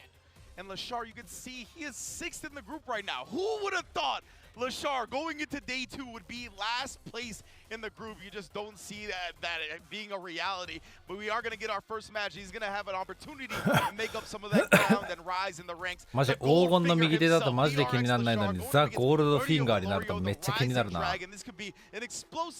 どうしても加藤隆出てきてしまう。There's just different varieties of explosives that are going to be used in regards to how they play it, right? I feel like Lashar has done a really great job of trying to contain some of the wild variables that have been out in like Street Fighter League Japan, out in his World Warriors as well, or in general, right? I think he's done a great job of trying to stop things that get out of hand. But Uriel Velorio, he does not give a damn. No, not at all, right? He is one of the aggressive kings when it comes to Street Fighter 6. He's honestly, people will try to say just wild, not calculated or whatnot. No, he is very calculated as a player, right? It's just in an aggressive nature. He's looking to force decisions. He's looking to up the tempo, but he does it in such a smart way, and he knows when to put the brakes on. He knows when he's annoyed you enough to actually start getting into the mud with him, and he cleans it up real fast out of that. I'm glad you talk about like the numbers and the mechanical aspects of it all too, but when it comes to the emotions, he does not really fret. I feel like in that regard, he's always having fun no matter what. We have a lot of experience with this cat. Ken Edo ガチ多いな。 He's having fun through and through, so how do you even like try to dampen or dishearten the type of tactics and strategies he's looking to implement in a type of matchup like this, especially with so much on the line? You gotta feel, I think, Lashar having more pressure on his shoulders with a chip on his shoulders going forward into game 1. And speaking of, let's get into it. Uriel Velorio versus Lashar. And to your point, how is Lashar gonna deal with this, right? I think he needs to start hot early. I think he needs to shut down some of the things that Uriel is going to be looking for. He's holding the parry right there just to see if Lashar was going to let the flicker rock. But yeah, he needs to get a hot start, slow down Uriel, and try to force a pace that he's more akin to. Now we see the more aggressive style coming in from Uriel Velorio. He was shaking hands just a little bit neutral, but now it's Lashar trying to strike. It's mostly going to be the counter poke way. He's looking for ranges where he can easily snipe out your limbs. Here we go. I want to see how Uriel kind of deals with that, right? He could get the step kick. There's Dragon Lashes. Ken's has different ways. And the jump, of course, the classic to just get past something like the flicker. And Lashar, we saw him get punished by that a couple of times from Jack in the matchup yesterday as well with the jumps. Yeah, I wonder if Uriel taking some notes in regards to some of the jumping angles he can take advantage of against Ed, where he's not going to be as sharp for the anti-air. But right now, there's a lot of space between the two. Lashar initiating the pressure, drive rush back to back into the forward throw. He gets the follow behind the spark. and lead the charge with that. And a very slow match, right? We're already in the 30 seconds. Both players trying to fill each other out in this first round, get a sense of the decision making. Immediate drive reversal to take away the plus frames. It's so smart too. He's backing away. He doesn't need to necessarily hold the corner up close. He could back away and do damage that way with some of his elongated limbs. He could even go for trades against the fireball if Urio is too predictable. Further ranges, yeah, Urio is hugging the corner. He doesn't mind that being at the deficit, but we got 12 seconds. Back to back jump! Exactly what we were talking about. He's got bars to his name, Riz. Wow, all the way through. You know he's gonna spend it. What an explosive start. マジか。 Incredible stuff from Urio right there. He saw the time was ticking down. He was going to be forced into a decision. And the jump angles, that's what we had been setting up. And that's exactly what he was looking for. Now busting out. No free drive rushes here. Tried the DI. Thought maybe Lashar would advance behind it. But Lashar keeping his distance and punishing outright instead. That was the smoothest continuation of that combo. Speaking of which, even more so, we got the trade combo coming from Lashar. This is exactly the situation that we were looking for, that he was looking for a little bit earlier on, because look at how much damage he just gets to stack over and over. You know it's coming perhaps from the side of Urio Valorio. He was thinking about it as well. Yeah, indeed, right. Double prong there, just protecting himself from a throw and potentially getting a back throw, right? That's what he was going to need to really turn that last round around. So tried it, but Lashar stayed one step ahead. Now he's going to look to establish the fireball, nullify his projectile with a flicker. Yeah, I was going to see, are we going to see some step kicks coming out, dragon lashes, jumps? We've seen all of those from Urio so far. We'll see if he can find the right answer here, but try to sneak in with a throw, and Lashar's not going to have it. Yeah, you noticed that aggression coming out when Lashar was at the orange type of like gauge with his drive gauge, right? You knew Lashar was going to try to set the pace with some of the sparks. So Urio, he's looking for a little bit more of a drive gauge differential right now, but at the moment he's at a live gauge differential. This is going to be a big opener to the corner. You go. Watch out for these. Overheads blocked correctly. You always got to be aware when you're going to be left inside that crouch medium kick range from Ken. They are looking to reversal with that button every time if they can get it. And right now, Lashar stuffs everything that Urio was trying to escape the corner. And again, one thing that I've been really impressed with many of players here at Capcom Cup already is that they're not obsessed with getting close quarters Oki in the corner. They'd rather back up and keep the opponent jailed properly, right? They're going to put themselves at distance to anti-air, to shut down a lot of your options. And it's a super great strat with Ed because obviously he has the flicker and a bunch of options that you can still apply pressure with from that space. It really does, man. The amount of normals he has at his そもそもレンタル選手だからリジェクトではないんじゃないか。リジェクトだったんかな。あんまり詳しくないけど。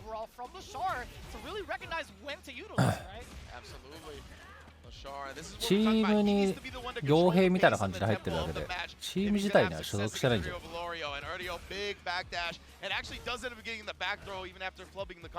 We like that. Those types of resets kind of throw Lashar off his game a little bit. Urio Valorio, how do you? Okay, what a time to dash out. Lashar really sniping out these moments to thread the needle. A couple of frame kills right there with the jabs. Trying to space everything perfectly. Urio tried to catch him, doing something off the fierce. Burns him out afterwards. Wow! Back to back with the dragon lashes and does challenge, but it's too slow of a super to actually beat the jab. 小パンダ下げれるんだ。Phenomenal. Still keeping it safe with the lights, right? That level 1 coming in. わあ、飛び。 Not going to be quick enough. Urio Valorio now off to a fantastic start up until this point. We get the roundhouse starter for the punish counter. The side switch as well. So deep with the uppercut. Level 1. Obviously going to be parried now. Lashar. A lot of damage being dumped out. I like Urio risking that when he has a round lead, right? Obviously, you were going to pay dearly for it, but that was going to be a big momentum switch if it did work. It does not, but he's got a round 3 if Lashar does close this out here. Tried the air-to-air again. These jumps have just been so annoying for Lashar that you don't even see the uppercut happen a lot of the time. Yeah, and it's so smart that Urio had that read to go in with a jumping light kick too, and now the Jinrai explosive level 3. Lashar pretty darn close to getting that burnout against him. But we'll see right now. Lashar, he's going to opt for シエだからこれバーとかしそうだな。あらー。できんかった。That was sick read from Lashar right there, right? Urio went into the the drive rush and tried to bait out something. Lashar read that and just woke up with a crouch medium punch, knowing that he wasn't actually committing to anything to burn him out. オラオラオラ。 Still within enough range to get that light. Double bounce. No, Oh, he misses. missed up. Just slightly, ever so slightly, to get the rest of the proper continuation. Yeah, still great damage nonetheless though. And 珍しいミスり方やな。あそこであのフェーズでミスるの。そんなにプロじゃ見ない。わあ、かけた。積んでそうだな、これ。all the chip. He wanted the level 1 after. Just panicking in the moment to avoid the death that was inevitable. Lashar looking clean on a bounce back after that rocky day 1.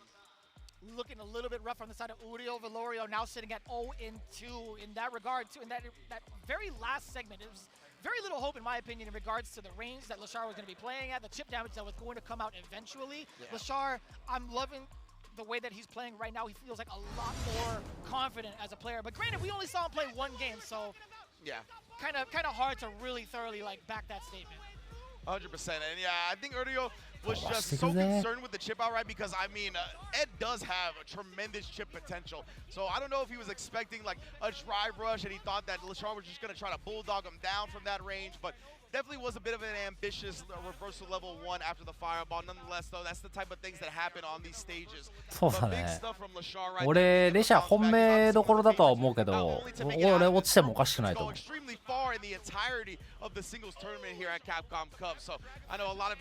言うて本命だけど。They're going to be feeling a lot better with this start to day 2. Yeah, but Uriel Velorio, I mean, he's still going to be very much so in the running. He has another game to play later on against Big Bird. I was actually kind of surprised. We're more so used to seeing Uriel take some more like explosive reversal. I mean, that was one of them, but I feel like in more like close quarters combat and when Lashar's trying to go for like a strike throw mix up, he would bust out with like an OD or like a level 3. There was an opportunity where I felt like he would have been able to do so and get the round back, get the game back, etc. And I think that was in game 2 of round 1, if I'm not mistaken. But either one of those, and either way, it could have gone Uriel Velorio's point.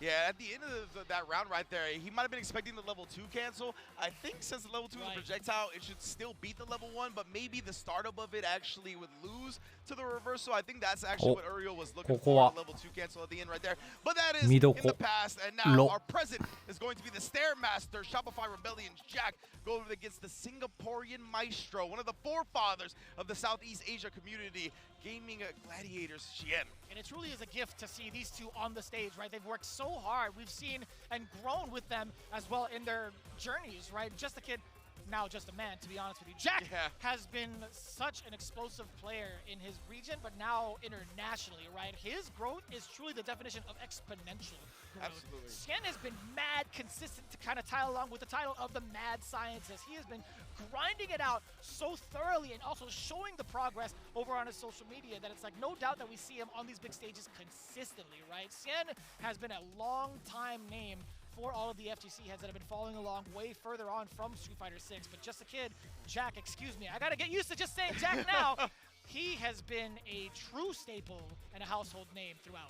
Yeah, he's only gonna get older, right? So we definitely gotta try to fix it now. It's gotta be Jan at one point, right? Yeah, for sure. Xian, though, as you mentioned, I think one of our most valued members of the community, honestly, right? The way he goes about figuring out games, being able to honestly push the meta forward in anything he touches. We saw, obviously, the Street Fighter 4 Evo Championship with Gen. Once a slept-on character, really woke up everybody to that, and he's done that time and time again.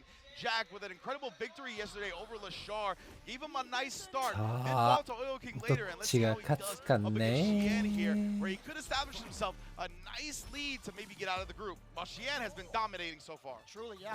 Jack actually has this opportunity to kind of dampen Xian's overall record, right? This jump in is absolutely critical to start things off.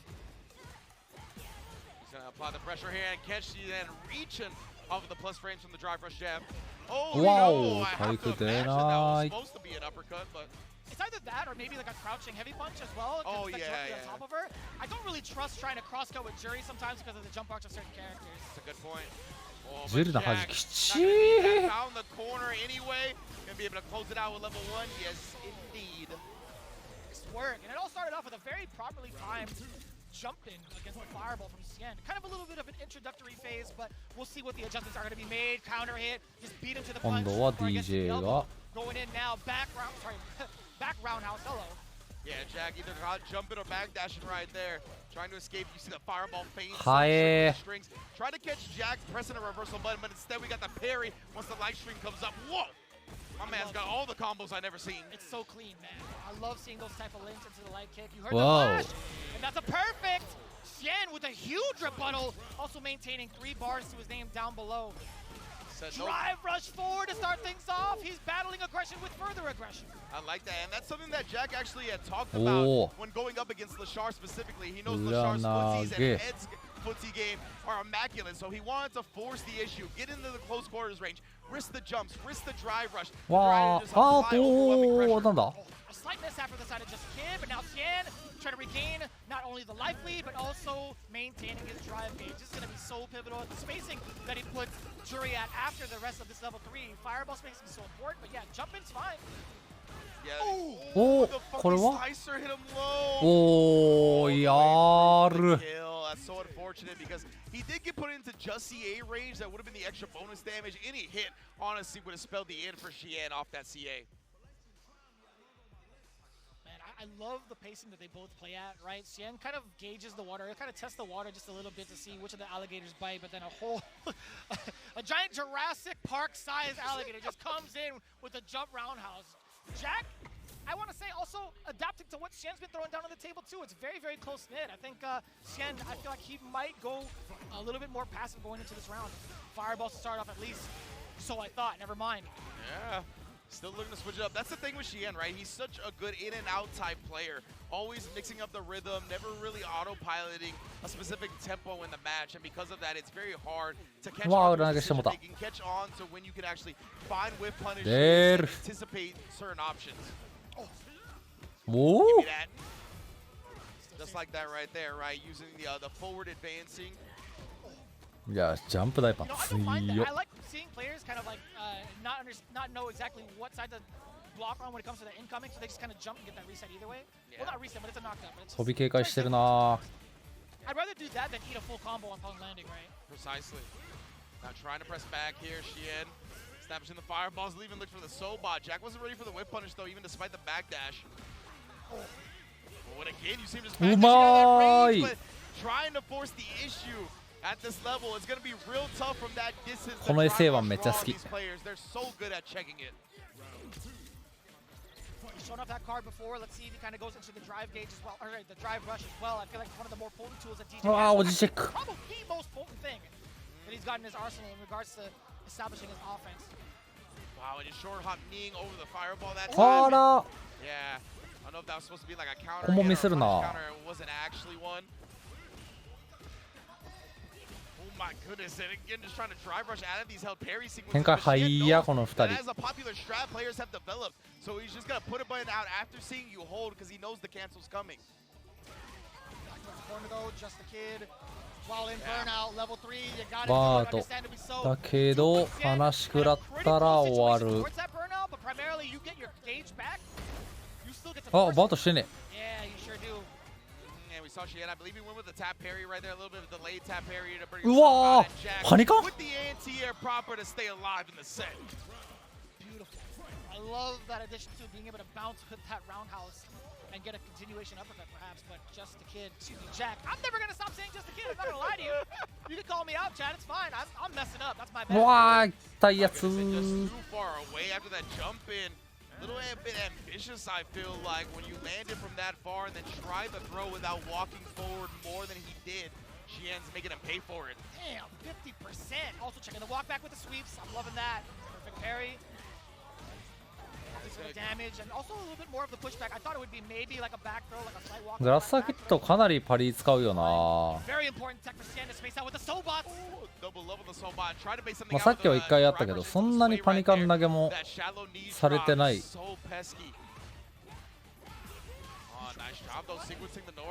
あるね。飛びがうざい。まとわりつかれる。 うおー、さすがに投げられない。投げを受け入れられない。おお、なんだ。お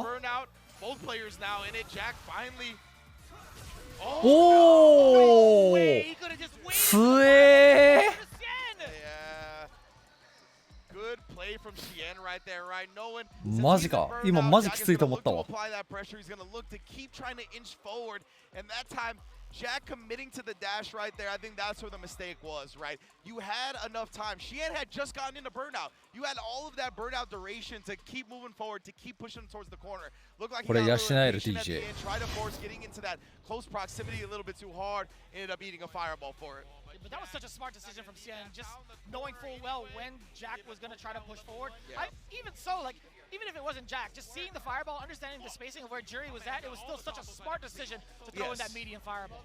Yeah, despite who he was playing against, right? That was definitely just a smart way to go about that specific Street Fighter 6 scenario. So even though Jack still showed a great fight in this one, Shiehan still able to clutch it out and continue his dominant performance in this group. And I mean, it is not an easy group to be dominated in, let me tell you what. No doubt. Now Just the Kid, sorry, Jack. No, Man, to I'm the getting fired up. baby. He's saying Just the Kid.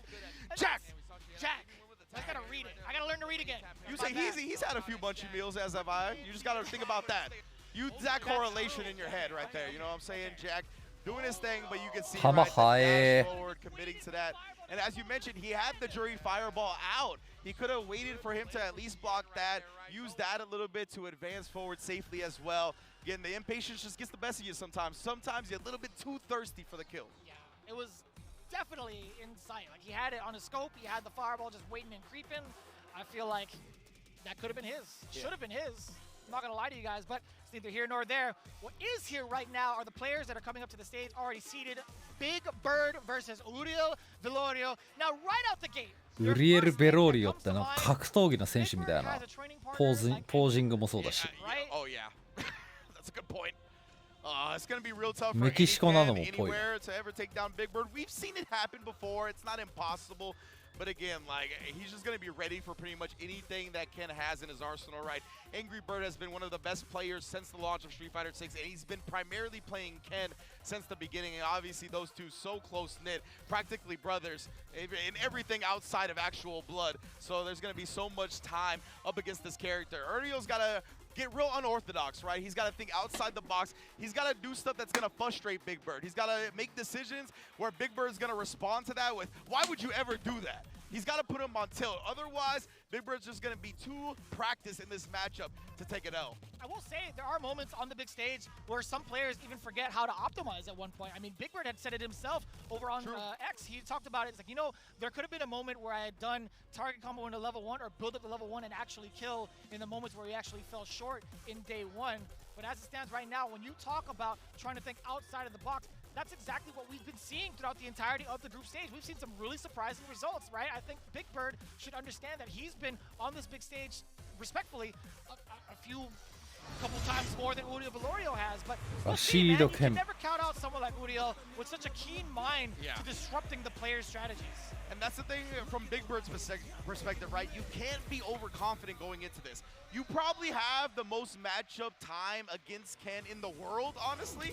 But even with that, Uriel's going to be a different type of Ken than you're used to playing. Ken is obviously still an extremely dangerous character, so you've got to be disciplined about how you approach this matchup. Already thirsty for some of the gauge there. Big Bird still in the orange. Uriel Velorio gets the strike first. There was a lot of handshaking with the normals right out the gate. I love that. That was actually pretty cool. Yeah, very practiced scenario from Uriel, obviously. No Oh, no. Dragon Lash was going to connect, but believe that was supposed to be just a regular kick button. Happens sometimes, the storage inputs. Happens to the best of us, quite honestly. Uriel Velorio. Now, what do you do against the assault? Important tech with the OD fireball. I love that. Such a smart decision for Big Bird. Let's throw it again. Dash up, apply the pressure. You thought it was your turn to try to tech this. Not quite. Slight shimmy with the crouching jab to finish. Yeah, people love throwing projectiles after a tech throw, right? So when you got two projectile characters, it's smart to throw the OD. Just out-prioritize Uriel's entirely, but Uriel, my goodness, no priority necessary here. The meaty step kick off that. He's showing him different looks. And look at that, the frame kill into the meaty stand. Medium punch gets a link, no counter hit necessary. And what a round from Uriel Velorio. He guessed correctly every sequence. Every single sequence. Big Bird got counter hit. Big Bird tried to move out of the way. All of the meaties had connected. But But now, we might just see that from the side of Big Bird. Block on the overhead, very important. Uriel, he tried to get past it. He saw the parries. He thought it was his time to go. Back to back containment, at least from the spinning mixer. But Uriel getting knocked down after the Shoryu. Here comes the throw loops, potentially. Ooh, barely missed the mark. Oh, yeah. I guess he was actually too far. He's probably too far to actually get the throw, but also too far to get hit by that counter to the throw. So fortunate from Uriel. Oh, he wants to get him to reach, but when defense empty jump setup regardless, you still get something. しのいだと言える。 As well, Big Bird's trying to make the most, try to stay aggressive during this burnout time. Uriel sneaks in some damage, and he actually baited it out. Big Bird, I think he thought that no way you wouldn't continue to press your advantage after hitting the overhead, but Uriel puts the brakes on. Big Bird can only give a nod of approval as Uriel Valorio takes the first game.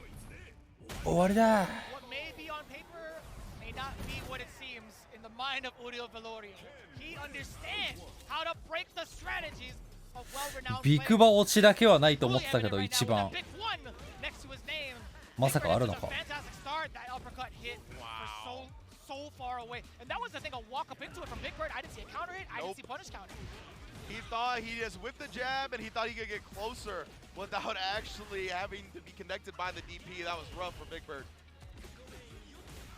And now Uriel back against the wall here. Big Bird looking like he playing a little pissed off. 端連れてくと I think he was angry. かなり安定感あるというか、だいたい読み合い勝ってるな。 Absorb the brethren. Side note, does Angry Bird go by the angriest bird on his title also? I don't think so. I win. He's the robot. Okay. But I like the angriest bird. Should have been that way. All right. A lot of pressure coming in too from the SR, dashing up to, still in hands. Not going to make the most of it. That counter broke was so pivotal for Valorio. Not just for the switch on the counter, sorry, switch on the sides, but also being able to reestablish the pace while he gains more of that drive gauge back. Indeed, and we saw the first hit of that target combo, and Big Bird was able to punish it with a jab. If Uriel actually committed to the second hit, he would have beat it, but something to think about going forward. Oh, he actually parries afterwards. He's very low on drive gauge as well. He's going to spin it. He does the level 2 to keep one bar and still get the burnout. Very optimal play. Oh, he tried to throw! Wow! Afterwards, Uriel Valorio. These are the type of decisions we talked about. This is what you need to do. Throw off victory. This is not how Angry Bird usually goes about sequencing offense. This man is actually the GOAT for that. That is sequencing that nobody can ever be prepared for, in my opinion. いや、端はいけるぞこれ。 Uriel has the upper hand with this corner pressure. Big Bird. さすがに The heavy spinning mixer on the other side too. 2本溜まったけど使わず。とりあえず置き攻め展開先からいいから継続。ああ、これ SS で終わりか。おお。さすがに。珍しいらしいの SS3。 I thought it was going to start getting away from him. I thought Uriel was going to be able to tilt him successfully after that previous round in the way なかなか見ないやつ。さっきから端に連れてったらもうほぼ取ってるよな。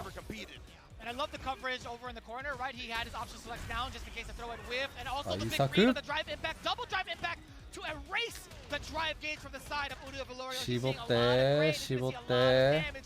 Either chip, either throw, either way, you're still gonna have to block the Please get Ken some lotion, brother. He's looking way too ashy to survive this round. しゃぶり尽くしてインパクト。 Level 1 because it happened at the very beginning. So he's got to hold all this. And I love that Big Bird didn't immediately go to a DI, right? He really maximized that burnout time. But whoa, fakes out the same jump, waking up with a button. He's got a shot. Oh, わあ、逆策。 trying to fake something out, and Big Bird was more than ready for it. Wake up crouch, medium kick, set point. Not enough moisturizer on the table. I'll tell you what, man. He was great forever and took so much damage and spent so much time in that corner. Wow. That punish kind of within range to get the forward medium punch link, allowing you to get the eagle spike into the setup for the SR. That was a counter hit down below as well. That was so sick. That really, the Ken experience was shown off right there. The way he beat the Jin Rai. It looked like Uriel did actually go for a follow-up, but got stuck by that medium kick. Throw. All he needs is a strike or a throw. One more time. Uriel welcome to the backdash drive reversal offensively. Beautiful from Big Bird right there. And when it comes to the drive reversals, やっぱ端めっちゃ強いね。when you try to drive reversal a drive rush cancel string in reaction to the drive rush cancel, if they go with a light, your drive reversal is not going to work. You have to commit to the fact that just drive reversal out of the button. As soon as you see the button, as soon as you get that box, you have to immediately commit to the drive reversal. 全然普通に勝ってもおかしくなさそうだった。 Super well done. So smart. というかおかしくない。 Even yesterday's matches were a lot of 2-0s, but this one again could have gone either way. But looking at it too, it's been a real game of inches in regards to the way that they've been encountering each other, both in the neutral when they get closer to start to shake hands with the normals, but when it comes to the corner game from both ends, man, it is terrifying. It is truly a suspenseful thriller the way that they've been fighting. Yeah, both of these characters and both of these players as well, just masters at manipulating their opponent, and in the corner their offense is suffocating. And you can see it on display from both sides here. And of course, remember, this went to the final game. I'm not sure it went to the final round, but this is all about round differential. It's all about the points that build up to it, right? So Big Bird is going to need these clean victories to try to establish a victory out of here. Yeah, on the offhand too, with Uriel being now 0-2, he's still scraping a couple of wins within the set to at least have a fighting chance going into Game 3. But Uriel, he's going to be done for the day. I do believe Big Bird is going to be our final matchup. Before even that happens, we have Lashar versus Oil King. Now, you and I have talked about this. Oil King bringing out the Mai. I'm like, yeah, you know, I'm not too familiar. I'll be real transparent with you. I mean, she's only been out for what, maybe like a month or so, maybe a couple of weeks. I can't do the math. That's not my job. But I'll tell you what, though, what is my job is to talk to you about Lashar and his progress thus far. He's the one that we call one of the, you know, the Goldfinger, right? Generational talent, right? The definition of that. But for the most part, I'd imagine Rashid just might be the choice either way. Yeah, I'm definitely expecting Oil King to start with the Rashid, right? I think he's going to be familiar with the Ed matchup enough. Ed is an extremely popular character in Asia, so he's gotten plenty of experience against it. And his Rashid, that is his tried and true, right? That is the character that he made his name on in Street Fighter V. So that's the character he's going to want to continue with here to start. Maybe I think Mai is more for like the Guiles or some of the other characters that perhaps could sprout up throughout Capcom Cup. But right now, we're going to see the Rashid most likely. And I mean, I feel like it's a matchup we've seen quite a bit. Like, there's so many players at the top level playing both of these characters. It's going to be interesting to see who gets the upper hand in this specific match. So. Yeah, I mean, just looking at it, this group alone, you will see that numerous times over throughout the week. But man, it's been so difficult. I think everybody's been playing with certain expectations in their minds and been kind of second themselves out. We saw that kind of happen with Lashar previously. He only had one game to play and he got shut out. Now what happens when he gets to recover from all that time to think and watch how he lost to go into something like this where he has to play over twice against someone like Oil King. Now, Oil King, looking at it as well, he's in a really comfortable spot, or a decently comfortable spot, sitting at 1-1, being able to now get away from the mirror matches throughout the entirety of the week. I think that's pretty important to note, right? He doesn't have to rely on different type of look. He gets to now run his game plan the way he wants. チーム名かな。 The intros rock as well, pleasing the crowd, pleasing the viewers at home. Lashar versus Oil King, and as you mentioned, both I believe 1-1 at this point. So we're gonna see here who is actually gonna establish a lead going forward and put themselves in prime position to hopefully make it out of this group. We can see both players starting off nice and slow. This is all 2 out of 3. You don't want to commit and cost yourself a lot of life for a reckless mistake. I love that from Oil. He's just been taking that sweep conversion off of the punish counter, really setting himself up for prime Oki afterwards. That medium kick is such a great counter poke tool as well. For multiple ranges, you could have certain certain conversions, but that roundhouse is just so pivotal too to get that Oki. As we were talking about enhanced whirlwind for the enhanced movement, Lashar, he immediately moved forward as soon as he saw the whirlwind. We'll try to base something out again, right? ゲージ回すな、Oil King. Previously off the drive rush cancel light. Lashar looking to not give him much room here. He wanted that big ガード勝ち。やばい、今のカラパリ痛い。 Lashar, he's looking to push the agenda. He does have the less deficit. Oil King, big chillin'. あー、出ない。 That could have been it. That should have been dead. So unfortunate right there for Oil King. And man, Lashar, he's gonna have a big opportunity. なんか急にきつくなった。 Oil King is in burnout. He's got 2 bars. He's trying to bait out a super. He doesn't want to just commit. You can see, right? Jabbing true strings and then waiting. Trying to get the DI. Still too far from the corner though. The wall cling is not anti-aired. Again, Lashar, he's had trouble, honestly, anti-airing throughout Capcom. 危ねー。レシャ対空出なくなっちゃった。休憩してる。Oh man, man had the idle animation. That's it. My man Rashid was dancing over there. 時間稼ぎか。おお。 I love the voice line that comes out of Rashid when he's just standing there too. And Lashar, yeah, we gotta find some answers to this aerial game. イウサルってふーって休んで Tried to dash under a few times as well, モーション but 入ったのマ we've ジ seen 受けた him getting beat to the button once the opponent lands after that. It's been a real tough go of it. 焦らせて前歩かせてからの Okay, コ wait パ a ペ minute. He チ still can't snipe out Oil King. He's had so many free escapes out of the corner.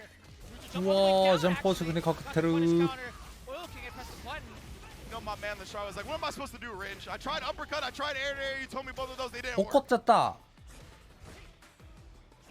Oh man, no way punish on that attempt. Oh. Had to be an execution error. I'm gonna chalk that one up. オリキングえらいミスるな Yeah, man. Miss Daisy's not happy about it either. Oh my goodness, and Lashar obviously gonna ride all of that to an easy round win. 2 bars for the side of Lashar. Could be a very explosive start to this round if he lands one solid heavy into the blitz. And as it stands right now, Oil King, he was trying to snipe out that limb. He missed his opportunity with a sweep, a little bit too slow.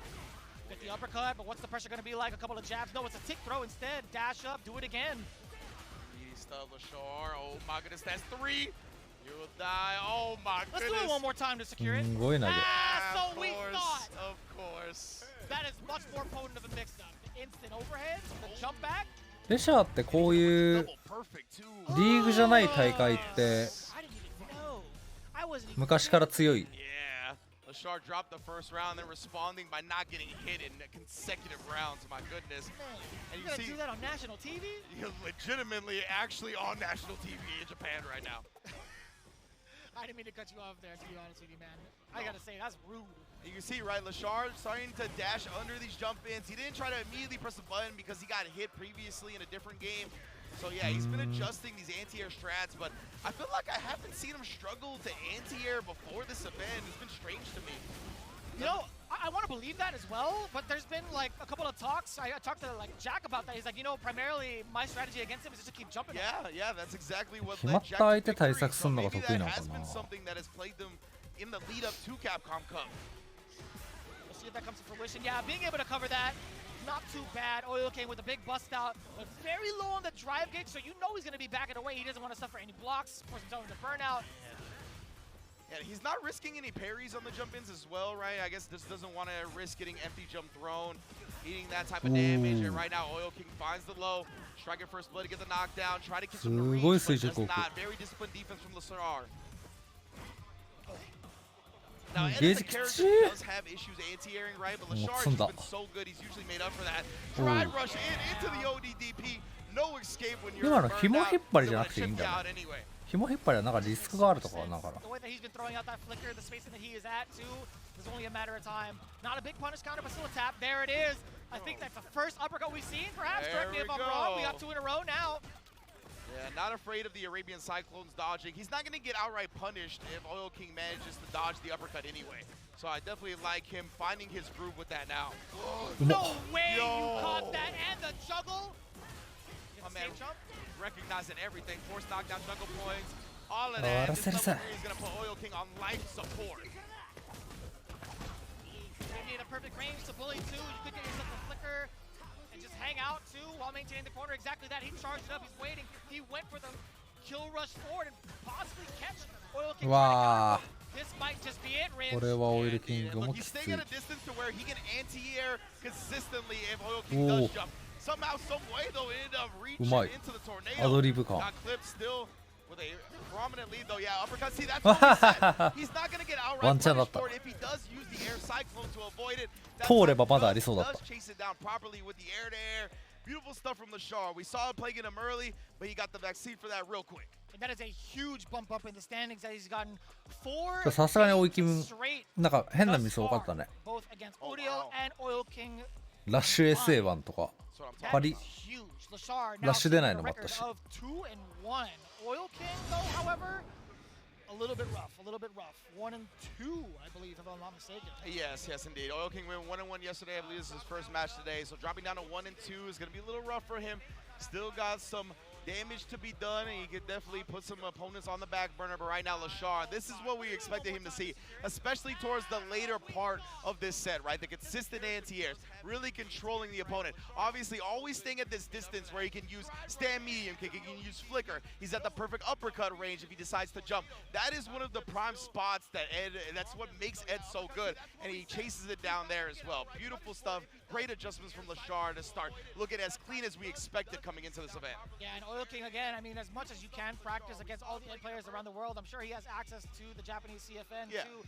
There's just something different about Lashar in regards to dismantling the way that you want to play offensively too. And I think, you know, he's already had a very sharp way of containing his opponents in the corner, but it's more so like getting started. Around him, do you see how often you would see both players just like, if you look at the drive gauge and measure where they're at on the screen, it's like they're always hanging out right outside the drive gauge range. And that's not to Oil King's fault. It's like, how else is he going to try to combat against Rashid doesn't necessarily have those type of limbs to do so. They're more so for like counter poking, right? He has to rely on the fireball, but Lashar's just been so potent against the fireball strategy that he's just been able to run over a lot of the Rashid players that we've seen throughout his career. Yeah, absolutely. And Lashar, I think that's really what separates him from a lot of other ads. But let's get into our next match now. Jack back in the building, the Stairmaster, Shopify Rebellion Zone, going up against the biggest bird that we've seen thus far. Reject's own Big Bird here, coming out of the CPT World Warrior Middle East, one of the premier players, one of the global favorites in Street Fighter 6. Yeah, no doubt, man. Big Bird still currently sitting at 2-1 with a +2 game differential, round differential. But overall, 国家予算どころか東京の予算すら賄えないだろう。 Jack had such a strong performance yesterday, right? Despite being 1-1, I still think one of his matches against Lashar was easily the highlight for a lot of the players here, a lot of the commentators here as well.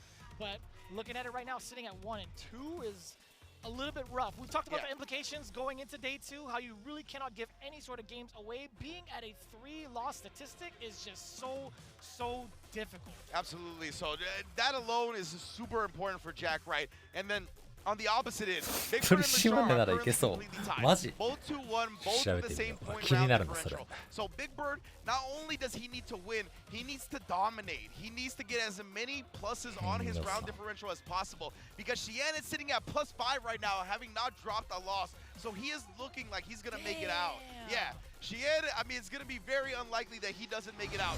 So the fact that you're tied with Lashar right now, it's most likely going to be one of you two, so you need to be dominant, or else it's going to be looking long. My man is grinning from ear to ear, seeing and hearing that analysis towards Xian's score. But right now, Jack versus Big Bird.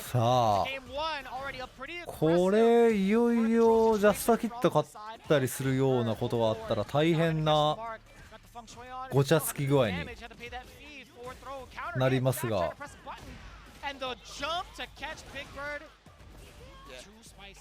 Classic like Oki type timing, right, where you back up and use a big old heavy button, and he catches lights, he catches tech throws and whatnot, but it is susceptible to jumps, and Jack made the most of it. He's actually made this a lot closer of a round than we saw when it started, and has taken the lead just barely slightly. Oh, and then letting go of the parry, getting the perfect one back. Reject Big Bird, he's got the lead, and of course, the Yisar to follow. Yo, he threw just the perfect time! うまい。Oh, and they tried to drive reversal, he didn't actually get the punish up, though. わー、おお、弾力。 7-frame crouch medium kick. I'm a little surprised Big Bird went with that option, but yeah, I think he was just too far for the 6-frame stand medium punch. He tried to go for it with whatever he could touch with, I guess. Yeah. So I'd never seen that normal even try to be like a way to try to contest against drive reversal. It's just too slow, as you had mentioned. Yeah. Very interesting. And now Jack starting off well, as we've seen time and time again. And remember, like I said, going into this, Big Bird needs to dominate. He's exactly tied with Lashar right now, and with Xian having that lead, it's most likely going to be Big Bird or Lashar, not both. That was needy as hell. Again, same exact route, or at least the same starter. It's going to be more than enough. You already know it. おお、高え。6本コンボ。 Jack, what's the rebuttal going to be like? You got 3 bars to your name. Starting things off very aggressively too with that forward heavy. Oh. Yeah, I think it was an execution error. Maybe he wanted something else, and then he just walks into the crotch. Medium kick is huge for Jack. He's not going to spin any meter just yet, and Big Bird risks the DP. Man, that could have been deadly. Oh, and he does it again. And we're going to see that now. And now that he did it on the second time, he gets that one, baby. It's going to result in burn out after this level 3 as well. スーパーらしいだキック Point, he's got to seal it, right? He doesn't care about the level 1. 玉重ねきっちりうおー完璧なプラン Ring spelled death no matter what. You started off with a meaty fireball. That is indeed checkmate. Indeed. Just locked him up, strung him up. And Jack was able to chip him all the way out. Big Bird, of course, already readying up. I like Jack taking a moment, compose himself, not let the adrenaline get too much in control. Oh, that was almost such a clean whip punish from Big Bird. Slightly late that time, though. Knew Jack was going to be sniffing for a forward throw. Wow. Yeah, still being able to cover the whiff throw. Jack trying to jump out of the way. He selected that parry. Drive rush right into the fierce from Big Bird. A couple more throws will do it as well. Meaty crouch medium. A perfect time to set yourself up for that perfect parry. Yeah, I think it's so interesting how that held parry. あんまりジャスパ取った時に入れ替えで端に連れてったりとかないね。投げで裏投げで。基本みんな打撃いくな。ずっと気になってた。They're both very low on drive gauge, so they didn't want to send their OD projectiles like they had previously. Now Big Bird able to close out that one. あんまり裏投げする人いないよね。状況よりダメージって感じやね。I would imagine maybe he tried to hold Big Bird, was trying to do something antsy with his meter, but either way, Jack now starting things off again. We're on the east side. Is this your neighborhood or are you in the wrong neighborhood? We're going to find out real quick. I never know geographically with the Midwest, but we'll talk about that later. Now parrying, just protecting his drive gauge at any and all costs. And yeah, he did avoid the punish counter throw there, so good save. うわ、きゃー、光った。あのジュリの2段キックマジ強え。こっちの技大体潰れる。うまっ。You get the Isar, you get the corner, and you also get a lot of damage possibly to the drive gauge, unless he finds the right parry. But Big Bird is happy with getting the Isar out that early because he can potentially build another one, right? If he's even going to need to right now, this is a good position to be in. Fakes the over, excuse me, fakes the safe jump. SA1 ルートあるよね、多分。こうらしいのわからんけど。スーパーらしいだけ。Big Bird keeping his hopes alive. He talked about trying to dominate. That was pretty much his big hopes to at least set himself apart from Ashar. But hey, man, at 1-1, we'll definitely take it. Jack has made it so close. I felt like that last game. されて地味にやばい。俺派手にやべえと思う。Towards the end of it, Big Bird seemed pretty comfortable. He managed to get his strategies going on offense. We'll see what どっちかっていうとバギー。made now from the side of Jack. And to be fair, there was a slight mishap from that instant overhead, right? The jump medium punch allowed Big Bird to really seal the deal off of that. It could have been a different story had it connected properly. Yeah, that's a great point, right? Yeah, Big Bird got clipped crouching in that instance, something you don't often see. And because of that, the dive kick did not connect afterwards properly. USR がラシードの本体まで。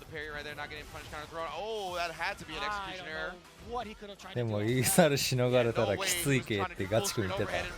何言ってんだって思ったけど。Immediately put that out of his mind, have that short-term competitive memory, and let that round go and look to play pristine going forward. I'd imagine he tried to charge up for a fireball, perhaps. I'm not too sure. Yeah. Yeah, most likely try to nullify it right with a stock like a Fuha and just ended up not getting the Fuha to come out. Perhaps. It is a different direction though, right? So I'm just kind of confused either way. Yeah, sure. Alright, think about it. Oh yeah, split kicks. JCVD, eat your heart out. 出るなぁ。Big tech throw as well. Oh, beats him to the punch right there, but dropped it. Unfortunate error this time from Big Bird, and Jack was so ready to punish that. いい SA の回し方高い。That wasn't even a punish counter. うほー。うめえ。ああ、なんかおかしいぞ。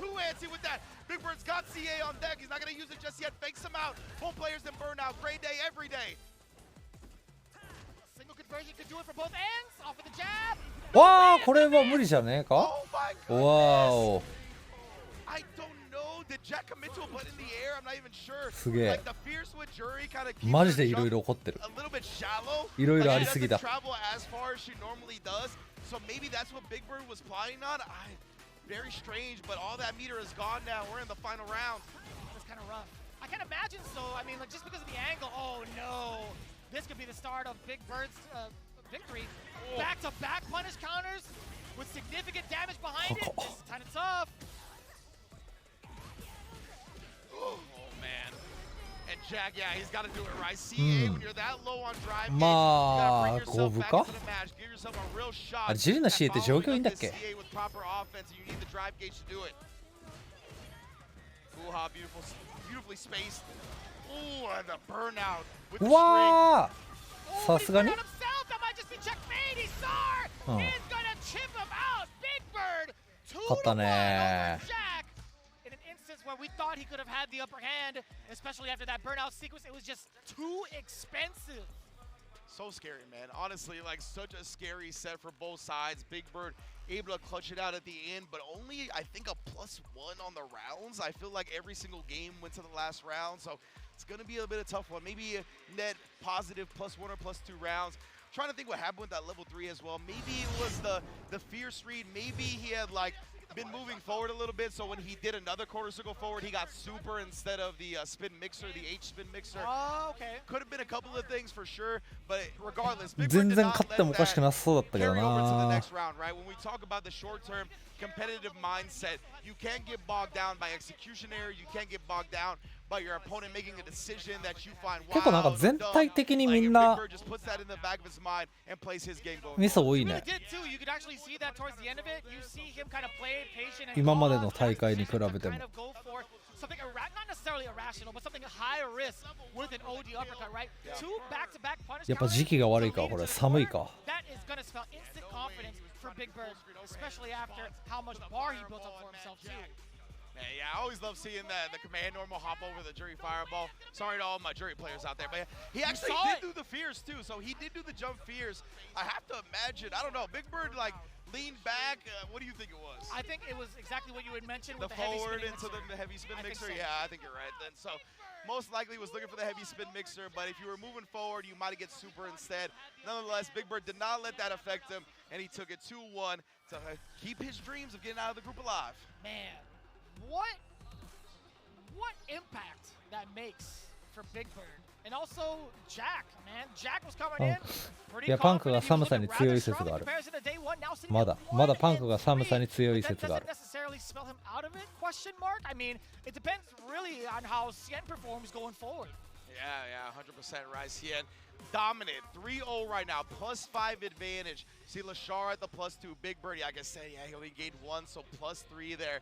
So yeah, there's going to be so much still to come when it comes to seeing how this group is going to shake out. Whether it be Big Bird securing that second place, whether Cien keeps going with an incredible performance that he's been on so far and being able to maintain that first place position, or if Lashar can got to sneak up and may have some dominant performances and make that difference up in the round differential. Man, Cien is absolutely balling right now. Despite what it says on the score right now, it is indeed 3-0. But as it stands, we're going to be standing by. そういや忘れてたけど It's going to be Big Bird.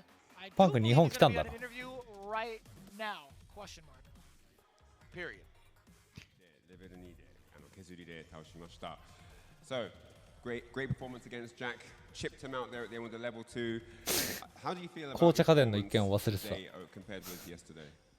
I mean, I feel like I played both days really good, aside from some small mistakes I've made. I think I've made also small mistakes today against both of them in the first game, against both Jack and Uriel in the first game, which costed me 1 game each, which could come back haunt me. And knowing my luck with Capcom Cup, it is going to come haunt me. But I think I'm playing pretty good so far, and win or lose, I just want to play my best, and I don't care about the result, to be honest.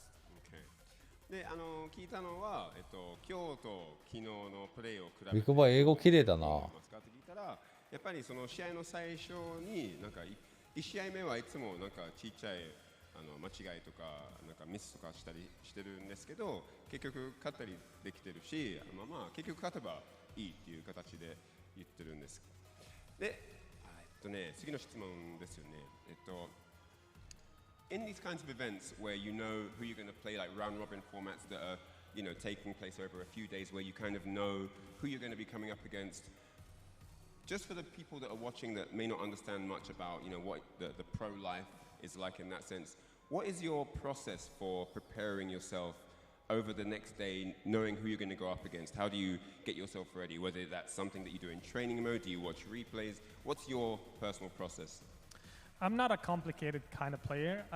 I'm very straightforward, even with the way I play.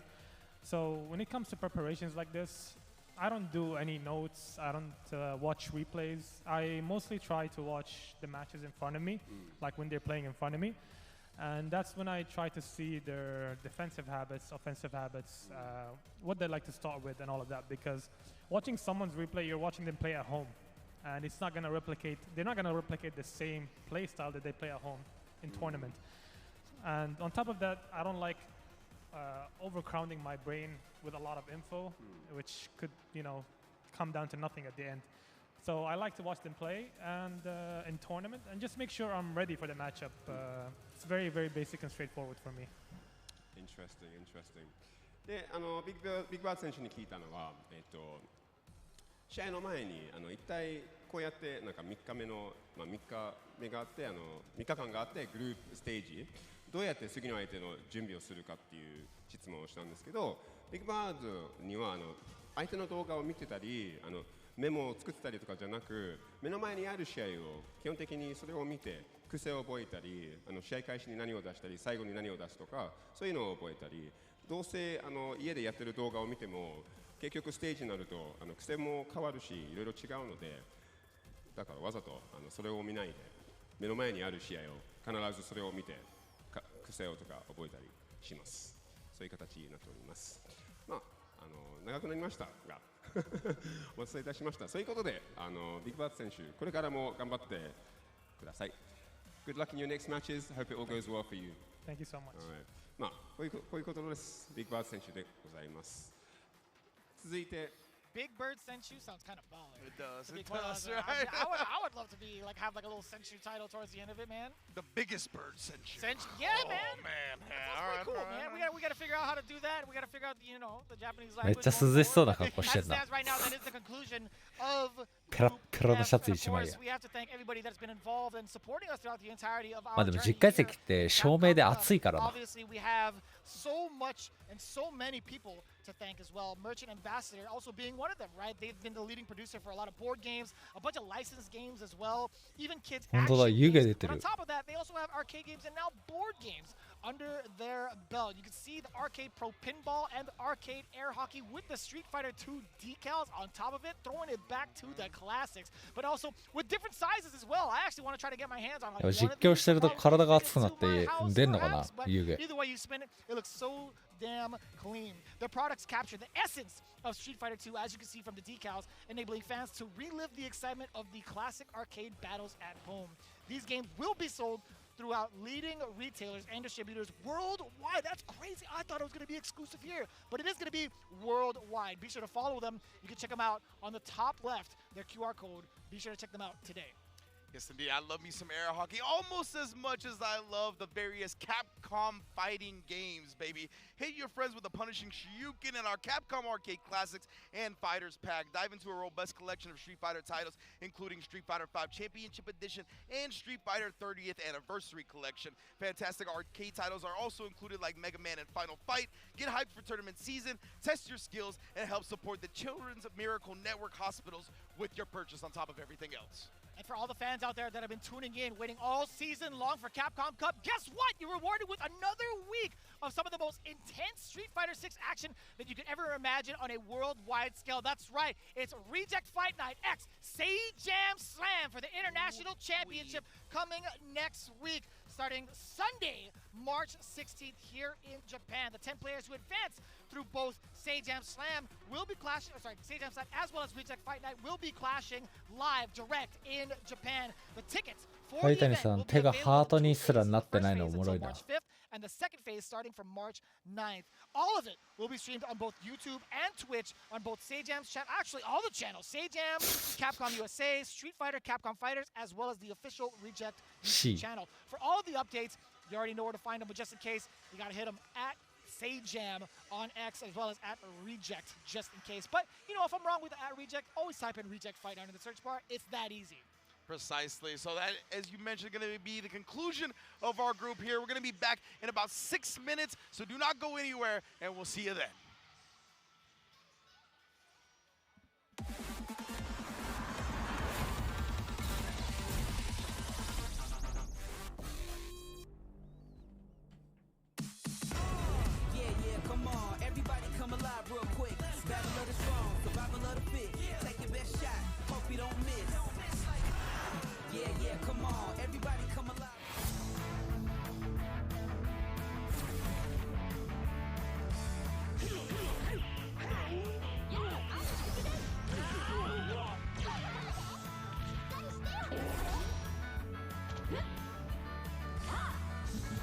パパパパパパパ。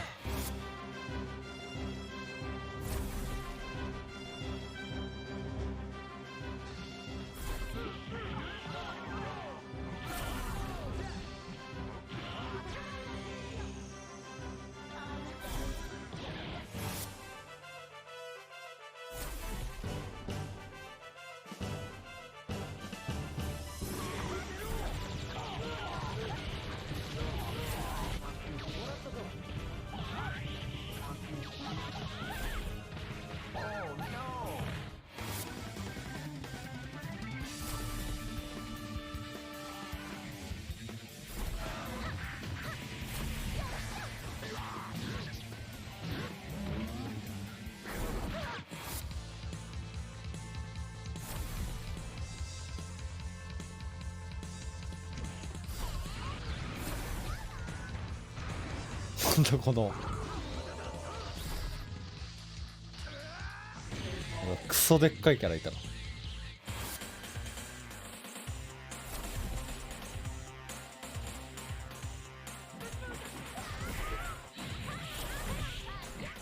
てか CC の発表、あとなんか発表あったりすんのかな。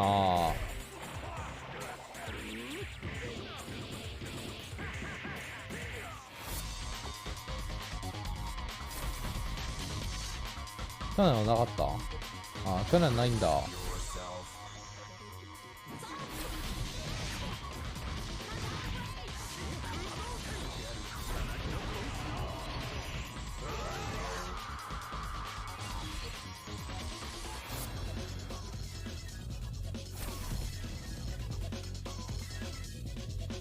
でもそっか、順番的に次普通にエレナの情報出るだけか。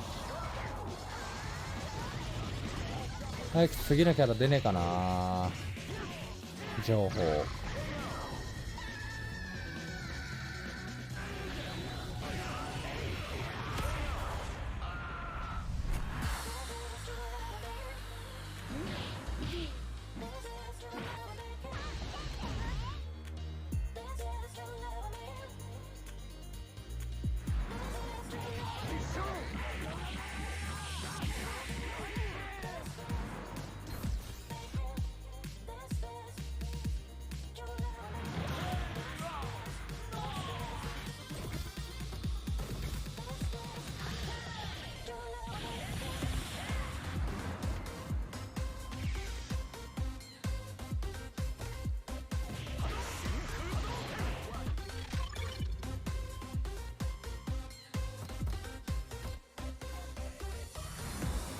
5の時って5完全オリジナルキャラってどんくらい出たの？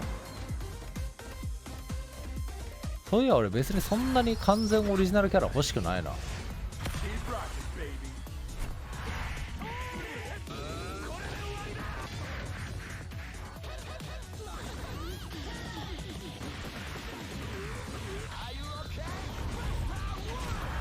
まあてか俺からしたら完全オリジナルキャラみたいな感じなんだよな。もう全員ほぼ何も知らねえし。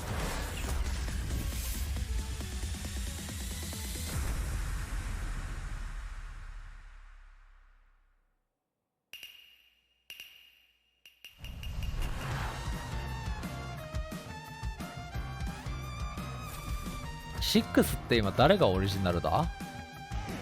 ジェイミー、マリーザ、マノン、あと誰いるっけ？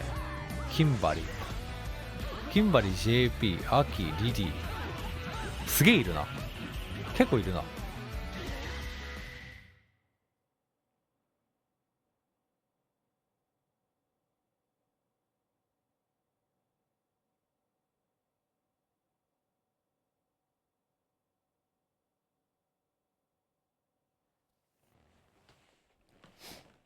いや、半分も入れんじゃないか。今全体で24キャラでした、確か。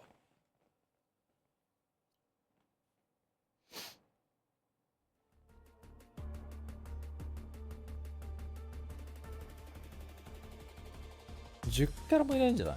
ジェイミー、マリーザ、アキ、リリー、キンバリー。あれ、俺さっき自分で言ったのになんか忘れた。なんだっけ、1キャラいない。あ、マノ。JP。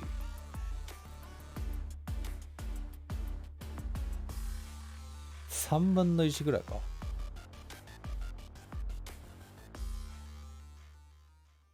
3分の1未満か。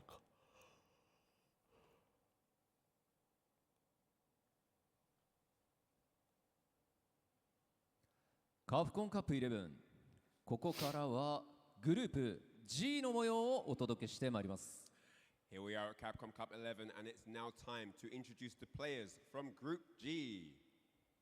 それではグループ G プレイヤー入場です。 Now we have Group G player entrances. まずは白夜のマジシャンジェシージョー。 Fresh from Landvetter Airport, Sweden, the White Knight Magician, Juicy Joe!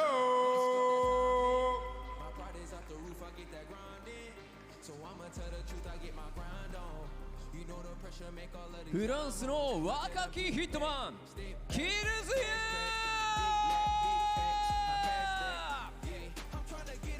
The young man from France, the young hitman, it's Kills You!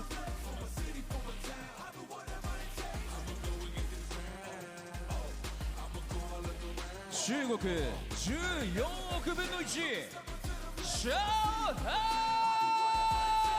14億分の1の男来た。 EWC champion, the king of China, Shanghai!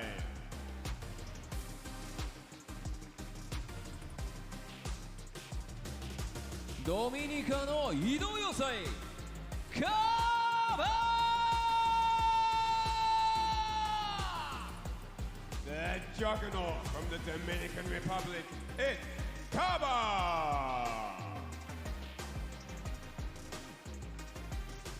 あれ、カタカナじゃなくなってる。フロリダの星ナクラダ The 2016 Capcom Cup champion, the Sunshine Star, Knuckles!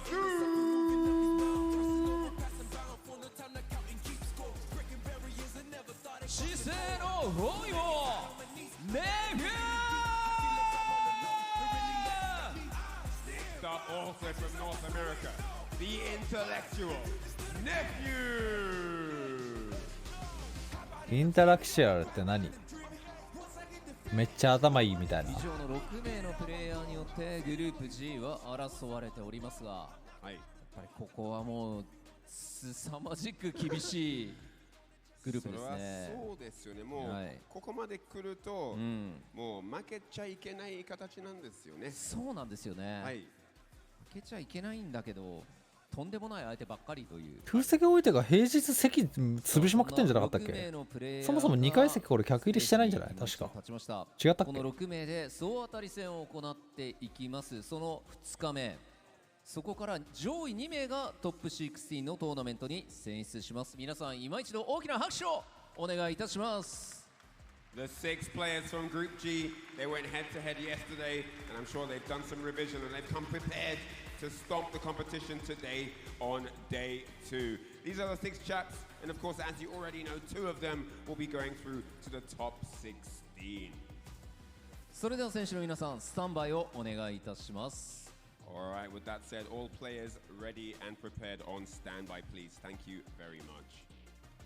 さあそしてここからのグループ G の熱い戦いをさらに盛り上げていただく実況席の方にお渡ししたいと思います。お願いします。 So with that said, with all the amazing action to come, we need our voices and genius minds at the desk to call the action. So let's get back over to the caster's desk. We've had some blood-pumping matches thus far today in day 2, but the action doesn't stop here. We now come back to Group G, which they had some of the best matches that was shown on stream yesterday. But hey, myself, Jammers, alongside Yipes, we got to make sure we deliver the action for you guys and make sure you stay excited just as much as we are for this next group. Yeah, man, listen. At the end of the day, we all shook off the kinks on day one, so I feel like everybody's more comfortable now. So let's see who is going to deliver. I'm excited for all this high-octane あれ matches. 今組み合わせでした Key か guy that I'm looking at, you already know. I don't want to be the favorite here. Though in terms of カバ favoritism, vs ナックルドゥはいつなんや今日なんか明日なんか教えてくれ Well, let's not forget, right? We got Rising Star, Juicy Joe. He has a fantastic 2024 なんや明日か leading into this. He feels super confident with some of the fixtures he has today. Kills you didn't get the results he wanted yesterday. We saw Mai show up with not only Nephew, but with Zhao Hai as well. A lot of people really enjoyed the Zhao Hai versus Juicy Joe match, Mai versus JP. That's something we're going to have to delve into in the future. But yes, only two guys can make いや it ガイ out ル of ミ the ラー group. つうか And こ this この is what 2 the 人クソ fixtures 仲 are 悪い looking らしい like から today. For day 普通 two に in どっち Group G, なん we're か gonna have Kaba 試 kicking it 合 off 始まる前 against の Nephew. He fell by the 握手と wayside か with Mai against Knuckle Dew yesterday. 全くせんかったり I don't know 拒 if 否 he's した gonna り try すんの and か repeat な that とか again and see if he can get different results, because I 屈伸 believe した the りすんのか definition of なとか insanity is you keep trying the same thing, expecting something different. But Juicy Joe goes up against Kaba and Knuckle Dew. I was speaking to him a little bit earlier. ナックルドゥの but ガタイが仕上がってんのは we get 万 down が to 一に it. 備えてだ But と this 俺は is 思っ what てる the round robin chart is looking like right now, Yipes. And look at this. Speaking on shaking, the first day jitters already see on the screen. Just to give you guys a sneak peek, looks like Nephew is highlighting the jury, so it looks like Mai is just going to go into the back pocket for a second. Now tell me, you being a Mai player, of course, how do you feel about the Guile matchup? Of course, Nephew being the professional, you know what I'm saying, knowing what to actually pick when the chips are down 2 out of 3. Was he trying to hit him over? ちなみにナックルドゥは大会でカジに屈伸して負けたことがあるらしい Here's the thing, there's like 3 outcomes. Because you've got 2 guys in your group, you either pick Mai against both of them, see what happens. You try Mai against one of them, then swap to jury, or you don't pick Mai at all. And it looks like he's gone with the middle option here. He tried Mai yesterday, it's not going to work. Because again, because you have players of this caliber, of Knuckle Dew and Kaba, it's like, okay, we'll take a risk. Whether you call it a calculated risk or not, we'll take the risk, see if it works, and then you just go, look, this just isn't gonna work. ちなみにナックルドゥは獲得した賞金をその年に全部使って来年その翌年税金が払えなくなって今借金生活してるらしい And Killjoy has a very different perception on the matchup. He says, well, Guile versus Jury is 5-5. It's not that difficult. 借金ファイターになっ It's た like, here's my European perspective, here's the American perspective, here's the JP perspective. So Killjoy wrote out the matchup as well. So we'll see if Nephew's going to be confident, because he needs the dubs now. He needs the dubs. And just to round it out, right, it's more so like player style, player clash styles, right, instead of actual character matchups. So I can agree with that. And shout out to everybody at home. Hope you guys are enjoying the show. Hopefully y'all awake. That is the main thing here. Hopefully you guys grab a cup of Joe and just sit back and relax. Please let everybody know at home we got some fire matches. Kaba versus Nephew, the Juggernaut versus the Intellectual. Shout out to the Capcom boys in the back end. Good choices in terms of nicknames. Feel like you spice it up a little better. That's just これは伏線です Oh, yeah, な listen, some of ネフューには自分から歩み寄って juicy nicknames coming up for フィスト you バンプ later down the line in this group as well. But yeah, Nephew and Kaba will これ伏線です明日の get it off here as well. We'll talk about Shaka 舞台 a を little bit 舞台 later. を作ってってる Nephew and Kills, you do need a win today in this group because they didn't get any wins yesterday. 仕込みだから Break こ that れ down as we come to it. First game up, it will be Gar versus Jury. It will be Nephew going up against Kaba. Kaba ranks. There. The good old Belmont outfits. I see you. Yeah, it's rocket. Let's go. Opening gambit time. Already pressing the issue right now is Nephew, but a counter pokes here from Kaba. Give me espacio, por favor. 出たそうかこの組み合わせがこれがあるんだ Now remember, Kaba was training a little bit of Jury in Japan as a backup character just in case. So he might have a little bit inside of scoop of what's going on. But right now, it's not really working out because that is going to be an opening round with a perfect here. Nephew firing on all cylinders here, Yipes. Yes, yes. Don't let go of the steering wheel. I like that from Nephew. That's like the best thing a Guile player wants to see. Somebody slow down, right? All right. Absorbing all of that pressure. Trying to mash the block stun. What's up, brother? Oh, that's all good. One thing I really like about Kaba's gameplay is when he utilizes standing heavy kick. He likes to utilize it after throw tech when he's got level 2. Couple of situations I hope he's supposed to punish his standing heavy kick usage. He's been counter poking a lot on block too, but the overhead lands here. Jury. Level 3. That's what I would have done. Man, this is a wash. ゲージ回していく He wasn't playing around. It looks like he was experimenting for whatever reason yesterday, but this time he said no backsies to come and take this. Not bad though for a day one to try it out, but this is where we want to see Nephew at his most comfortable. The pressure's on, of course. Nephew on the overhead. Smart choice. Gotta watch the noggin there. Kaba ranked. Nephew with a quick breadstick there to start it off. Well, this is it. He was able to get a knockdown, anticipate a throw, send him to the corner, get a punish on a blocked flash kick as well. All the stars aligned, and when they do that, please, please, please. マジで昨日の前何だったんだこれ。 Because you're never gonna get another good one like that. Damn, it's like in the midst of the analytical side of things, this man caught a straight foot in the gluteus maximus. Well, Kaba, he was looking a little bit out of character there, but I feel like that's what you needed to wake up a little bit. Let's see how you switch it up here. Not even a sonic boom in sight. It's just that much respect at the perfect parry. For me, with Kaba, he's actually one of the guys who can be patient without throwing a sonic boom the longest. Like, he can actually wait for a long time without throwing. Correct. 前はガイルきついって言うけど、昨日ガイルに前出してたよ。一応その時はジュリの方がガイルきついという話になっていたような気が。Which is pretty smart too. He caught him blocking high, so no real threat of the flash kick, right? That was very nice. Set the tone. This is the parkour tour, is what I like to call it. There is the perfect parry. That is why he's more worried about throwing the sonic booms. I see. Okay, that's a great way to wake up. There you go. Good patience there as well. Got the maximum punish as well, because it was a punish counter, so you can go into lights, into heavies, depending. Gal has one of the faster heavies in the game with that 7-frame stand fierce. Let's go. Yeah, see, he just waits. No boom, just wait. Yeah, definitely the respect, either the sweep, jump in, or the perfect parry. So definitely got to cycle through those options. A bit of a rock, paper, scissors, if you will. There we go. We got the nice lead. This is where Guile strives. Nice perfection parry. The Kurt Hennings is in the building. We slapped the gum somewhere. The overhead, we blocked it. He goes backing off here at the moment. No stand heavy kick usage from Kaba thus far. Just making sure he stays in a nice comfortable zone. Not the danger zone. That's going to be big. No charge. He flopped the charge because he wanted to get the Sonic Hurricane after that. Very lovely answer there with the upside down kick. Oh, good call out. Back throw. I want all of that wind on my spinal cord, of course. 言うてクソきつそう。 Trying to invite the drive reversal as well. 実際言うてきつそう。 Trying to get some space there, wasn't ready. Trying to bait out a button or a flash kick, either or.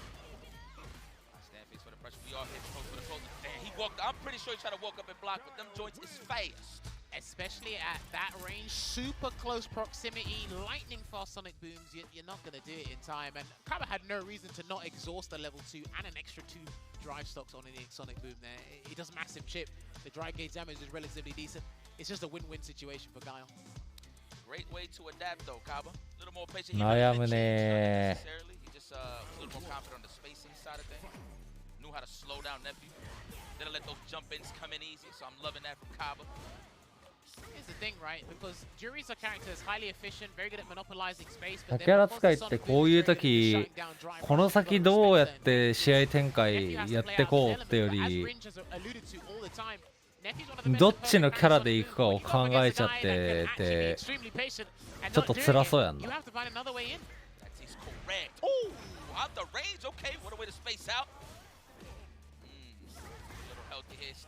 Nephew is down on the chips, but he does have great positioning. Hey, what a whip punish.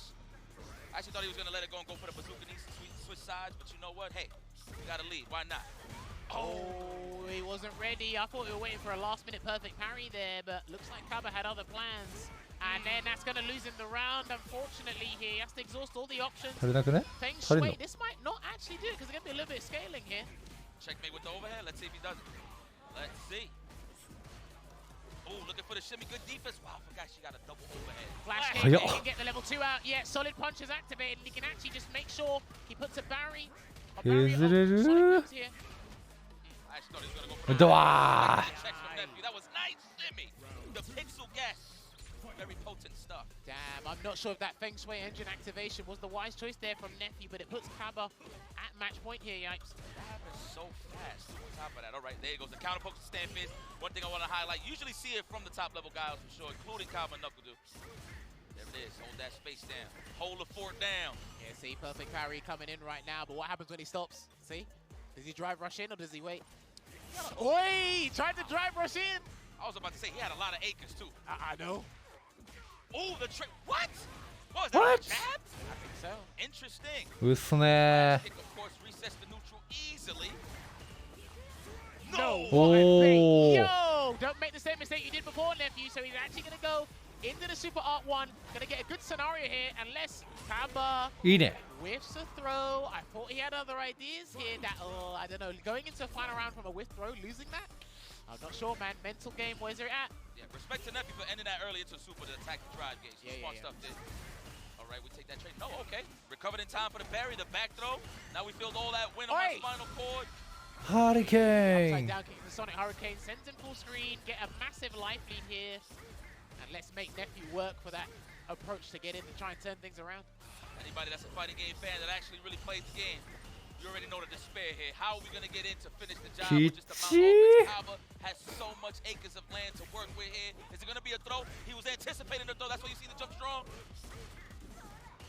Perfect parry, almost got it, but Nephew is blocking well in advance Oh, there. Shiru. Still got solid punches to activate if he wants to. I And got that was a through. massive gamble there from Nephew, and it will cost him not only the game, but a very technical position in the longevity of the group stages here. And Kaba takes it over Nephew 2-1.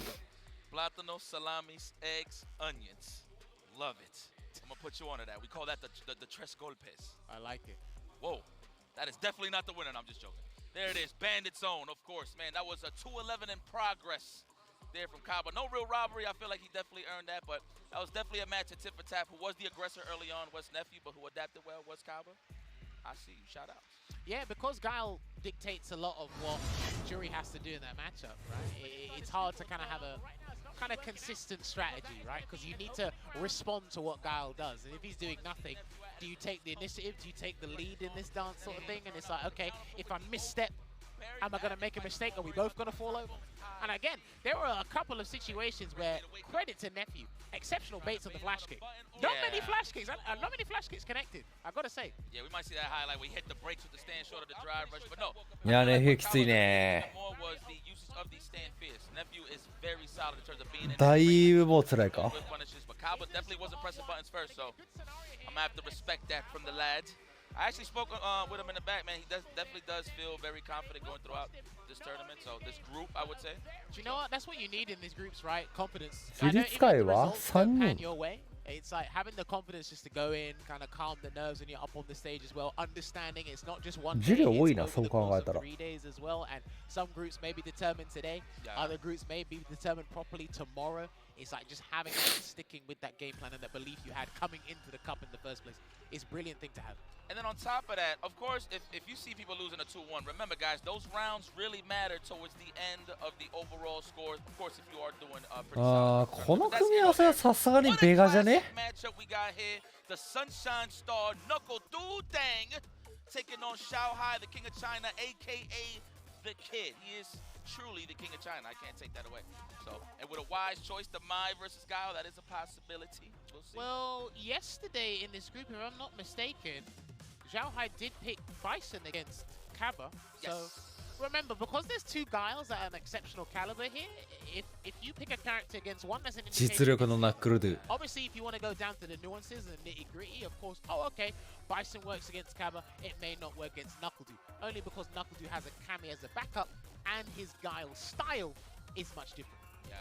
And this a lot of lore here, man. For those that follow the Street Fighter 5 side of things, the old school Canada Cup. Shout outs to Canada Cup, of course, back in the day. But a lot of taunts and a lot of shades was put on the side of Knuckledoo going up against Xiao Hai. So, you know, when you see these matches, when they meet again in a new iteration of Street Fighter, you know, those mixed feelings kind of tend to come in. Oh, yeah, they come rise. Yeah, they come through. Ah, see, there you go. So he's picked Bison. There you go. So he must genuinely believe in that. I was very surprised when he picked Mai against JP yesterday. あれ、海外でベガって誰だっけ？ベガって名前なの誰だっ They're け？ going to do a button check just in case first. But yeah, Xiao Hai, I mean, what's there not to love about this man right now? Had a fine Barrelogu form ka. of last season with the EWC champion, as we alluded to before. He qualified via the super region of China as well. I think for me, Xiao Hai's like flavor of the month. Yes. What character's flavor of the month? Because let's not forget, he has a very solid Akuma. People forget he got second place at UFA 2024 with Kami. He had the combination of Ken and Bison, and I think a lot of us have noted that down. That might be a character combination we can't sleep on. え、バイソンとバルログ。 You know, it's kind of crazy. ん？これ今2-3だけど。え、バイソンとバルログは別だよね。 Oh yeah, that's Vega. true. That's true. That's true. It is. So Vega. I am curious about what character Knuckledu's going to come into this with, only because, again, you're looking for a 2-0 here. You do not want a 2-1. Zhao Hai is already on 2-0. If he gets a 3-0 here, leading into tomorrow, because I think this is his only game today. Yes, this is Zhao Hai's only game today. So if he gets that 3-0 and then just rides the wave into a 5-0, because a lot of the guys in Group G do not want Zhao Hai getting 5-0. That's what they don't want. This man got China on his back. Knuckledu, how you feeling, baby? This is something that you familiar with? I mean, you know, in a good time, of course, Gaio had definitely a great advantage against Bison, but we got that OD Psycho Crusher now. で結局海外でベガの名前なのは誰だろう？ベガって名前のキャラは誰だろう？ December patch for Bison, because again, he used to prioritize, or he had the luxury of having both colossal damage output and incredible drive gauge damage output. What the developers done is that, okay, let's kind of reduce the drive gauge damage output and let's focus everything on the Psycho Mine and really emphasize that mechanic. Right? じゃあバルログでやってんだな。 Then the world's your oyster. We'll give you that there. And then what's happened with that scenario is EX Psycho Crusher is used less. Because before what it did, it took a one drive stop, it goes through projectiles as we know. There was a couple of things it was doing a little bit extra, right? So now they're taking it away, giving it a thing. He can use EX Psycho Crusher against Sonic Boom, and we know Zhao Hai, he flinches at any projectile, whether it's a super Psycho Crusher or something. So he's got a strategy here. We'll see if it works. Let's see how the footsies are going to be played here. The staggered legs from both of these guys. That's why I call footsies now. Shout out to Chris Page. You can see the back and forth, the staggered legs.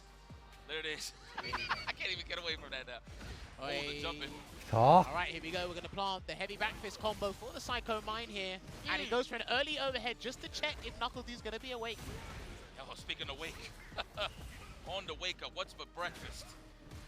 No counter hit, so that was definitely in favor of Knuckledu to block. Not really receive any more damage here, but we are stuck in the corner, suffering on the drive gauge side of things. So I feel like we're going to see more standing fields in the mid. Or Psycho Crusher, I should say. He can do it, but you got to be super. Wow, that's going to be massive there for Knuckledu. He's not going to spend on the Sonic Hurricane extension there. Just go back to the neutral. Nice. 出ますね。 You can do a jab back fist there, but sometimes you have to bank that it's counter hit. Oh yeah, that's what Nemo is very confident in doing, or was very confident in doing at a certain point in time in the competitive season before. Well, you can do it more solid with the drive gauge. That's guaranteed drive. Okay. Excuse me. But yeah. But let's see though. Zhao Hai already very comfortable. Okay, Knuckledu looks like he's trying to download a little bit. I feel like he should just play his game. Oh man, never mind. That is his game. It's Sonic Boom, of course. There you go. Immediate rebuttal there with the flash kick after being countered with that EX Psycho Crusher there from Zhao Hai.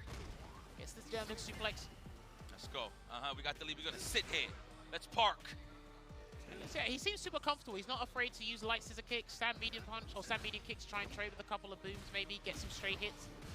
No big swings just yet. Love that from Knuckledu. To walk up, block, and fight the offense, and then go for the counter poke accordingly. All right, looking for that counter hit. No dice. Zhao Hai, great defense, walking him down. That's what he's trying to snipe out. The low forward or the standing medium kick. That way you get a counter hit, punish counter, etc. It's a flash kick, reset the situation. I think that's good that he's able to walk him down without having to exhaust any resources, not to overextend there with a drive rush overhead or something. He's just cool, calm, and collected here. Knuckledu's kind of comfortable playing at the same pace as well. Right up the glutes. まあフリはちょっと言い過ぎなのかな。ザンギマノンとかその辺で。 Get the 2 grabs? Yeah, 2 grabs. Oh, you've been in this vortex. Oh, of Many course. bites. Oh, a third one. Overhead? No. Oh. Okay. This is the game we play. That's why you have to make those decisions in terms of the rock, paper, scissors. When are you going to backdash? When are you going to flash kick?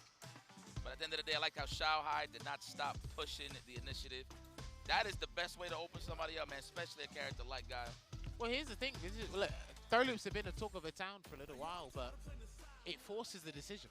Whether you like it or not, where you're like, you know, I can take 1 grab, I can take 2, guess what? Still forcing a decision. Yep. You're not going to be, I'll make a decision after the 4th grab, because guess what? The 4th grab's what got rid of you. I look at it like this. Throw loops in this, and right now, it's just, obviously you invite the throw. Obviously don't wake up with the parry. But it's more so how long can you survive based on how healthy you are. And you've seen everybody represented throughout the weekend. Well, so far through the week, excuse me. For me as well, when you get throw loops, you got to look at it as 2 gauges, right? So there's your health gauge and there's your mental gauge. Yeah, okay, the not mental even the drive kick. The mental gauge is what no one can see. It's like, oh, please, can you stop throwing me, please? the hidden ball? Can you stop throwing me? Well, I feel like everybody on defense is shadow boxing before, and then it actually happens. Well, it looks like he will stick with the American soldier here. No character swap. That's a big decision to make. マリーザはベガ無理だね。 Knuckle-Doo will be playing Juicy Joe later as well. 2位で全部の技滑る。 You know, I was about to say it wouldn't be a bad pick if Knuckle-Doo picks Cammy here, but he does want a little more control and not take those risks against Shao Hai because he will whip punish the hell out of you and space out those dodge kicks. You can be offensive with Dao, but you can also have that passive approach. With Cammy, I think, like you said, he has to be a little bit more aggro. Oh, nice. Wow, okay. With the fierce, right. Nice. Okay, accomplishes the burnout and then get the stun as well. Looking good here for Knuckle-Doo. All me to knock him down. Sweep ender, there it is. Now we're gonna go for the throw. Looking for the shimmy. Oh, that's enough catch. Level 2. Let's put on a show. Yes. 2. Wow, really? He's out. He's out. Oh, and pop the bomb. Pop the bomb. Take a guess. Oh, and you know what? He didn't have a flash kick. I don't think he was expecting Knuckle-Doo to do that either, because I think he was going to try and react after the throw was going to happen. So we're not scared of ACL meniscus? Back roundhouse? No. Wow. Why not? No, because you needed the throw before you kickstart anything. I understand what you mean, but he needed the throw to kickstart anything. That's true. That's facts. Dash after the upside down kick, even though it's -8, there's the perfect parry. They're going to be a nice little combo. Didn't get the perfect flash kick there. Not like Knuckle-Doo did not get that. Talk about making that decision. There you go. Yeah. Heavy knee press on the delay, and then here comes the second ball. Mind Knuckle-Doo it. wants a choice, and he tried to run away. The up forward was denied. Back dash or up forward got clipped regardless of what was the option. Shao Hai. What I really don't like is when you think it's time to escape and the Bison blade catches you, and then you just go into Psycho Crush in the animation. That is はめてるな。 panic button, I will say. Background. There you go. Yeah. Nice. So was it counter hit? Knuckle-Doo's just trying to find space. Nice conversion. I like that he waited just a second, a little bit longer, just to see what Zhao Hai would do, so he can get a punish kind of conversion on the whip punish there. Nice. Watch your legs. Good defense. Okay, my man Fuzzy did walking back. Yeah, nice! got it. For my country. There you go. Exuding the patience. And when you do that, you get heavily rewarded, but that means you got nothing left in the super tank. So if Zhao Hai gets back in and plants a bomb, you're in so much trouble, young man. Here we go. Don't overextend Knuckle-Doo. He does have healthy drive gauge for some OD reversal. Nice. Bazooka knee? No, not even. Oh, he wasn't in range for it. だー。やります。これが実力のナックルグ。 I'm very surprised he got Zhao Hai to flinch in a situation like that, but boy, was he ready with the anticipation there, Knuckle-Doo. And he's made it one apiece right now, Yipes. Yeah, we need more diapers, dude. Let's go. Well, infinite supply if he's first place at the end of the weekend. Yes, and he's looks like he's comfortable, which means we might be moving forward here to drop a deuce on Shao Hai, hopefully. いやー、さすがに枚はないんじゃないですか。 This is historic, this matchup. This is why it's a treat for me. Let's go. What a way to meet up in this group, huh? Let's get it. One apiece. Breadstick. Let's see who's going to end it nice. So, I think for me, what's letting Zhao Hai down, but it's also the nature of how Knuckle-Doo is dictating the pace of the game, is the jumps. He waits a little while on the ground. He's not close enough to get a trade with the stand median kick. So he's having to use Psycho Crusher, but when Psycho Crusher is not going to work or he's low on dry gauge, he jumps, and Knuckle-Doo has identified that several times. Yes, sir. Bombs on. That's a throw. Oh, overhead. Okay, first one represented. Oh, nice dash there. No check there from Knuckle-Doo because he doesn't want to burn himself out with a drive rush cancel. Not here now. Got the middle. Watch out for the jump as well. Oh, there you go. There you go. Oh, no. Oh, not on time. I feel like the jump back round up for the race, to be honest. All right, here we go. Throw City. No, we're going for Chip City, yes? Nice. Shao Hai smart enough not to just engage with more OD. Looking at the player cam and Knuckle-Doo then, I think he knew when he was in burnout that was a perilous situation anyway. It's very tough to get out of that or see a way to come back. No dash off to the block, upside down kick block. He's done that before. Shao Hai is not representing throw attempts, to be very honest. It's more so counterposed to the jab on throw attempts. I feel like Knuckle-Doo should commit to more throws, to be very honest. Oh! That was fantastic. ガイル前は昨日見てる感じマジきつそうだったよ。 Took away some dry gauge, but Zhao Hai already got it as if he never spent anything in the first place. Ah, the back dash or the jump got snapped. No お？ Yes, it does. これ当たるんだ。おもろ。Catching the back jump. stolen. I セッ think ト it プレ would ーか just magnum them down. That's to the floor. He's got the range to do it, so That's why not? There's a throw. Can he get More another higher. one? Nightmare on Elm Street. Watch out. Ah! There's a throw. Don't do it again. Do not do it again. うわお Mate. He まあ caught まあ him まあまあまあ flinching because he didn't do it. He actually feared another throw loop situation there, Knuckle do. いやーでもこの2人結構上がってほしいな個人的にあれここって他に誰いたっけカバ So look, me as the ー Vega ネフュー enthusiast, you know, I get thirsty with offense when it comes to scissor kicks, right? But he just didn't give it up like that. Not even standing fierce. It was all straight conditioning him, scaring Knuckle to throw sonic booms, and the threat of Juicy Joe jumping was there. That way, it just gave Shanghai more. あージューシージョーもちょっと上がってほしいな I mean, I like that you brought that up, right? The walking down factor, because what was really traversing that space? Bison's forward walk speed, EX Psycho Crusher. Those are the main two things, and the main two culprits that were really Knuckle had to consider. But he felt comfortable fighting this matchup from the mid screen, on the corner as well. We saw a couple jump backs as well, a couple flash kick attempts in the early half of that best of 3. But then over time, Xiaohai just knows it's like, okay, well, as soon as I plant the bomb on, you're gonna ナックルとシャオハイも揉めてるから握手なしナックル何人と揉めてんだよ I actually didn't think it would work that way, to be honest. I would think it would whiff. 揉めすぎだろ So I know Akuma can do it with his level 1. 揉めてじゃんもう He does level 1 and catch it. I know Mai can do something with a special. It's not a super, but Bison, I'm pretty sure I've seen it happen before with the super art 1. It's just in a situation like that, most people wouldn't think to spend it there, but it always has good corner carry. That was bars, by the way. Don't think I let that slip. Shout out to my man Lee Chung in the back. I'm gonna point him out in this next time we see the stage. You're gonna see him. But yeah, man, great match. I mean, at the end of まあ the day, じゃあ of じゃ course, ない I'm に saying し that て that was も a bit historical, a bit nostalgic for me, まあ and I'm pretty sure 別 for the に people that's watching at home. So 俺がナンバーワンガエルだっ Shanghai, man, the kid, the king of China. て言われてても無視しときゃいい話だけどお前運だけやんってリプライする時点でいやまあ別に元から悪いけど別に元からちゃんと悪いけど It will be Juicy Joe stepping up against Kaba. We're going to take a quick look at the match results right now. Xiaohai 3-0. He should not be playing anything else today. No, that is right. So 3-0. Kaba's 1 apiece right now. Kills you 0-2. Juicy Joe 1-1. Nephew 0-2 as well. So this group, if Xiaohai continues to play like he is right now, being exceptional プロレス form, it's going まあ to be プロ a レ fight スだ for ったらいいん second ですけ place ど between ね the remaining 5 competitors in this まあプロレスがそしたらうまいということで我々は楽しませていただいて You know what? Let me not even throw no predictions now. Let's just let that play out. Of course, we can tell who, as the tournament progresses, when we get to the top 16, that's when we can kind of figure out who has the better shot at winning Capcom Cup. But at the end of the day, man, the group stages is what matters the most. Every game, every round matters. So let's see what both of these combatants bring to the table. The White Knight Magician.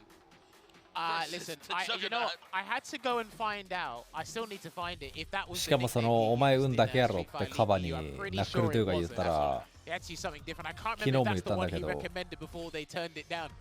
But he's メ going ナ to use が this nickname here. And he's gone up いや against Kaba. Now, I actually did カ a バは lot of training ガエ with ル一 Joe 本で頑張って before る we し came to the cup. こいつが because, 正真正銘だよ he was みたいな helping me リ get プライして because I 引 just 用 did リ the ツイート I みたい was なの asking, し hey, let's て play. I learned カ some バを JP. Let's see how you're getting ちょっと on. ギャグみたいになる Obviously, な he didn't know my objective あの because he カ didn't バ know I was を coming. 擁護したん I だ knew けど he was going. 次の大会でカバ But no, なんだっ honestly, け one of the ジュリ finest かなんか JPs 使っ we て have on the planet right now. 勝って He た felt らしい super confident in both his fixtures today. This is only one of them. He feels that Kaba will play Guile here because of the momentum and the confidence he has right now, and because he feels confident in the Guile matchup, Juicy Joe was saying. He's not sure about Knuckle He's expecting a Kami, but he wouldn't be surprised if Guile came out when he faces Knuckle later either. Yeah. Well, I mean, he's well equipped though, so he is definitely comfortable. I mean, I feel like any JP would salivate to go up against Guile, but again, it's a player clash, I would say at this point. So we'll see what's up. Of course, Kaba definitely has a lot of experience, just seasoned in a lot of matchups. I haven't really seen Kaba really having like troublesome matchup experience. It's just more so can he make it count early on so he can keep that momentum moving forward. We'll see though. Juicy Joe, I ain't gonna front. I'm a fan, man. First time. Now, mind you, I've seen his results from the World Warriors before the SFL. So to have that privilege to watch him in person and to see guys like Problem X have that much confidence in him, it just showed a lot that this guy is very skilled, man. So I don't know, is this his first, he plays Street Fighter 5? I don't think so. Okay. I don't think so. If he did, then he probably wasn't at a point where people were still at the highest level. Okay. Oh. I think because I think he was playing other fighting games before he jumped Right. on SF6, and then he really took SF6. You know, hit the ground running, played the game, and it was being successful with flying colors, man. Because again, he's been doing well for himself. 着実に整って Like い you って said, ます it's great to see him out here. And you know what? Juicy Joe's a player for me who can win you over. Yeah, that's what happened with me. That guy's nice. Oh, JP with the Barbara Streisand. Now, one thing I really love about Juicy Joe is his situational awareness and movement, especially when he doesn't have to worry about the aerial threat. Guile doesn't have a dive kick. なんかもう一周回りすぎてて分かんなくなっちゃったけど JP ガエルって JP 有利だよな then you get to really see what makes this guy shine as a player. I want to see what's the punish from Guile. Never really seen it. I've seen it with other characters, but perfect parry, full screen on a departure. Would it be drive rush back fierce, I would say? We'll see. You can do that. You can probably do upside down kick as well, but back fist might be better because it keeps you standing. Yeah. So. Let's go. Chuck them bones. Now, yeah, we respect it. Are we anticipating a jump in Kaba? Is that what you're thinking right now at this very moment? We'll see, of course, respecting the stand fierce range. Not much worry here on the low forward. Can't get much off of him. Your blocks. He's got to be careful with the Stribo. I can't remember what version it was. I think it was the light version. If Kaba has level 1, you do light version. It's -10, so you can punish with level 1. Okay. So you do want to be careful with that. But also, whenever you watch this matchup specifically, when Juicy Joe sends Guile away and they put the departure above their head, watch what Guile does. Always watch what the Guile play does with the departure above his head. Nice check. And there we go. Watch, see? Above his head. Yep. Oh, gotta think about it. Wow, met him halfway. That was smart. Kaba obviously trying to close the distance, but he met him halfway. That was smart from Juicy Joe. Now you can switch it up and just back off next time in that situation. Yeah, see, you see what he means? He's dashing and sitting right under the port and waiting for it to block. And I remember Juicy Joe was telling me, you have to learn how to perfect parry in this matchup. Because if you can't do it, this is going to be easy pickings for a guy like Juicy Joe. Ooh, burnout. 9 seconds on the clock, though. Does he have enough time to chip him down? Are we going to file those nails down? The flash kick. Level 1. Level 1. He wasn't ready for it. I think he was in two minds about committing to it as well. So it will be a timeout here, something we don't often see. Quite rare in Street Fighter 6. You saw JP giving Guile credit? I never seen that. He was you got it, you got it. Oh, there it is, perfect perfection. Parry. And we got that corner control ready. This is when Kaba is comfortable. He got so much acres to play with. Oh, empty jump there. Okay, interesting. It exploits the dead zone there for the crouch fierce anti-air. He might have to do that again. I think both these characters can do it to each other, actually. Correct. The dead zone, I like that. There we go. GP かっけえな The respect of all the purple stuff. You don't see one sonic boom in sight. I like the faces there. Obviously, parry all day, build the meter. Because I don't want to give you free damage trying to throw a sonic boom and getting you to block when the departure's above my head. I don't want to give that free stuff to you. There you go. So you're just waiting it out. Super patient here. And patience is often well rewarded with a lovely conversion there from Kaba. He's almost about to build Super Art 3 as well. Oh! Wow, いい飛びだ That was a reaction for sure. I don't even think that's a guess jump.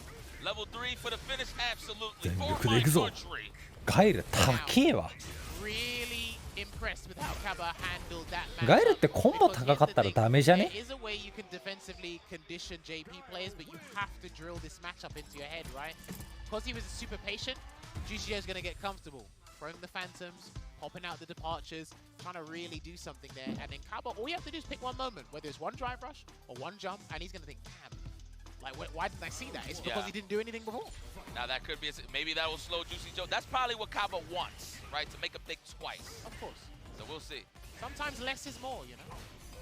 I like that. Yeah, man. Yeah. Yeah.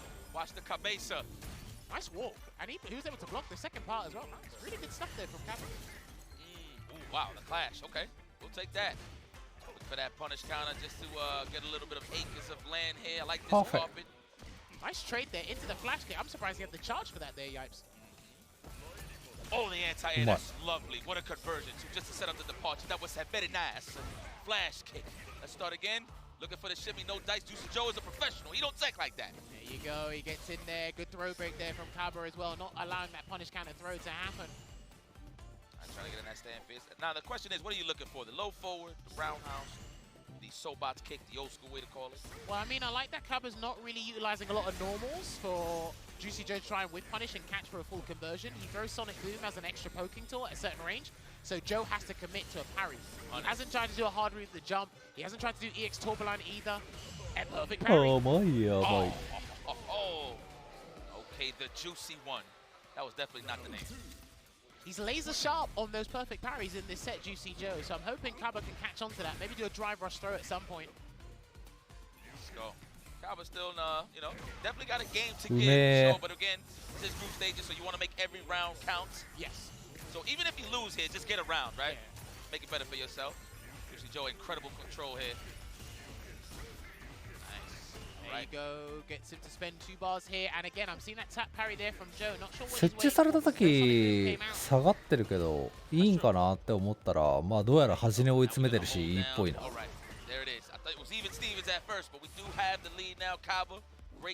トゲでゲージ削られたくないとかそういう感じなのかな。Dude, it's just the ability to do nothing at that close range for me from Kaba, man. And I like that Juicy Joe's not doing anything or overexerting himself either, you know? He's giving the man looks. Dude, he's almost burnt out. What are you doing, Joe? I would have mashed parry every single time. What are you doing, Joe? On Kaba's side. What a professional. Okay. I think I saw a jab. I think he tried to do Sonic Hurricane and it didn't come out. Okay. I think so. He's out. Take the frame advantage. Here comes Lavushka. How's he going to get out of this one? What is that called? Lavushka. Lavushka? Yeah. What? It's a Russian name. Oh, he's Russian? Yeah. I didn't know. It's a throw. I just knew he was an accountant. There we go. Oh, nice. no! Oh, my. He tried to get the grab to set up something nice, but Kaba, he said, listen, that you can't overextend here. I'm ready. We are going to another round. You got to deal with me once more. Absolutely. Nobody want to deal with a guy. You know, that could be a morale booster or can demoralize you, I will say. Well, there's only one way to find out, and the only person who can answer that question is Juicy Joe. And he's actually starting to ramp things up and splurge a lot more drive gauge now, Yipes. There we go. I like the empty on the teleport right there. Got some great damage and a lot of space here. Respect my carpet. Woo! 3-piece. Like that, with the stalagmites and the spikes from the air coming through there. Another back throw, so he's going to do the situation once again. I think if you see that situation again, it might be a flash kick or just commit to the いやこれ地味だよねって言ってる人同じ人だからこれわざとやってる説がある。 I'm not sure if that's going to come out, so he's going to have to deal with this. I don't think he's going to block this one. And he does successfully, but he gets burnt out for his trouble. Remember, you get punished in some way, shape, or form in Street Fighter 6. Hey man, listen, your reward for blocking is more blocking. 俺の配信を使って承認欲求を満たしてる人の説が出てきてる。俺の中で。 Well, careful, the bias is slipping out of you. Saw it dripping out of the bottle there, you. Sorry. You good? All right, here we go.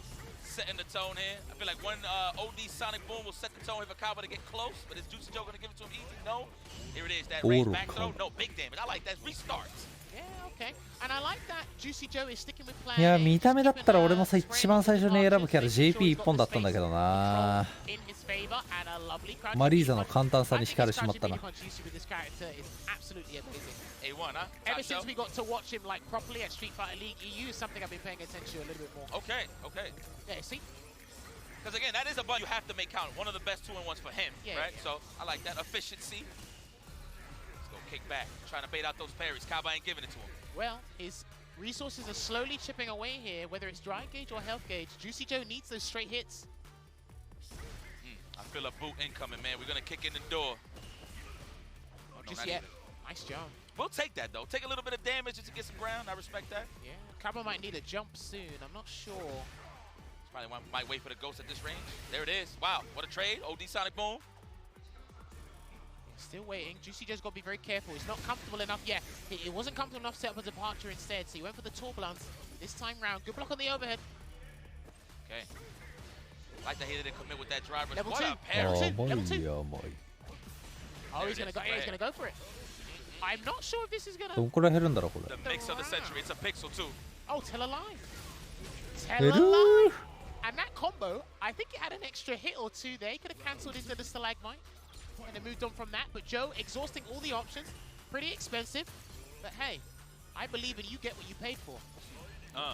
Oh, definitely tried to tech. Unfortunate. There it is. Just trying to gain some ground. うめえ Perfect parry. I 見て don't か know らっ how ぽい many よな successful perfect parries Joe's had across the board in this set against Kaba alone, but it's working out here. Piling on the aggro. Kaba's got to make a choice here, Yipes.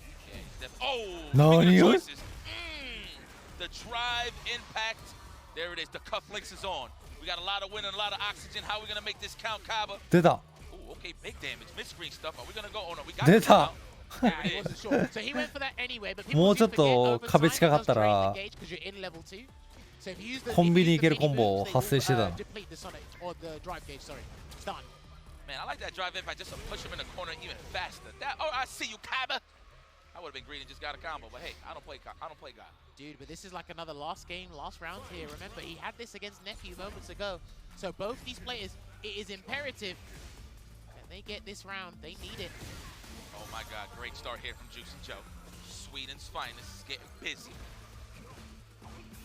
There it is. Look at the drive gauge damage there. He's chomping away at that gauge. And another perfect parry from Juicy Joe. What's the choice going to be from Kaba now? He's just going to have to firm it. Doesn't 出 guess た right. Misses the 中下 conversion だ because he needed that. So he's going to do the level 2 き to ちい make up the lost time. And that's going to be massive here, Yipes. That should be, no, not yet. I was about to say. No cancel into departure, though. Oh, the trade will Oh. take that all day. Sweden's finest. EU's finest moving forward here. Oh. What a banger of a match.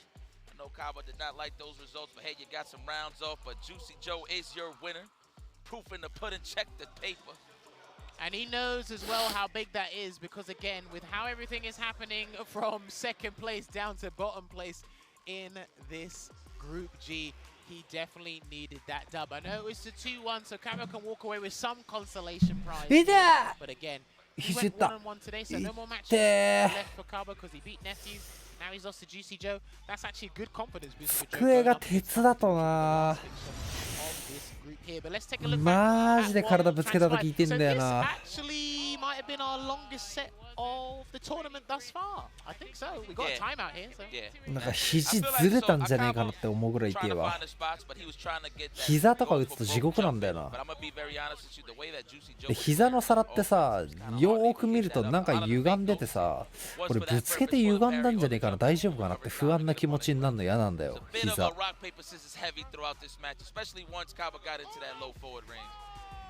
Yeah, but you could definitely see it, right? You can see Juicy Joe being comfortable with the departure setup, making sure he was comfortable.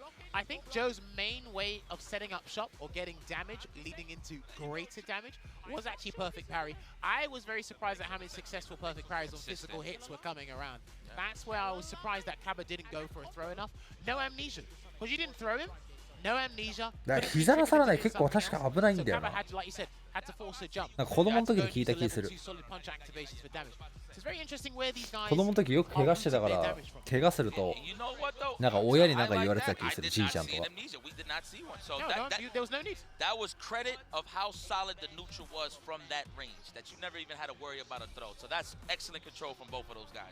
Very nice stuff. But yes, right, up next we are going to have Nephew going up against Killzyou. So this is Killzyou's only game of the day. Now Nephew hasn't won.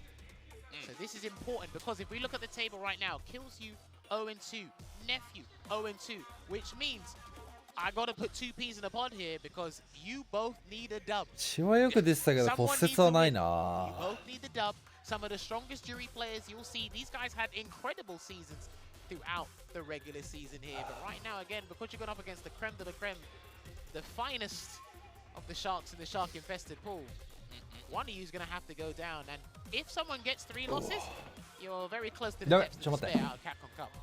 ちょっと家にお届け物来た These guys play. So this is a treat for me. We're definitely going to see the jury mirror. So, yo, the question, confirm this for me.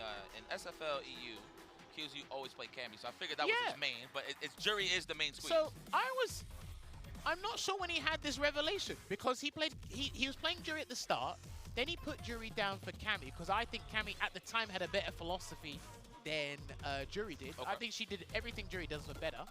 And then I think when he went to Japan, he was just grinding out jury. He picked jury at Kings of the World for specific reasons, but then with this, I've just seen him use jury ever since he's gone to Japan. Okay. Fits the stop. Wow, oh, okay, that wasn't even a button check. They went straight to it, all right? We missed half the light ball, but it's okay. We've been here before. Wow. Yeah, I believe that round was actually legit. Yeah, for sure. Okay, well, you ain't missed much, just half the light ball. But it's okay. All right, condition early kills you waking up here. 1Z's on standby. All right, look, this has nothing to do with the match. Look at the man in the back with the toilet. Tell me that's not Lucha, bro. Right here, look, see him? Nah, what are you doing? Come on, dog. Nah. You telling me no? You know what? I can't unsee that now. That's rude. Shout out to Lee Chung, by the way. Nah, stop it. You know what? Watch, I'm going to show you something. No, I told you the joke the other day. You know what I mean. The Ben Stiller joke? You know. Oh, yeah. Are you doing that block at any point in time? I will. Okay, so throw that out there. The hell? It's great, trust. All right, here we go. Looking for that counter hit, no dice. Good defense kills you. Okay. Nice, gets out of there. And these two are going to be they're going to be very similar in terms of how they want to escape, right? With the jumping heavy punches, maybe a dive kick out there, maybe an anti-throw tool, the jump medium punch. But right now, Kills You having a significant advantage here against Nephew in this final round. Oh my God. All right, looking for that punish counter to get some space. No whiff though from Kills You, very nice. That is the name of the game. Don't press those buttons first. Every button has a purpose. Whoa! Low profile? I don't know if that's intentional, but he does play this character, so very similar thought process. Huh. If it works, and that's going to be the game there for Kills You. And that is going to be game one to Carmine Corp Kills You and Nephew. It is not looking good, man. It's like he's one of the smartest players, one of the best players in North America, but some of the strategies I'm seeing thus far, they're not working, guys. Yeah, it's definitely not working. I'm going to be honest. On No Neutral, he was my dark horse to definitely whoop some ass. I'm going to be honest with you. So this is definitely a Nephew that I'm not used to seeing. But again, the level of competition here at Capcom Cup, I'm not surprised. Of course. Damn! Another perfect on the board for Liquid's own Nephew. I need Dark Neff to show up, man. I need him here. He's going to miss. He's in the back of a milk carton right now. I'm going to be honest. Well, listen. Lost and found out here. We'll find its way back to you. But you got to find the victory first. Here we go. Going for the burn. I thought that's how he's sizing up. Maybe try to go for end-to-end, possibly, but a little too late on the reaction. ジュリアさすがに早いね。 I like that. Kill those frames. And a nice cross cut there, and he's going to try and burn him out, but Kills You done it by his own admission here. He still has a level 1 and level 2 to work with, but Kills You's going to try and be very slippery so he doesn't get burnt out too easy or near the corner for the burnout. Oh, sorry, the stun. So I feel like we're going to get a whiff punish. It's a level 2. No, immediately. Okay. Okay. Cash. I agree. That's difficult. Concur. It's very hard not to tech mid-screen, but there's going to be times, and Kills You will always try and shimmy you, and then he'll walk back into space where he can get a full combo. Not just one button, he tries to get 2 buttons and whatnot. Okay. But he's feeling confident. He loves his movement. Immediate level 3. Good confirmation. Looks like he got his visa in time. Confirmed. We're going to go for the overhead. Nice cross cut. And it looked like he walked backwards and forward just to adjust the space there before he done it. No double perfect there for Nephew, but Kills You still has a chance to come back. Oh my God. Suffering in terms of life bars, whatever. That drive gauge is very important there. Whoa, the perfect parry. You know, sometimes I feel like that looks cooler than the actual freeze frame. Oh, the non-freeze frame? Yeah. This is an argument there. I can see that. It feels natural, you know? I mean, the game would probably go a little bit faster. As if it isn't fast enough. I was literally about to say that. Right. Here we go. Trying to anticipate a dash in, possibly. Just a whip punish. First knockdown scored here by Nephew. I actually thought that was going to be a stand fierce whip punish there. Nephew's definitely known for those. Yeah, but I like that over time. Nephew's been adjusting to Kills You. How he's trying to jump out of the corner, and he's been getting cross cuts. While Kills You's done the crouching beating kick we saw before. What a jump there from Nephew. And he's going to do the super art 1 and going to get the double dash Oki from this as well. Oh no, drive rush afterwards actually. いや、パーなしっぱなし。 That reversal was represented there. Love it. Oh, out of range. Whoa. You even heard her say, ha? Yeah. That's all I heard, ha? I mean, granted, when you're ducking, the hurt box is extended. But man, that was Not looking good. Kills You is in pole position before, but Nephew has somehow managed to pilfer that position from him. Now he's in prime position to take this dub here. He needs it. I thought the backdash or the jump, I feel like. There it is, kills you with a great lead here in Da. the second round of game number 3. Like-minded thinking, but unfortunately I picked the more potent version of our Fireball. Nephew taking the advantage here. Is he going to pile on the throw? There's 2. 最速 Oh, 打撃終わった Kills you knows this is it. Yeah, he's done. 終わるね Oh, dear. That's a spanking. It's all red. My goodness. やっとこさ Nephew. What a way to boost up the morale. Finally, we scored the victory that we needed, so we could build off of that. So let's build it brick by brick. Kills you though, having a tough time here in this group, unfortunate. He's 0 for 3 now, I believe, kills you, which means that's very hot. Going into tomorrow, 次はジューシージョーと誰 almost だ guaranteed to not make it out of the group, I think. If he's 0 in 3, then it's going to be very difficult. Because now your destiny is not in your own hands. You just have to win everything. Like Someone's got to be sick, or someone's got to be sick. Nephew's button has got to fall out of the hitbox. You're going to have to show up at 8 a.m. instead of 10 p.m. or 10 a.m. Like, you're going to have to wait for the stars align. That's tough, man. That's going to be difficult. I mean, what can we say about the mirror match? Obviously, spacing is key, but who can be the aggressor first? I feel like Jury can't even like check her own things, really. You know what I'm saying? No, I can understand that. I think for me was how they both handled the jumping heavy punch situation. ジューシーナックルか There were a couple of situations where they were throwing out ガイル連戦か I think they both knew でも1日のうちにガイルとやりきれるのはええな understand the scenario. When you set up a strike throw, you both walk away. And they're using the same character, so you're going to walk away and you're going to be using the exact same button, which was standing heavy punch. We did see that there from the guys, but yeah, I really got to give Nephew credit for the perseverance and not to be deterred by being one game, almost potentially losing the entire set there. And I think Kills You knew when that Feng Shui engine was activated. 確かに合気使いめっちゃ少ねえなそう考えたら So Nephew, あでも俺が昨日見てないだけで頭の方のグループにあでもエネルだけか real quick, but because of that, he still has a fighting chance. エネルシュートだけ I'm か not sure if he does. Has Nephew got そう考えたらあまあでも一応アングリーも持ってんだっけ played 合気 3 games, which means tomorrow Nephew has. Nephew's got 2 games. Nephew's got a 出 fight してない Shanghai けど and Juicy Joe. Well, that's your reward. Speaking of which, speaking of which, Knuckle Dudang versus Juicy Joe, another banger that I never got to see. I mean, this is a rare occasion, but that is what's so beautiful about the Capcom Cup. Everybody gets to play, well, in terms of depending on the group, but, you know, you get some matchups that you really don't see. And this is cinema to me, to be very honest with you, because, you know, it builds up that little bit of a rivalry with the EU and the USA. I'm going to be honest with you, I feel like right now those are both of my homes. If I have to pretty much root for anybody, it would be EU or US. Very comfortable to say. Shout out to Dominion. I always thought he was part of the EU side of things. honorary EU Honorary, member. yeah. We got a few of those. But yeah, this is going to be a cool match, man. I think we're going to run that back on the Guile side of things. No, I think it'll be Cammy. Okay. Oh, yeah, yeah. Wow. Oh, yeah. So I actually was speaking to Joe about this earlier, and he said it would make more sense for Knuckle to go in with Cammy first because just on paper, statistically speaking, it's actually a really good draw. あー確かに Now, キ obviously, ャ I ミ think ー this か was 2023 where we saw Knuckle qualify for Capcom Cup being Banana Ken Gal versus JP, but maybe just understanding Knuckle's mindset and philosophy towards certain matchups.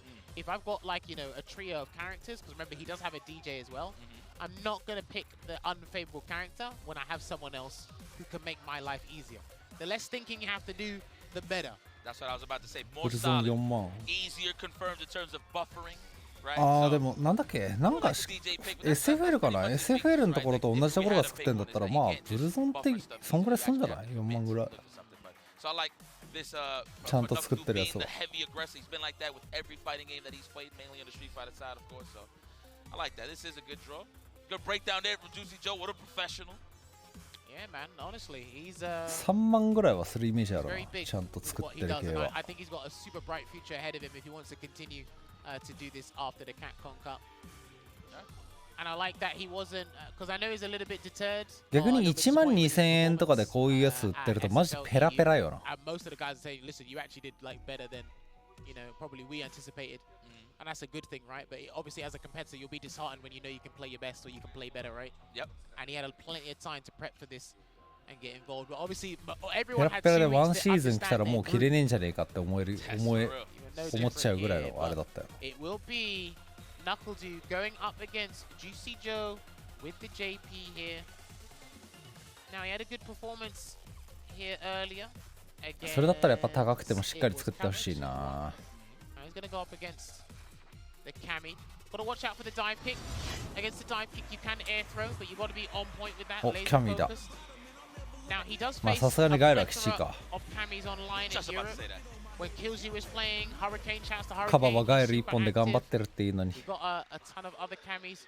You can bump into Alphen as well from France. Shouts to Alphen. My guy. He plays Phenom as well. Damn. He's got a few. He's got a few. The ringer, huh? Oh, yeah. No. Listen. Hard assumption there. Okay, Knuckles must have seen something. It definitely wasn't rollback. He definitely just committed there, my good man. There it is. Set it up. Shot. For fire rebellions. Alright, here we go. The back dash, I like that. He wants all the spots. See the length of this carpet. Almost burnt out though. And he knew it. And he knew it. That should be the round. He's going to have to spend the X bar on the EX trim lamp to close this out. He had an extra hit to work with. But I kind of respect that. He was low on dry gauge. Throw out the DI. Knuckledu's not going to wait and do a DI back. So, very good choice there from Juicy Joe. You get a whip punish with that stand roundhouse, please. Okay, that is what's represented. He wants to knock him down and push to the corner as fast as possible. I like that drive rush. Pop that departure. I'm trying to leave tonight. My flight leaves at what time? There it is. Watch the curtain, please. Lead is very nice, but of course this is Cammy White we're talking about. Still got to be careful though. He had to try and get through the purple haze, but it didn't quite work out. So he got swatted with the standing heavy punch for his troubles. You like that album? It was good. Okay. To me, anyway. I like okay. Trying to force a dry gauge, but he actually burnt himself out in the process here, Juicy Joe. He can do a button into level 3. Oh, he's lucky that didn't combo. That's what you needed. And you got him in burnout, trying to avoid the throw with the back dash, but sniped with that crouch fizz. And there's the drive impact. Are we going to spend that dash? I'll do it. Everything, please.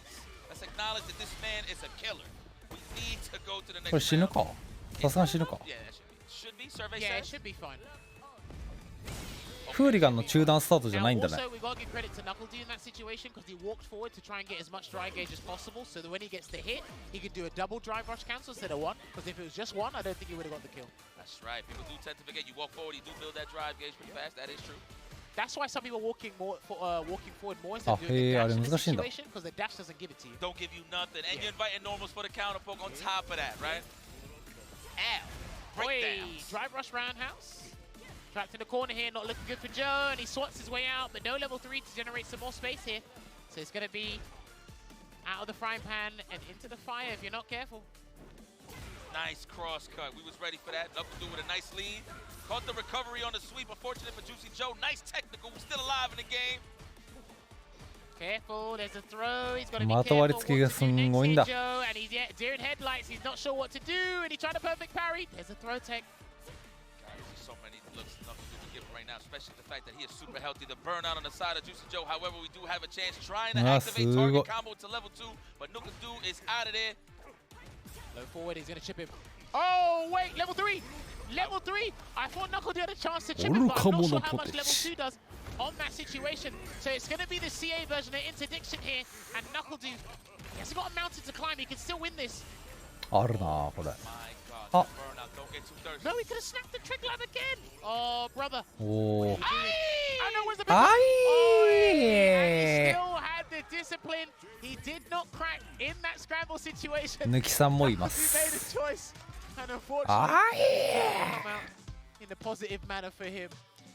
The pixel situation, I get it. Or the 25%, whatever the case may be.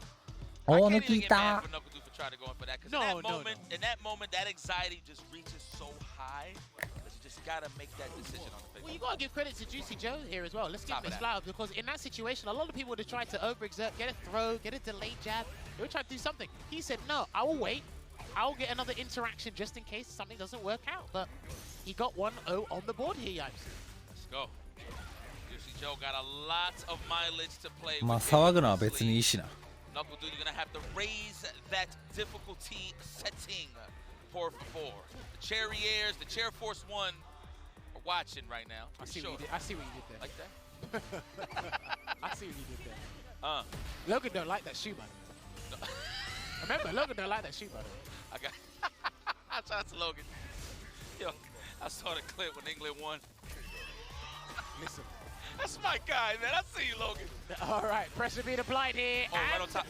Amnesia, you sneaky bugger. I like that answer. And it's not going to be a stun just yet, but he's going to take the round here regardless. He's done. Yeah, he's done. No meter. Yo, Juicy Joe riding high, but let's not celebrate prematurely here because I know KnuckleDu's got something to offer to keep him in this dogfight. You know, with every departure, he gets slapped with every check. 今の確か見てからアムネジアできるんじゃないかな。暗転返し的な。You say that, but he's not doing too bad here. It's just Juicy Joe is more tailored towards the matchup because you practice your bad matchup. You have to study them. Oh, he's going to side swap. He will side swap from this Labushka here. Okay. A little bit greedy, but gets the positional advantage. Throw again. Can he loop it? Needs that. Every throw is a victory on the drive gauge. You get healthier. Woo, spacing, space trash. Oh, he had the right idea, but slow button. Could have been a cross strong, would have been a better option. He's going to get another level 2 Gauge ready here. And there you go, he can call it. He can definitely call it, but he's got to be careful at the position where he does it. Oh, jumping successful. Try to tech there. KnuckleDu didn't commit with the conversion. Jab, back, jab. Yeah, lockdown. Lockdown, yeah. Oh! I thought he was setting up the air-to-air for the jump, but he's going to get chipped anyway. Run! Okay. Oh, no. Oh. Wait, Amnesia. Oh. He can still do level 3 here. KnuckleDu needs to find a way. Wow. He got caught again. Trying to get a throw tech or in a clutch situation. He couldn't make it out on top there to turn things around. But Juicy Joe with the double victory. あんまりあれだな、結果だけ見るとだけど、あんまケミいいとこなかったな。 So that actually puts him in such a conducive spot in Group G here.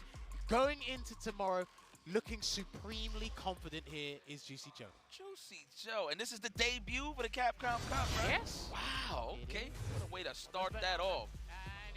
Man, oh man. Well, let's back to the highlights, of course. It's all about getting into that range. Yo, I'm gonna give credit where credit is due. Juicy Joe's ridiculous, dude. If you're not familiar with his game on the SFL side of things, well, now you know this guy is a problem. One of EU shining stars, as you say. Yeah.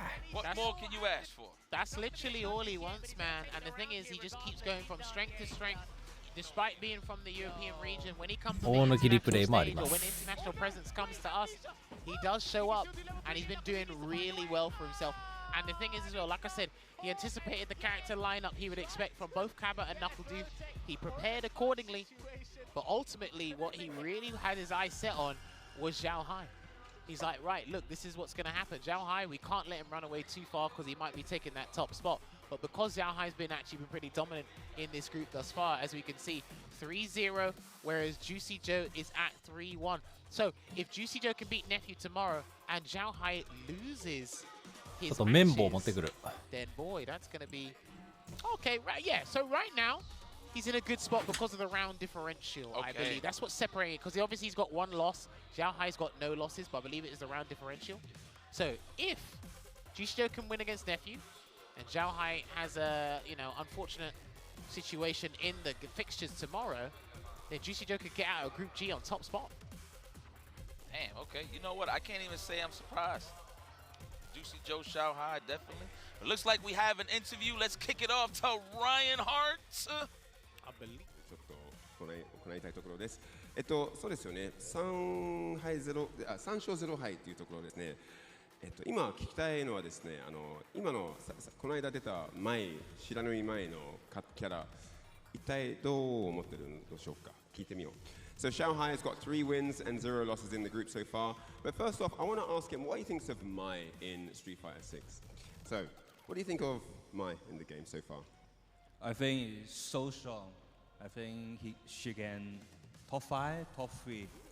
Good neutral game, good ES fireball. It's the different style in Street Fighter 6. I think so strong. So I choose her. ですね、知らぬい前は、ともかくトップ5かトップ3ぐらいまで入る強さは一応あって、それですごい防御も硬くて、飛び道具、そうまあ一応課長戦出して追いかけるっていう戦術がすごい強いっていう形ですね。Xiaohai, you are amazing at King of Fighters and you're amazing at Street Fighter. I want to ask, for the people at home that don't know about playing multiple games, how do you balance playing 2 games at a top level? How would you go about doing that? How would you advise people do that? Before maybe 70% for King of Fighter and Street Fighter maybe just 30. But now 95% for Street Fighter 6. Yes, maybe I think Street Fighter 6 now is the best fighting game in the world. It's so interesting. Everything it have. So I want to be strong for this game.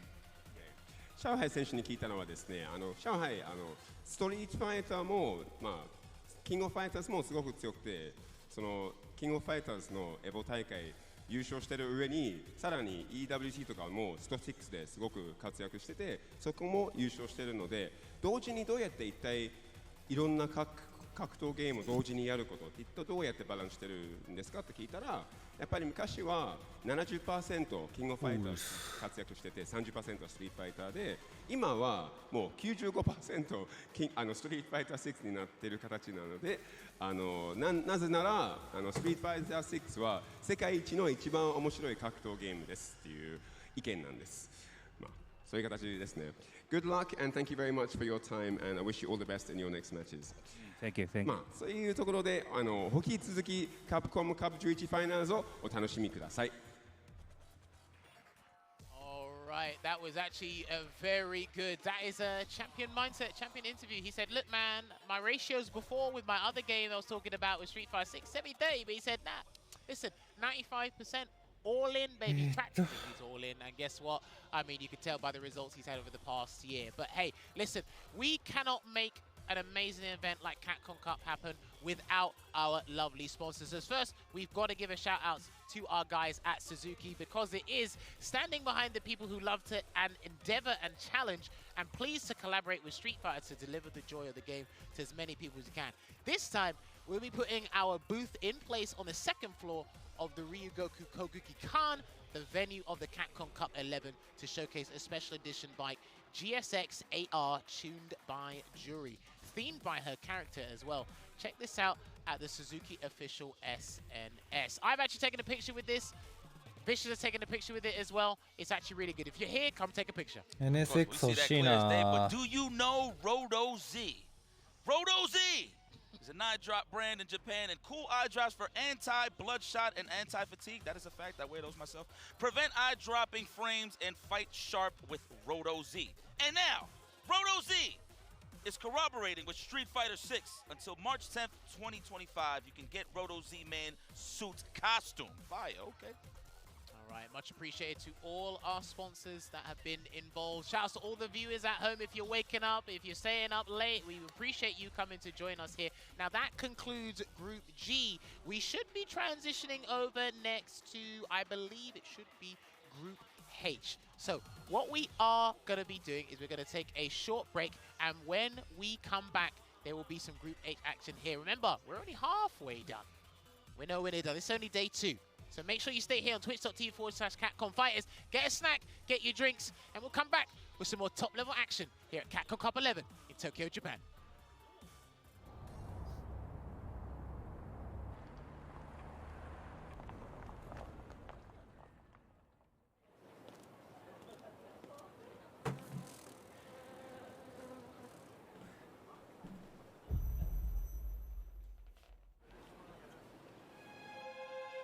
Mm-hmm.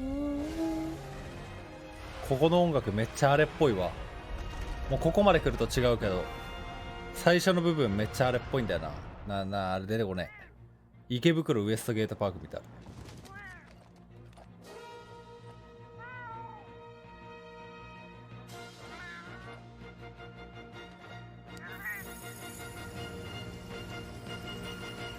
Where dreams become reality.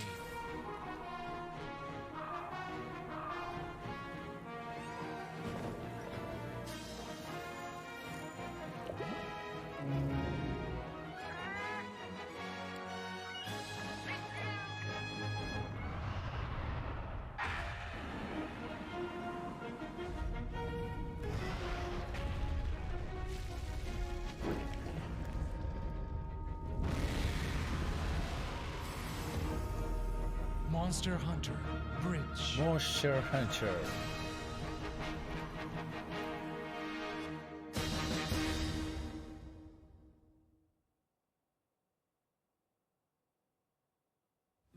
Show me what you have. What?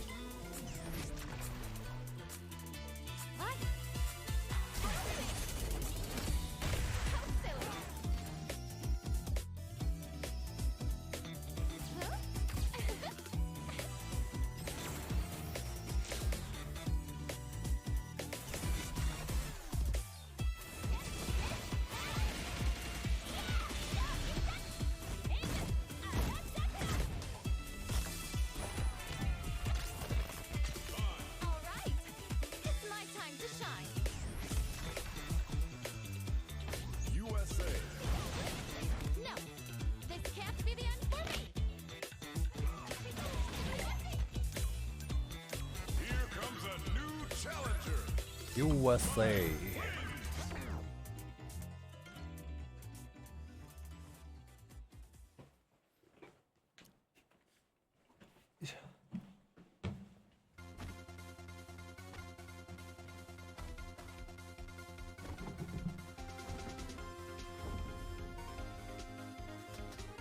お、てか次シュートさんところか。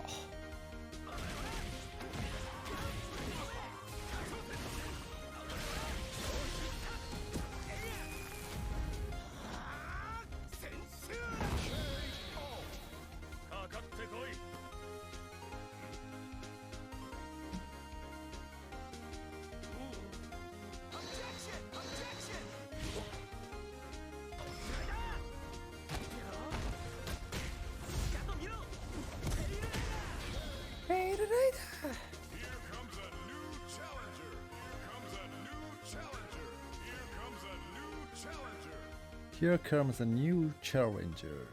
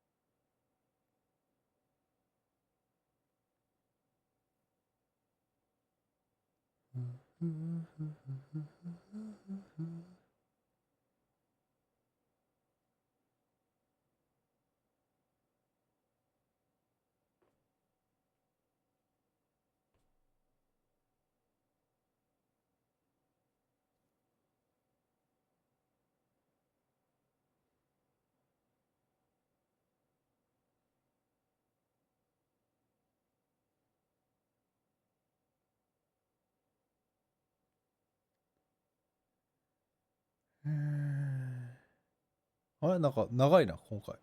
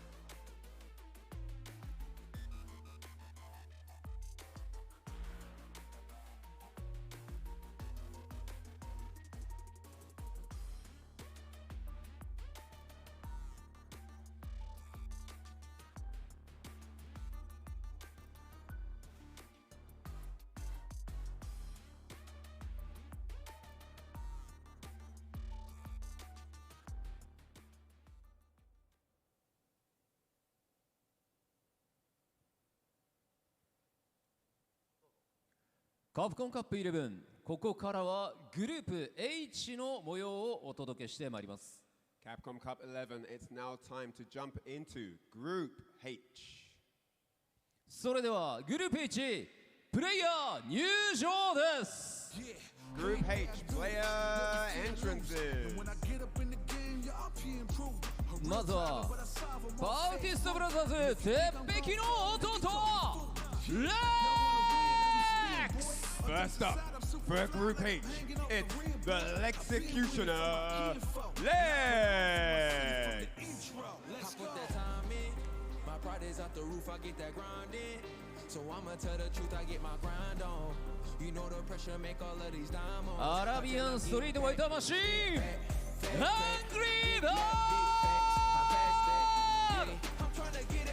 The robot from UAE Abu Dhabi, the Evo Street Fighter 6 champion, it's Angry Bird!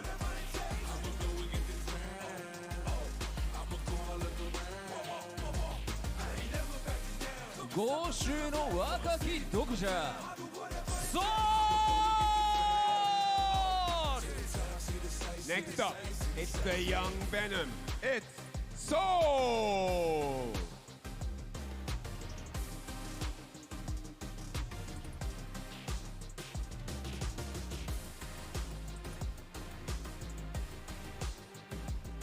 ブラジリアン土技術ラススタイルジェニーニョラス。 Next man gracing the red carpet, all the way from Brazil, it's the Brazilian